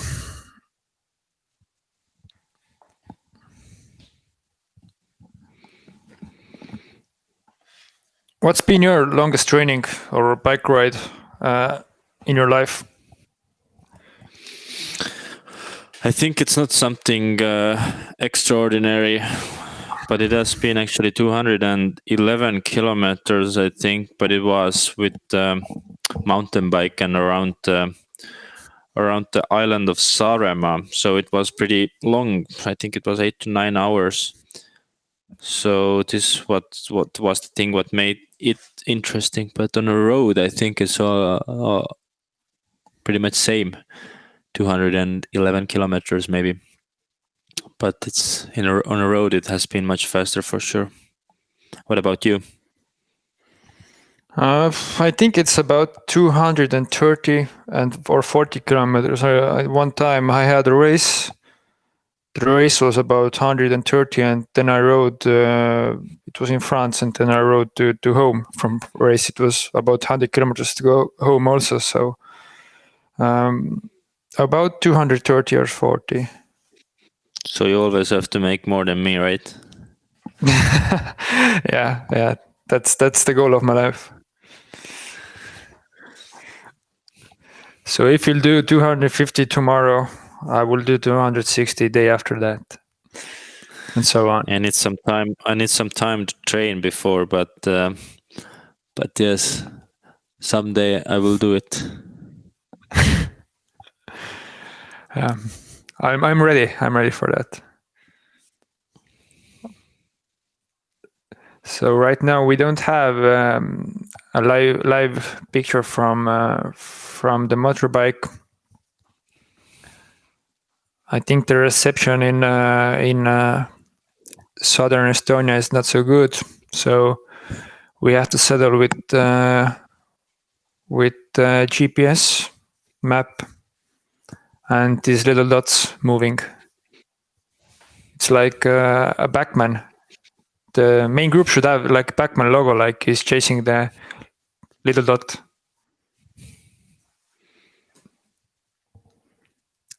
Yes, maybe our producers can change it for tomorrow. That would be that would be visually appealing. I think it would be like a game.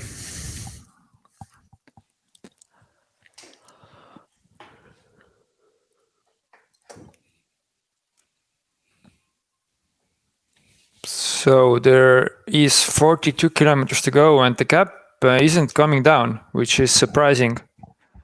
So I think the other teams are holding the guys to the finish. They don't want to burn them out too early, so they may leave the charge for the last minute. So maybe we'll see about the same finish as yesterday, if we're lucky.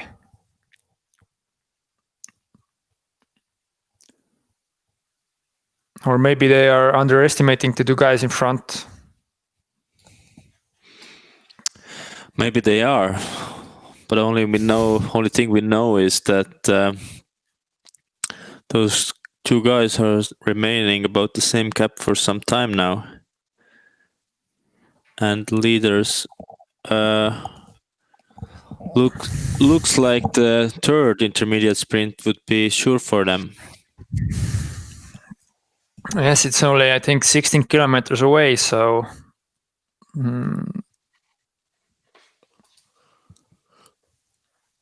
But you never know when you're gonna break a chain, for example. It can always happen, like we saw about 30 kilometers ago when Latvian rider Paul Rubenis broke his chain in breakaway, and in rather bizarre spectacle, we saw that from neutral car, the mechanic started to repair his chain, which is pretty unusual in cycling. Usually, the rider is given a spare bike, but for me, that was the first time I saw that kind of action going on.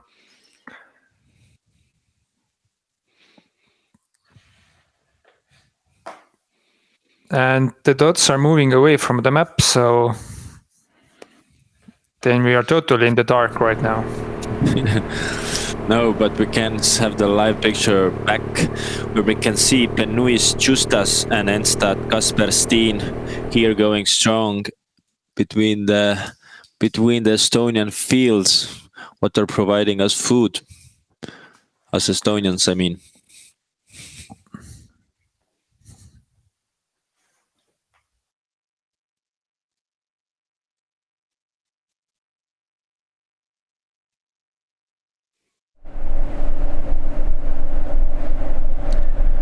Now we see back, the picture looks about the same.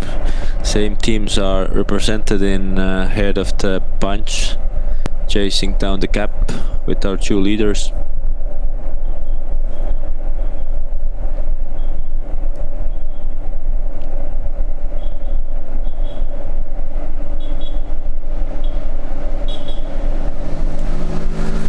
And Tart to Tart 2024 guy is still riding strong in front.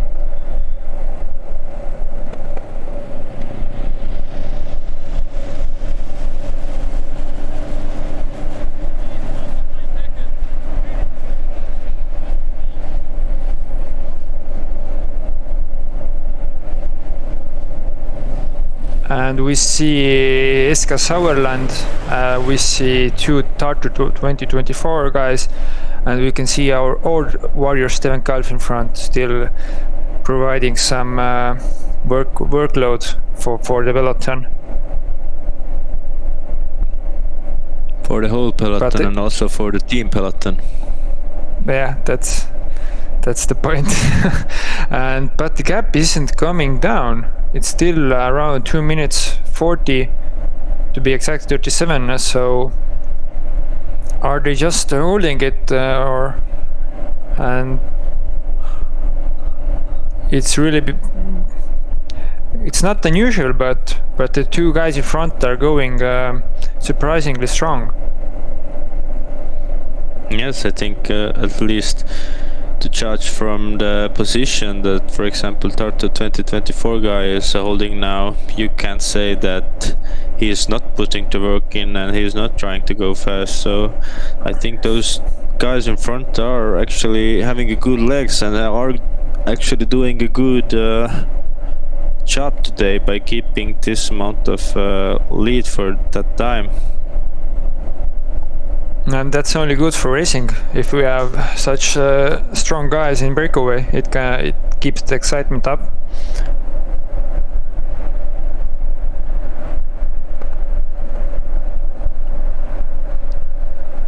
And we can see the peloton in pretty much one long line. So that means the tempo is still, it's maybe not 100% of the capabilities, but it's still high.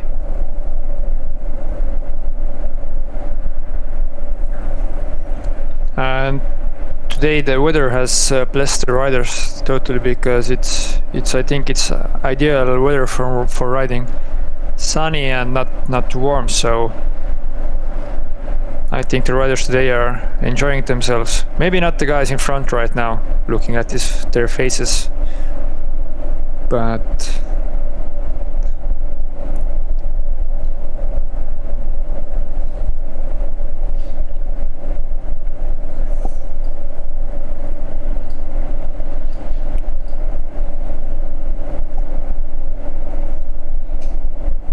Two minutes and 31 seconds.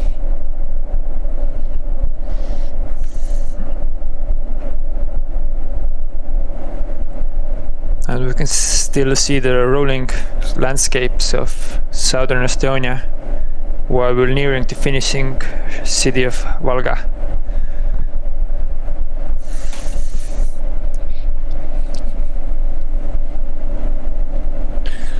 Yeah, to come back to the weather, that feels like it is like a day and night compared to yesterday, when riders had pouring rain almost the whole stage. So today it's they can enjoy the good weather, and as we can see, all of the riders are also short-sleeved.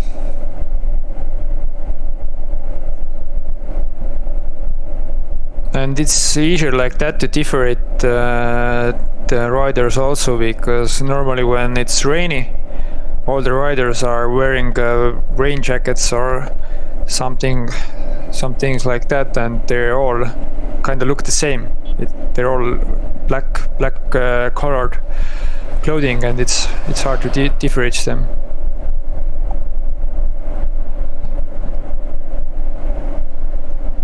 Today only Team Peloton and Steven Galf are in black, like yesterday. And actually Team Peloton has done a good job today. They don't have actually the jersey anymore, but they haven't let any big breakaway go. The 3-rider breakaway that got away was pretty much perfect for them.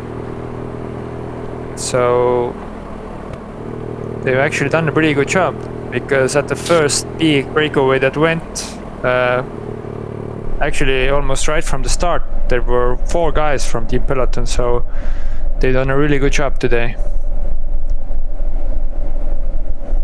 Indeed, like technically they still physically they have a jersey, but yes, if the bunch would be together and nobody gets seconds, then Gerd Scher would be the new leader. But now we have 2 virtual leader in front of the race and leading the main group with 2 minutes and 25 seconds.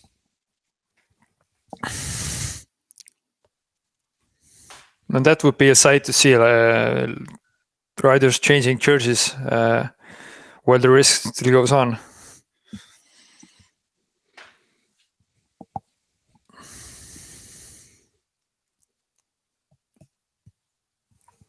Show must go on. Show must go on. And we're 35 kilometers from the finish. And still 2 riders going strong.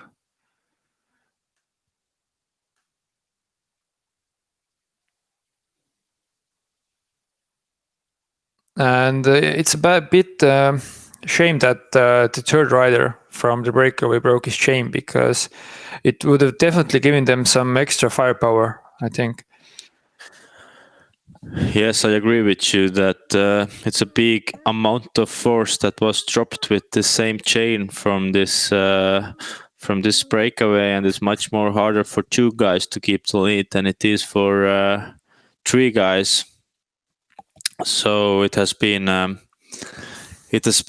quite interesting race that we have seen technical issues, and we have seen lots of attacking. We have seen different kind of landscape in Estonia, the churches, and we have seen a lot of Estonian map.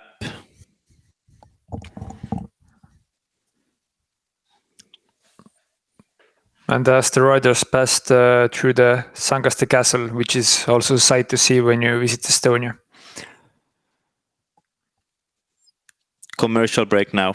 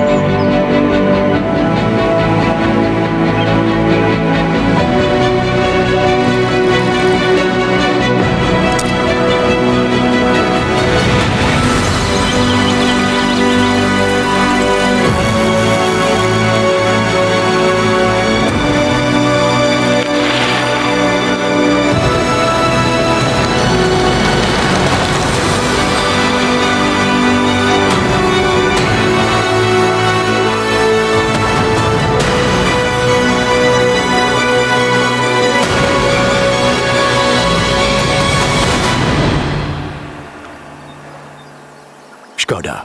Simply clever.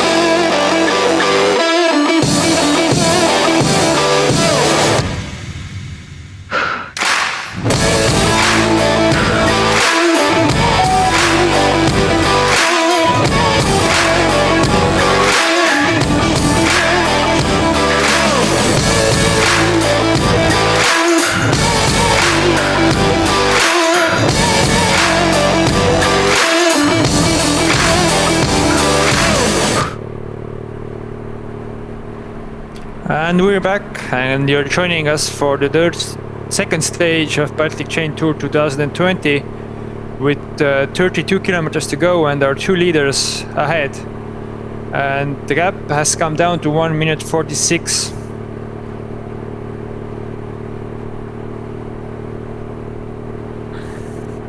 Yeah, indeed. With this last commercial break, the gap reduced solid 30 seconds. But still we have our two leaders, Justas Pinušis and Kasper Stein instead ahead, who are going strong. And at the bunch we have Tartu 2024 rider setting the pace. With the famous orange helmet behind them. We have seen the orange helmets a lot in these stages ahead of the bunch.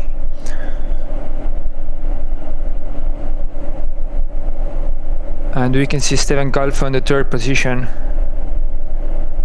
And behind him another Tartu 2024 rider.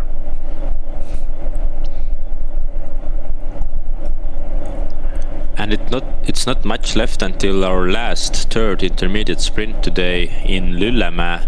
It's gonna take place already less than 6 kilometers for the leaders.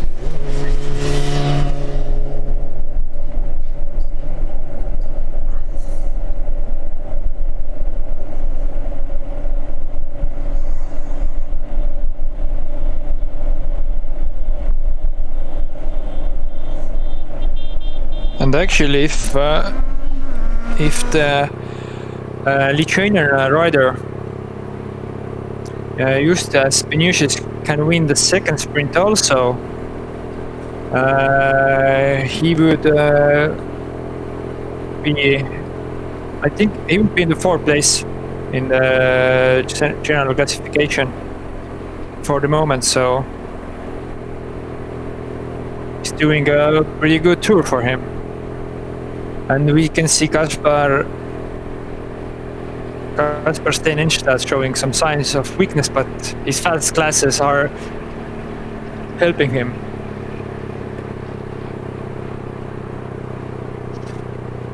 And the 2 riders in front have gone really strong. We can say that because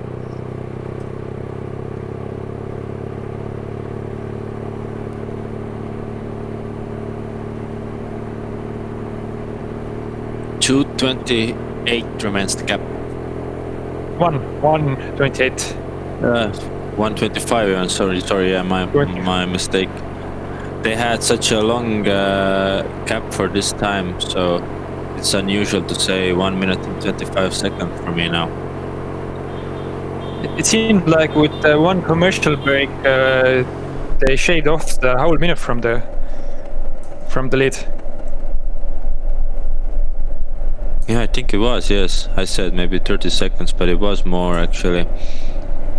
And it looks like the bunch has really activated themselves now, and there's no waiting left because 1 minute and 25 seconds. We have still under 30 kilometers to go, and that means about 40 minutes. So who is in Valga or Valka can make his or her steps to the finishing line soon.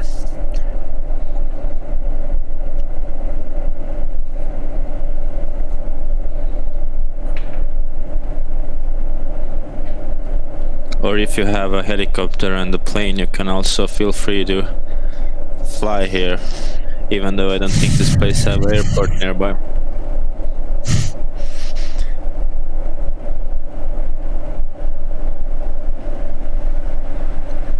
And the gap has come down to 1 minute 19 as Steven Kalf again hits the front.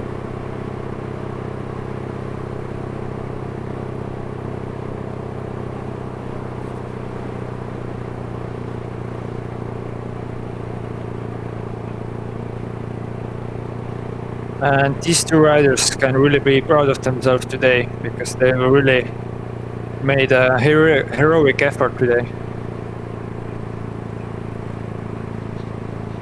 And we can also see some grimaces going on in face of Benoît's Justas. But right now I think they're also going up the hill a little bit.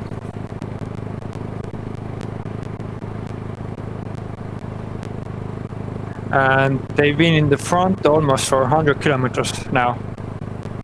And I think it was, and the last 40 kilometers they've been by two. So at first it was a 3-man breakaway with Paul Rubenis from Latvian national team also in there, but unfortunately he broke his chain in the second intermediate sprint. And we can see Steven Gulf in front of the main group.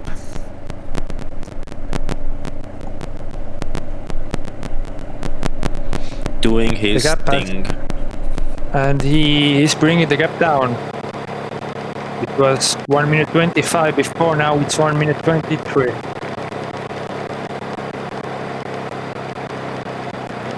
And some riders from Memil cycling team gathering in the back. I think the whole team is in the back right now. So are they planning some worst scenario or something? Yeah, this is probably a team meeting going on right here. Maybe they could do a team attack. It's pretty unusual, but it's possible.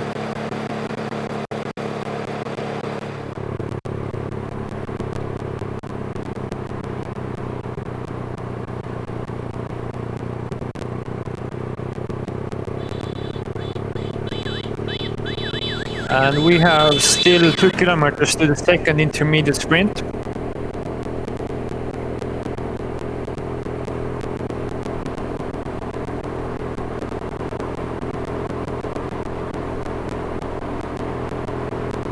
Sorry, third intermediate sprint.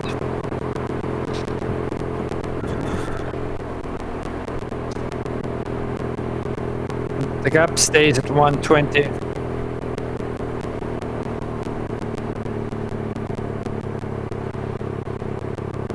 And Yeah, we can now see we can some see locals. We can see it's also 1,000 meters, meaning 1 kilometer until the last intermediate sprint seconds are gonna be handed out. So we have to see if those guys are going to be if there's going to be a friendly way of choosing the seconds, or are they gonna sprint for it? And now we can see Gleb Karpenko from Tartu 2024 in front, pulling, and the gap has come down for 1 second.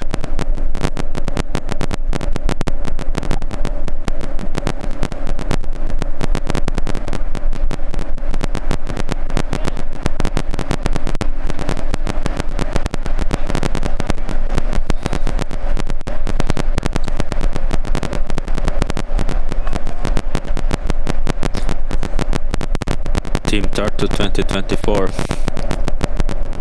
Baltic Chaincycling.com team would definitely want to have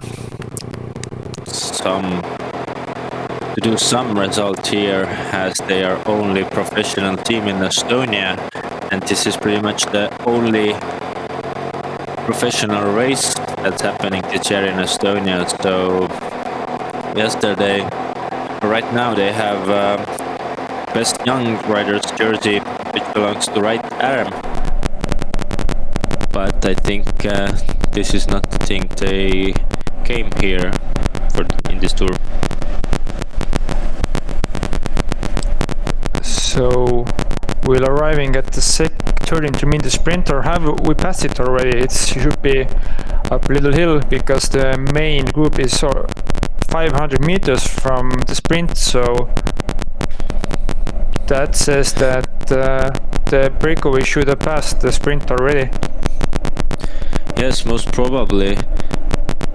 And I think that the funny thing is that actually 1 second is gonna be also handed out in main bunch, and I wonder if those guys remember this. But we also got information that third sprint was won by Benusis Justas, who is doing good, which means your calculations, Silver, said that he's gonna be in 4th place after this in general classification. And who won for the 3rd place? Was it Paul Rubenis or Raitaram? They are in the front. And we see the attack from Tartu 2024 guys, but it doesn't stick. And the gap is down to 52 seconds with 24 kilometers to go.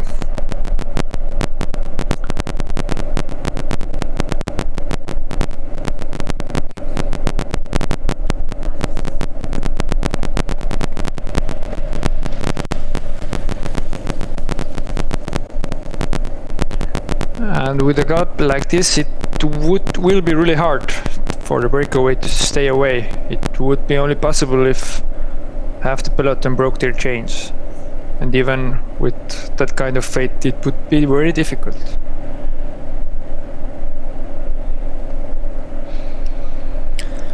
Indeed it would, and at the moment we can see that there is a gap with 42 seconds only, which means that there is not much of a party left for our 2 leaders. Probably because with the last 10 kilometers, more than 1 minute and 30 seconds has come down already. And we can see Tartu 2024 guys, SK Sauerland and Team Estonia riders in front. So it seems that these teams are most interested in taking control of the race.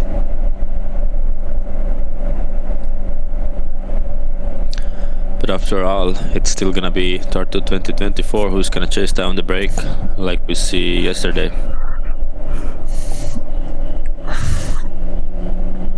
Yesterday they really showed themselves as the strongest team in this tour. So can they today make a result out of it? We'll see soon.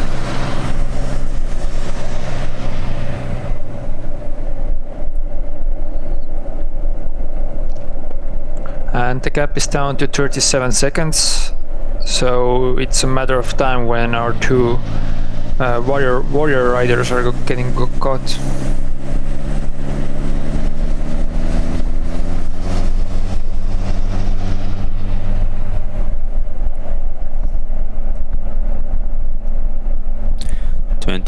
.2 kilometers to go. 37 seconds is the cap.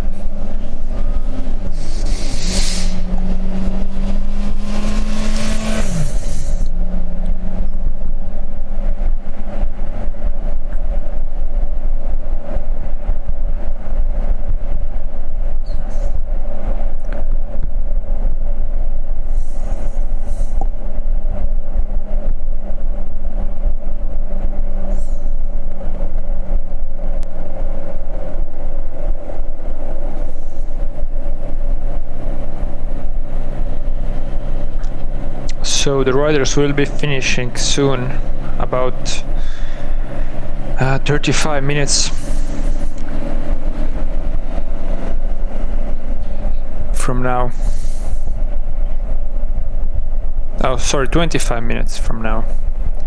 So this is the last part of the race.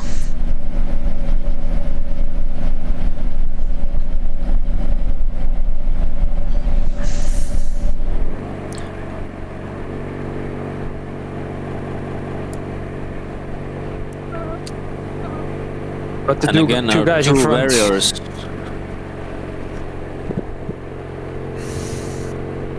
I think they've been in front of the race about 100 kilometers by now, yeah? Yeah, that's right. Because I think they got away 125 kilometers before the end. So over 100 right now, so it's pretty amazing.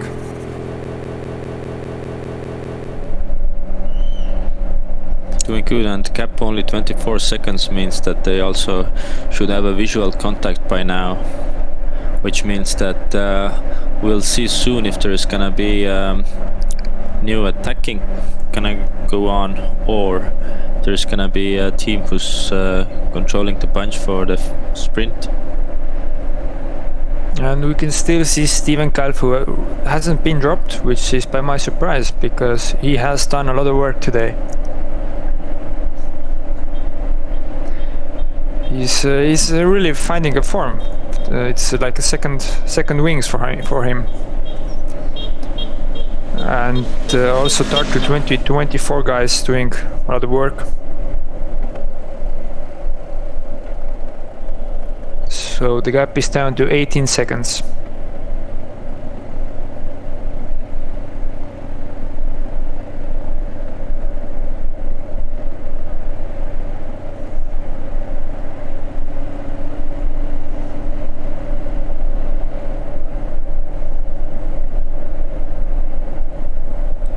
And we can see teams forming, gathering together.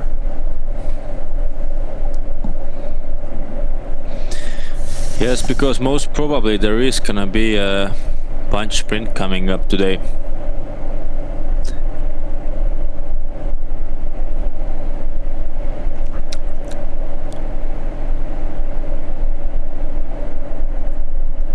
The finish isn't really technical, so it's hard to stay away with an attack also.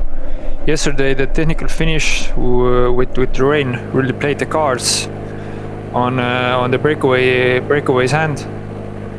So, and today we don't have that.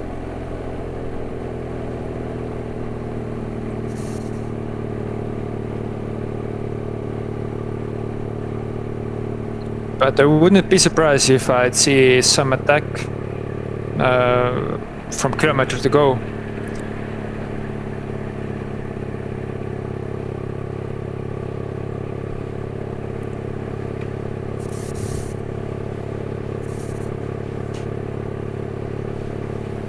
But who's your favorite for today?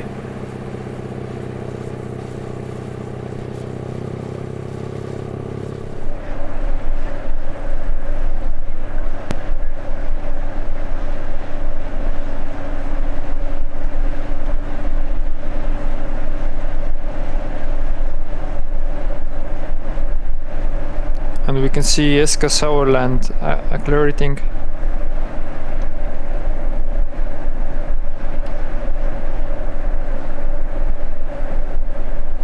They've really been one of the most active teams in this race. So my guess would be start to 2024 for the day, because I think those guys are really motivated to do something. They haven't been chasing today so much also. I think only at the beginning of the stage, but after that they have, I think, more firepower than yesterday.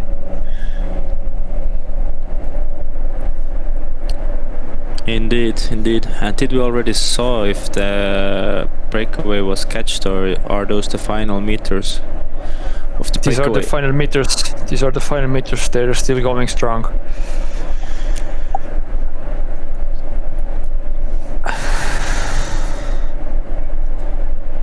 Who is gonna take the glory of taking the last meters of the breakaway and taking them down?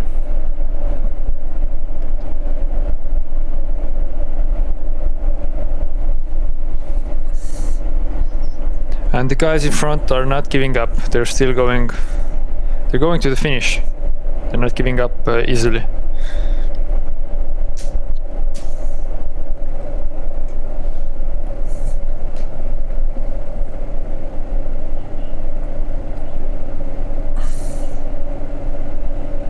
Lithuanian national under 23 time trial champion Justas Piniušius and Norway's Kaspar Steinenstad, and Kaspar Steinenstad has been caught, and same with Justus.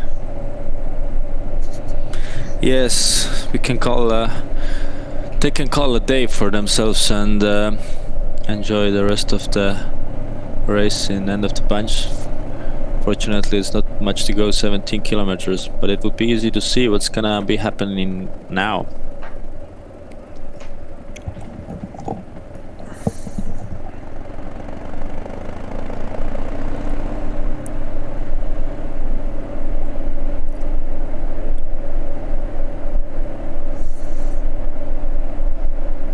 If somebody has the legs, it would be a good time to attack, actually.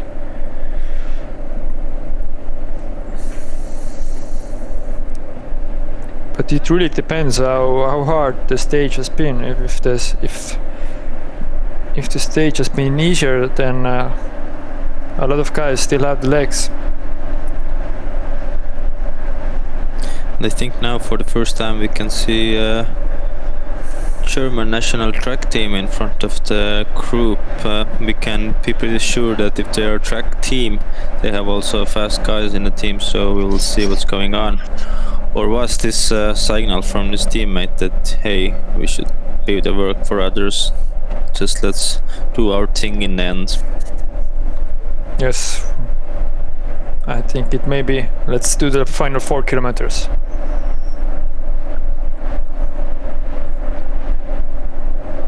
So right now it seems pretty relaxed in the main group. There isn't. I think everybody are preparing for the finish.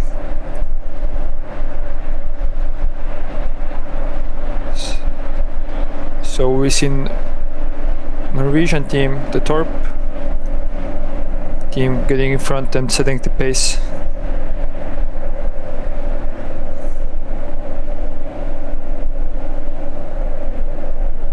But actually with the punch this small, it's actually better to stay in the wind right now, because when you have the legs to get to the front, it doesn't take much. So it's better to stay in the it's better to not stay in the wind, so save some energy for the final.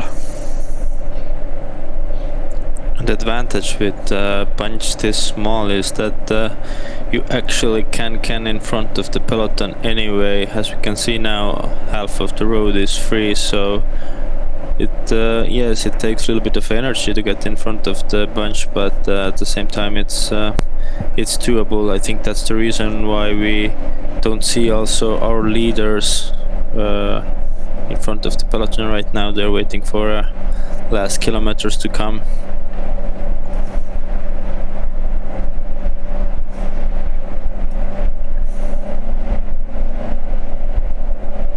And we can see the first guy getting really aerodynamical.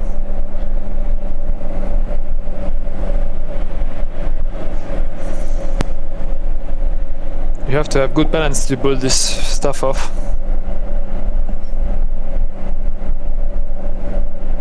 That's true. Time trialing is the name of the game.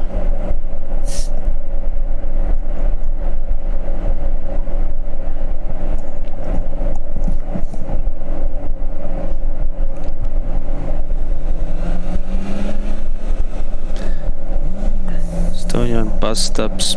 One thing I think it's funny with Estonia is that other countries where there is a sign of a place and the name of the city, you can see some houses and buildings also, and you can see some life. But in Estonia, it's usually like this, that there is just a sign and the forest continues. So yeah, to get some places, you have to drive 3 kilometers to the forest, and then you can see one house. This is how many people we have here, and this is how quiet and good it is to live in Estonia. Yes, Estonians were social distancing before it was cool. That's right. But the Norwegian team still going strong ahead of the bunch. Indeed, Norwegian team is showing what they came here for. I hope those guys are not getting too exhausted before the final, because it's still 13.3 kilometers to go.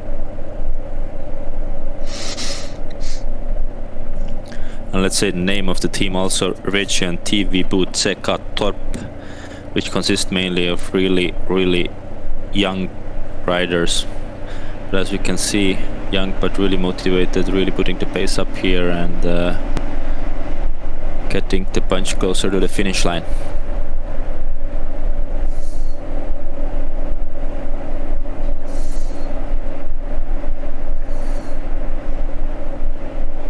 They really want to get to the liquor store also, I think.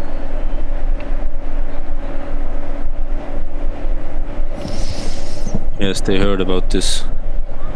It is the cheapest prices nearby.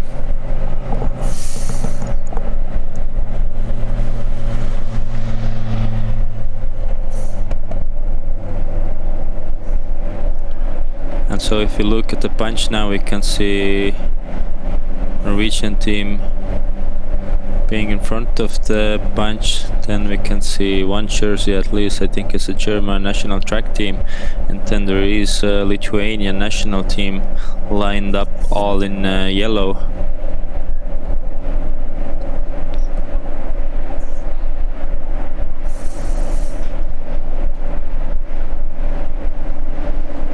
And the rider from Tavabu CK Torp team is really, he's been on the front for I think for 3 kilometers now, so he's really making an effort.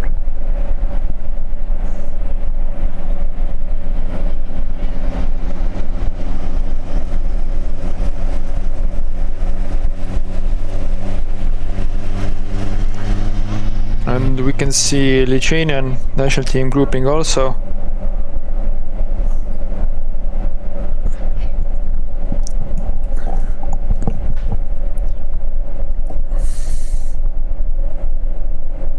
But like we said before, with a bunch so small, 63 riders in the peloton, it really doesn't take much to get from the back to the front. So you really have to be tactical when you use your gunpowder. Exactly, and usually when the team is holding up the pace, it's because to prevent others from attacking. But I think that right now there is not too much of intention from other teams to attack. So it looks like I hope that the young Norwegian guns are not just doing the job, meaningless job there, but we'll see what's their plan and who's their sprinter. At least they're going strong now for several kilometers.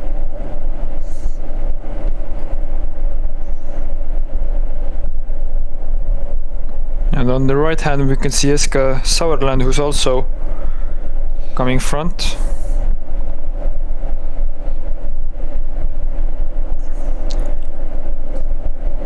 We can see almost everybody except for Estonian teams and Latvian teams.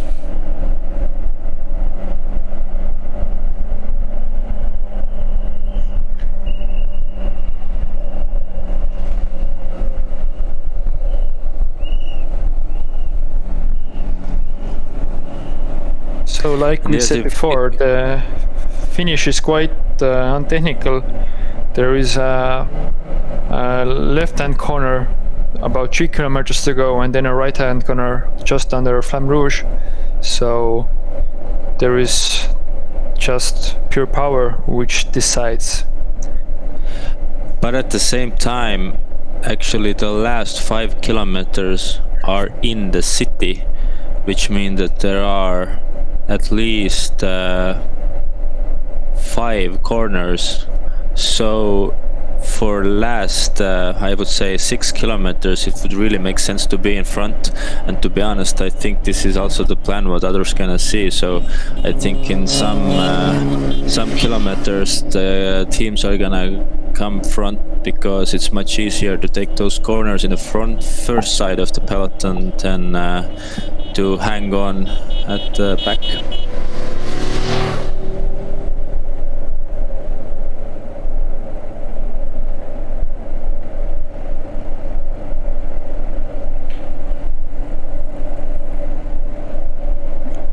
And when you're in the back, it becomes like a rubber band effect, where you the group stretches out and you have to do much work to get back to front. So it's much easier to be in the front in the corners. Indeed, for example, if you're going to the corner, first one is going to corner and is accelerating out from the corner, already has 60 kilometers per hour, but the last one are still going to the corner, which means that it's much more harder for them. They lose so much time, and the first one is already going full speed. They all have to get the speed up. So that's the reason why everybody would want to be at first to the corners. And this is also the reason why usually teams are getting their leaders up there. And now for the first time in the last kilometers, we could also see a leader's jersey looking out good from with this golden color almost. And actually, the difference even becomes when the first guy enters the corner. He may be cornering 40 kilometers per hour, but the farther away you go on the group, the slower the corner is passed. So the last guy may corner only at 20 kilometers per hour. So he has to accelerate much more than even the first guy. So it's much harder to ride in the back, which seems paradoxical, but that's how it is. Exactly, that's the reason why everybody wants to be and needs to be in front. And I think this is also the thing that's gonna happen, that everybody wants to be in front of the group pretty soon, as the riders are gonna take a right turn in less than, I think, a kilometer.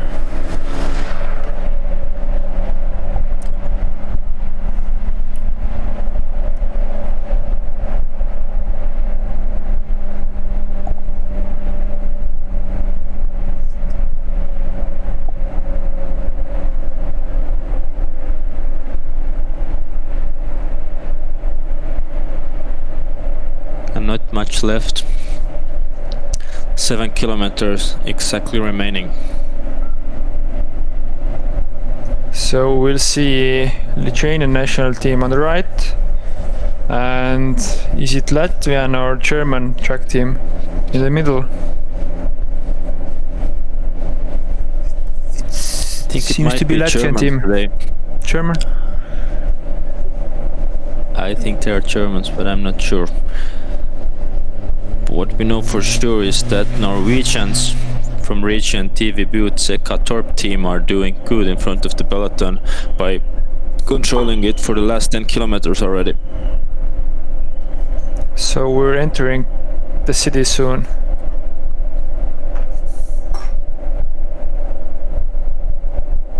Now we can also see the bunch all over the road.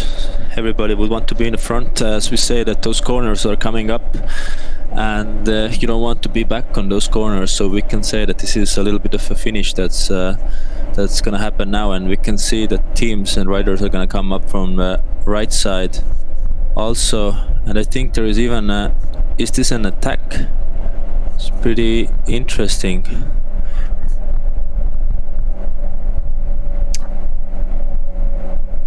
Yep, it's a little attack with 60 kilometers to go.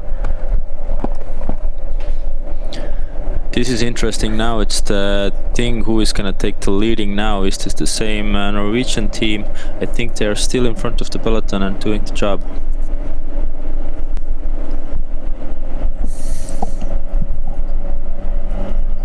And now we entered the Valga city, so there will be a little cornering here, so everybody wants to be at the front. And this is the right corner we can see here. Riders did it good, and attack was eliminated already. You can see it's a little bit of downhill from here when riders are coming to punch up all over the road. Which is nice to see that who is gonna take up the lead now and who is gonna get their sprinters at a good position.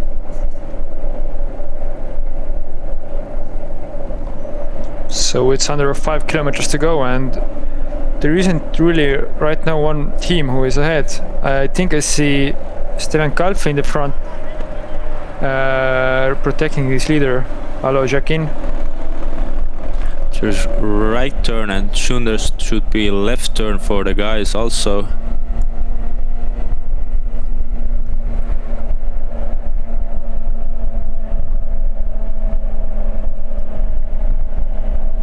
And Team Peloton has come to the front at the right time. And the leaders is taking over. Oh, there is a lot of cars, so I hope they're gonna be going there through this area safely. There's a lot of breaches and they're entering to the city while it's 4 kilometers remaining.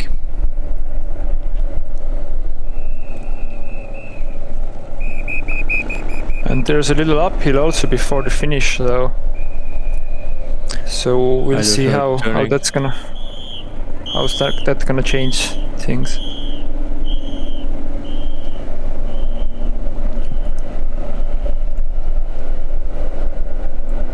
And we can see Team Peloton at the front. Yes, they're doing really good job for protecting their leader. So now it's basically all straight line for 1 kilometer and couple of 100 meters, and after this they're gonna have a left turn, or this shouldn't be there in my race book at least.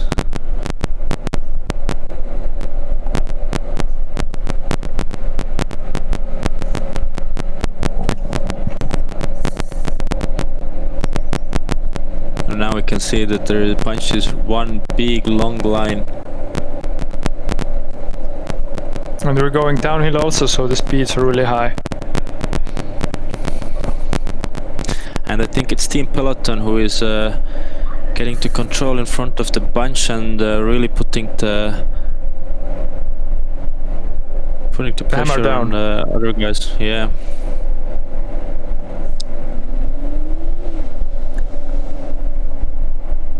And now the other teams join in. We have Lithuanian national team coming up.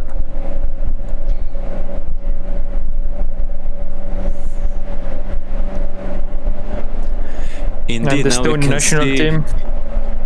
We can see Lithuanians and Team Peloton shoulder by shoulder, but I think it's the Lithuanian national team that's taking the lead here. We can see the punches all over the road.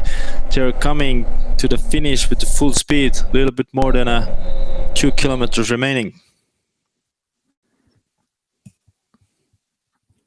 And now we can see the map again. Unfortunately, as the internet connection isn't perfect anywhere, but at least now we can see how is the road's gonna be and what turns the racers gonna take in the last kilometers of Baltic Chain Tour 2020 Stage 2. And I just got the information that actually in last intermediate sprint, third place was taken by Maris Rubenis. So I don't know if he was in between two groups then, or he just won the sprint there, but it's a good result for Maris Rubenis anyway by getting 1 second from there.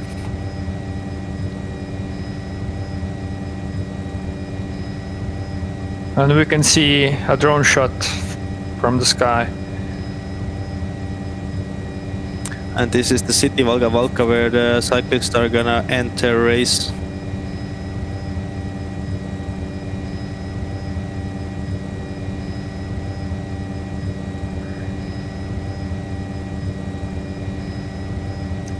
And soon we should see the bunch coming.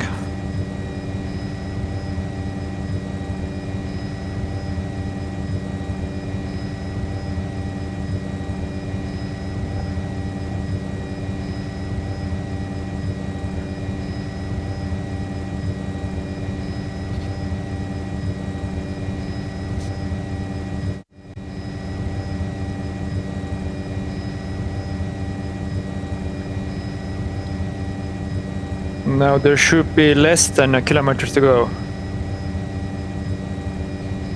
It could be really close. I hope we can have some kind of picture for the finish also, because right now we can't tell pretty much anything what's going on and how the finish is gonna take place.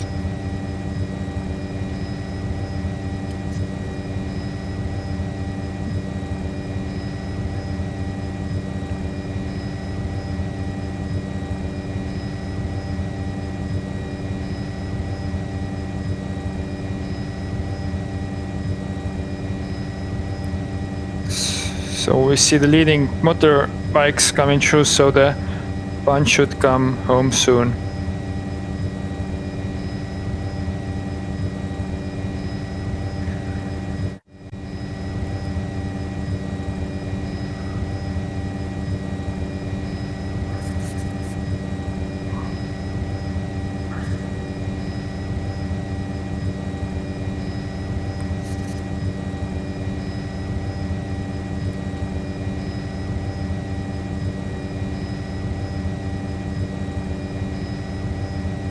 And the bunch is nearing the finish. Now we can see the finish line when the riders are coming. Who is this? I think it's Right Adam. Was it German? Right Adam? It was Right Adam. Tartu 2024 took the stage victory today here. We think it was Right Adam from Tartu 2024 team, who was also the best young rider before the stage. So him getting 10 seconds from the finish would mean this, that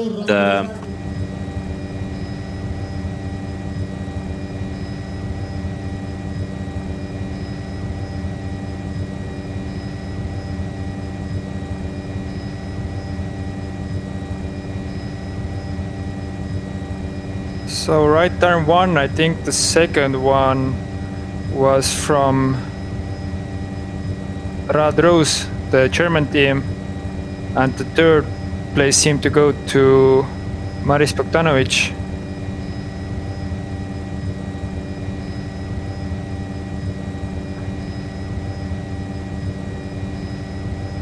yes, so first place to Right Arm from Tartu 2024. Second place should be held by Darius Chervus. And third was Maris Bogdanovic, if I was correct. And now we can see the results.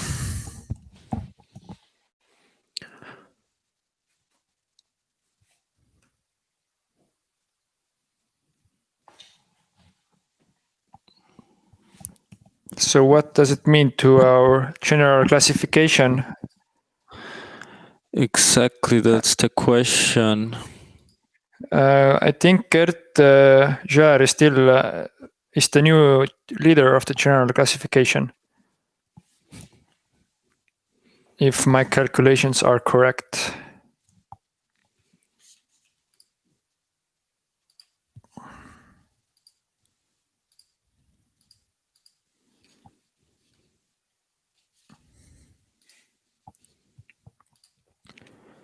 So Adam Wright was 11 seconds down before, he was in fourth place before today's finish, which is meaning that did Wright got any seconds from intermediate sprints today? No, he didn't get any. And I think he didn't. But so indeed, I think Gert got some, Gert Joer from Estonia national team, which, yeah, by our calculation, then Gert Joer should be the new leader from Estonia national team.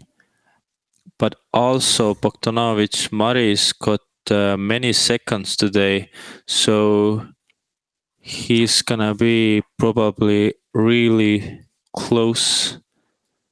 Also, he got 7 seconds today. So the general classification should be Gert Joer, Alo Shakin, Rait Tärm and Maris Bogdanovic, if my calculations are correct.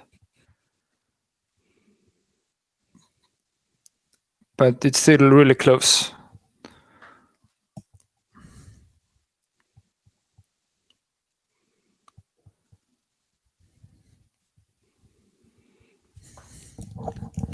Indeed, I think the judges are also doing the calculations now to see who's going to be in a lead, because as we told, the game in this tour is basically always about intermediate sprint seconds and then the seconds from the bunch sprints. So it would be interesting to see. But start to 2024, Baltic Chain Cycling.com really took the stage victory here today, and I think this was the plan for them also. And right arm most probably is closer to the yellow jersey than yesterday if he's not gonna wear it.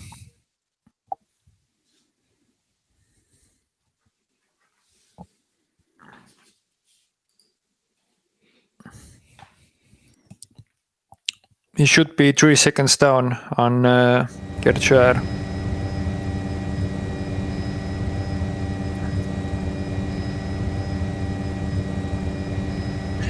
Here we can see a picture from helicopter in today's finish, the city of Valga.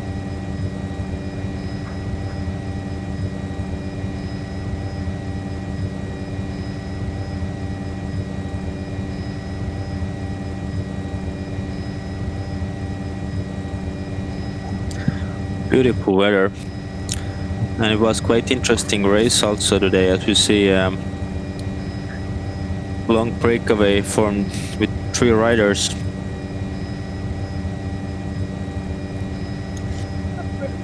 Yes, it was a really interesting stage with racing from the start. There was a 20 rider breakaway from the start, and after they've been caught, 3 riders got away, and 2 of them stayed away until I think 10 kilometers till finish. So they showed a lot of grit.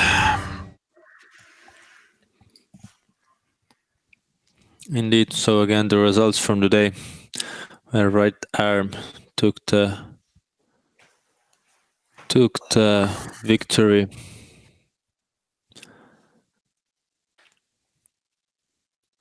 And Maris Bogdanovic also pretty stable today, taking seconds in intermediate sprints as well.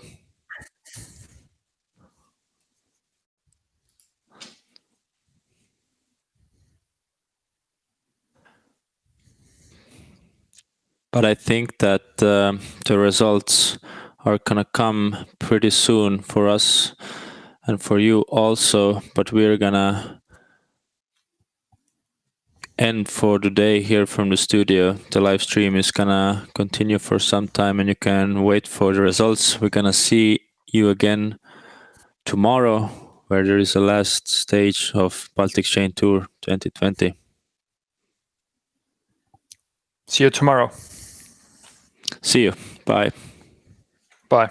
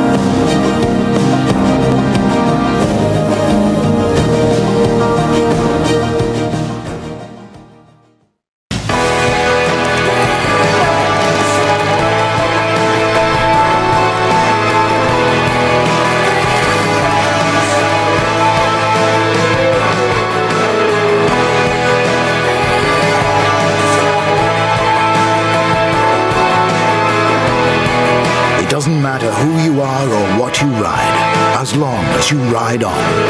Skoda, proud supporter of cyclists worldwide and official partner of Tour de France.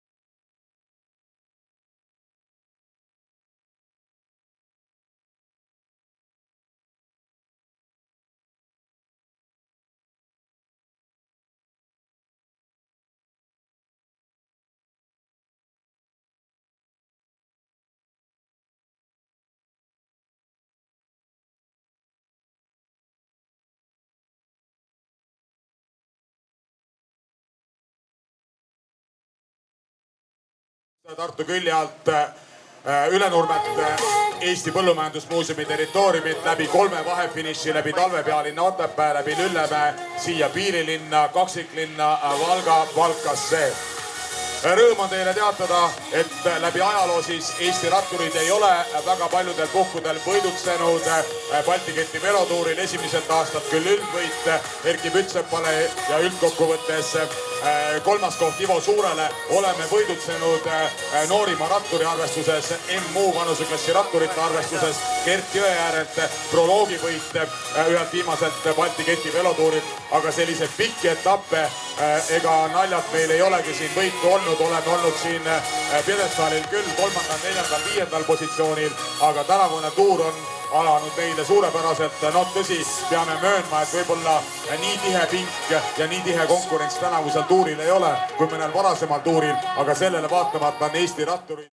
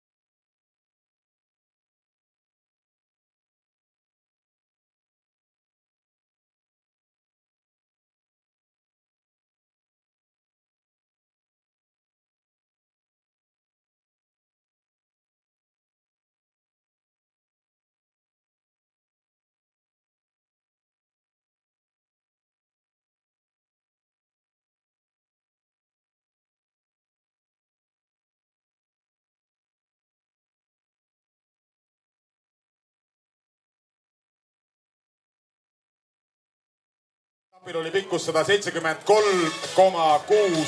kilomeetrit, nagu me näeme. Võitja keskmiseks kiiruseks oli 43,512 kilomeetrit tunnis.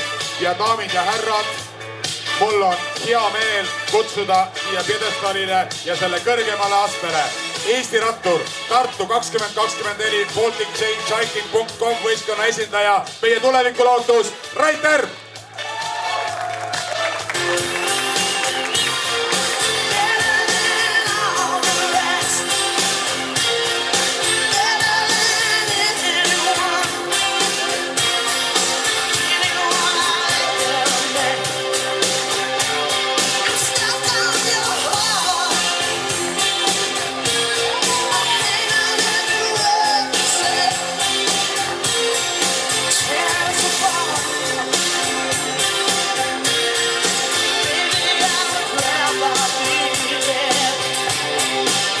Ja daamid ja härrad, meie ees on Rait Härm, enne tänast parim noorrattur ja tänase etapi võitja. No näha on, et ees saab rõõmustada nii nagu eilselgi päeval pjedestaalil seda noorratturi särki vastu võttes. Eilsel etapil lõpetas 5. täna vigade parandus ja meie tulevikusprindikuinn jõudis täna esimesena teisel etapil üle finišijoone.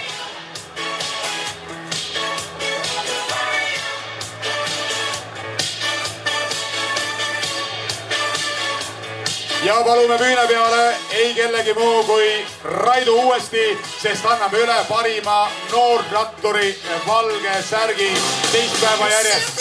Rait Härm!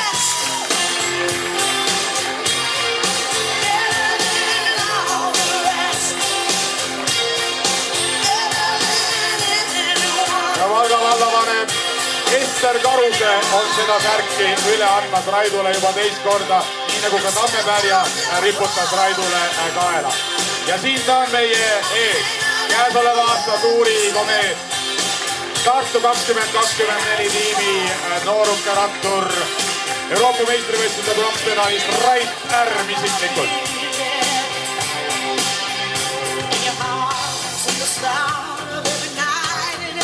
Rait Härm sõitis särgi täna Härma, valge särk on seljas.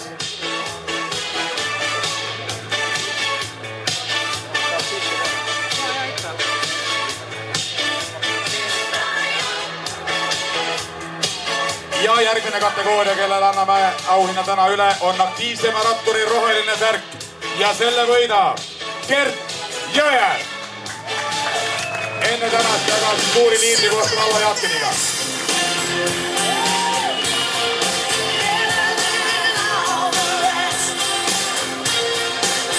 Ja Ester Karuse aitab ka Gerdile selle rohelise aktiivseima ratturi särgi selga.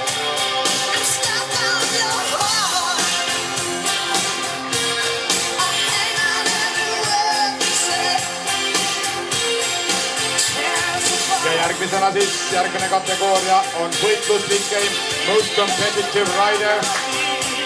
Aga Gert on taas nüüd meie ees ja defileerimas. Ja ma arvan, et Gert, ära mine ära, sellepärast et punase särgi omanik peale tänast etappi on ei keegi muu kui Gert Jõer. Tänasel etapil esimeses vaatfinišis teine koht Rauvo Jaakini ees. Küsige mehe käest, ega palavaks ei lähe suve reisakul. Aga see ei ole veel kõik, nii nagu telereklaamides tihti öeldakse.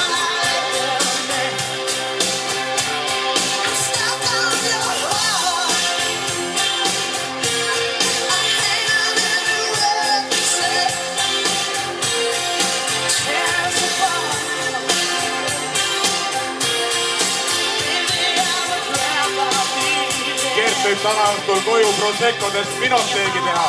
Minoteegi nurgakivi saab täna siit laotud. Ja kaunis pilt koos vallavanema ja kaunitaridega.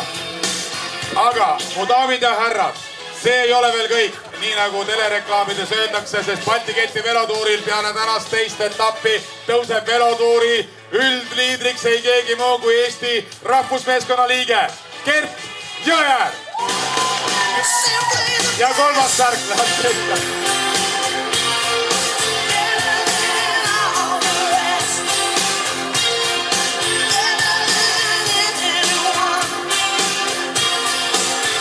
Ma ei tea, mitu Gerti Kihnu naiste seljas on. Õige mitu Gerti, nii et samamoodi Gertil täna on neid särke ülestikku vähemalt 4 kui mitte rohkem.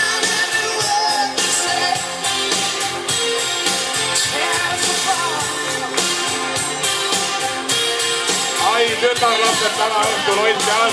Gerdil on 3 lillekimpu ja 3 Proseccot ja tal on 4 särki seljas. See on tõeline teflon mees, nii nagu omal ajal üks Eesti Vabariigi peaministreid rattaspordisõber ütles. Tõsi, jutt oli teflon mütsist. Aga sinna on meie ees seekord. Kaunis Jeltsa peatu ja Balticeti velotuuril on täna tehtud ajalugu.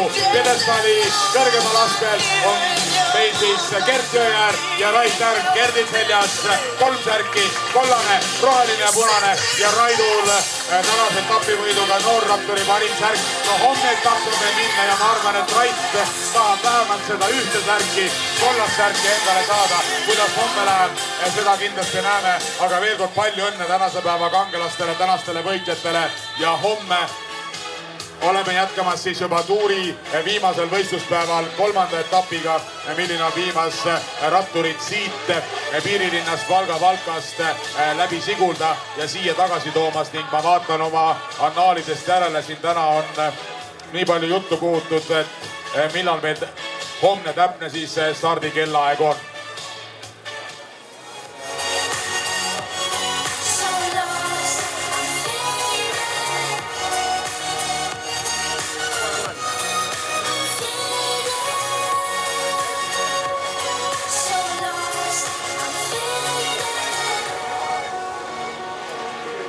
Kell 11.00. Kell 10.00 võistluskeskuses on võistkondade esitamine, stardiprotokollide allkirjastamine ja kell 11.00 homsel päeval siis stardime käesoleva aasta tuuri finaaletapile. Saab olema kindlasti põnev võiduajamine, millel pikkust homsel päeval ka 173,6 kilomeetrit. Või vaatan siiski. See ei olnud õige number, siit peab kiiresti. 175,7 kilomeetrit on homse etapi pikkuseks ühtekokku käesoleva aasta Balti keti velotuuri kogupikkus on 3 etapi järel 554 kilomeetrit peaks olema. No nii, Gerdi lähedusse tasub tänasel päeval hoida. Nii nagu paremast käest näha on Metso Proseccod. On teada, kes tänal õhtul meil välja valab. Ja nagu näha, Gert on olnud gentleman ja daamid, need samad lilleneiud, kes talle need kimbud andsid ja ka vallavanem Ester Karuse täna on saanud ühe kimbu Gerdilt. Nii et Gert on lahke mees ja võitjad võivad endale lubada. The winner takes it all, the losers standing small. Aba menulugu ja kultuslugu. Aga kihvt rattapäev oli ja homme on uus päev, nii et mis ma oskan teile öelda, vokid välja, ilus suveõhtu, Valga ümbruse kergliiklusteed ootavad ja kutsuvad rattureid pedaalima, nii et täna õhtul tervisekilomeetreid koguma saati, kui Sihtasutus Eesti Terviserajad 15. aastapäeva puhul on kutsunud kaaskodanike 15 tervisekilomeetrit läbima. No rattaga on see nagu nuusata lipsti ja nägite, kuidas ühel mehel oli siin vahva jooksuratas tehtud, nii et ma usun, et rattaid valkalastel kindlasti leidub ja täna on õige aeg ning see nädalavahetus, mil vokkidega veel tervisekilomeetreid mõõta. Mõnusat reede õhtupoolikut teile kõigile ja aitäh veel kord võitjatele, aitäh ratturitele selle suurepärase haarava etenduse eest ja jääme põnevusega ootama Balti keti velotuuri 3. võistluspäeva. Homset päeva stardi anname siit kell 11.00 homme ja lähtutakse siis Läti Vabariigi territooriumile ning finišeerutakse siinsamas Eesti Vabariigi territooriumile, et hea võimalus homsel päeval on Balti keti velotuuri finaaletapile kaasa elada ja kõik tähed taevas näitavad seda. Rait, palju õnne võidu puhul. Lunastasid eilsed ebaõnnestumised. Palun kirjelda lõppu. No viimased kilomeetrid olid päris pingelised, et rapsimist oli päris palju, et kõik tiimid tahtsid ees olla. Seal minu meelest viimase kilomeetri sildi alt Eesti koondise liige Peeter Pruus vist pani seda tõusu päris valusalt ja sai vahe sisse ja siis minu tiimikaaslane Krister Sanson oli see mees, kes aitas mind siis sinna ette järgi ja siis juba tulid teiste tiimide nii-öelda siis lahti vedaja mehed, kes siis tõmbasid viimase 200 meetri peale ja sealt oli juba siis sprintjooneni. Selge, aitäh! Jump up, will I jump up when you're happy? First watching it. You can lead down in the right time. Get all the beat and drive it home. Jump up, will I jump up when you're happy? First watching it. Feeling alive, feeling alive, feeling alive.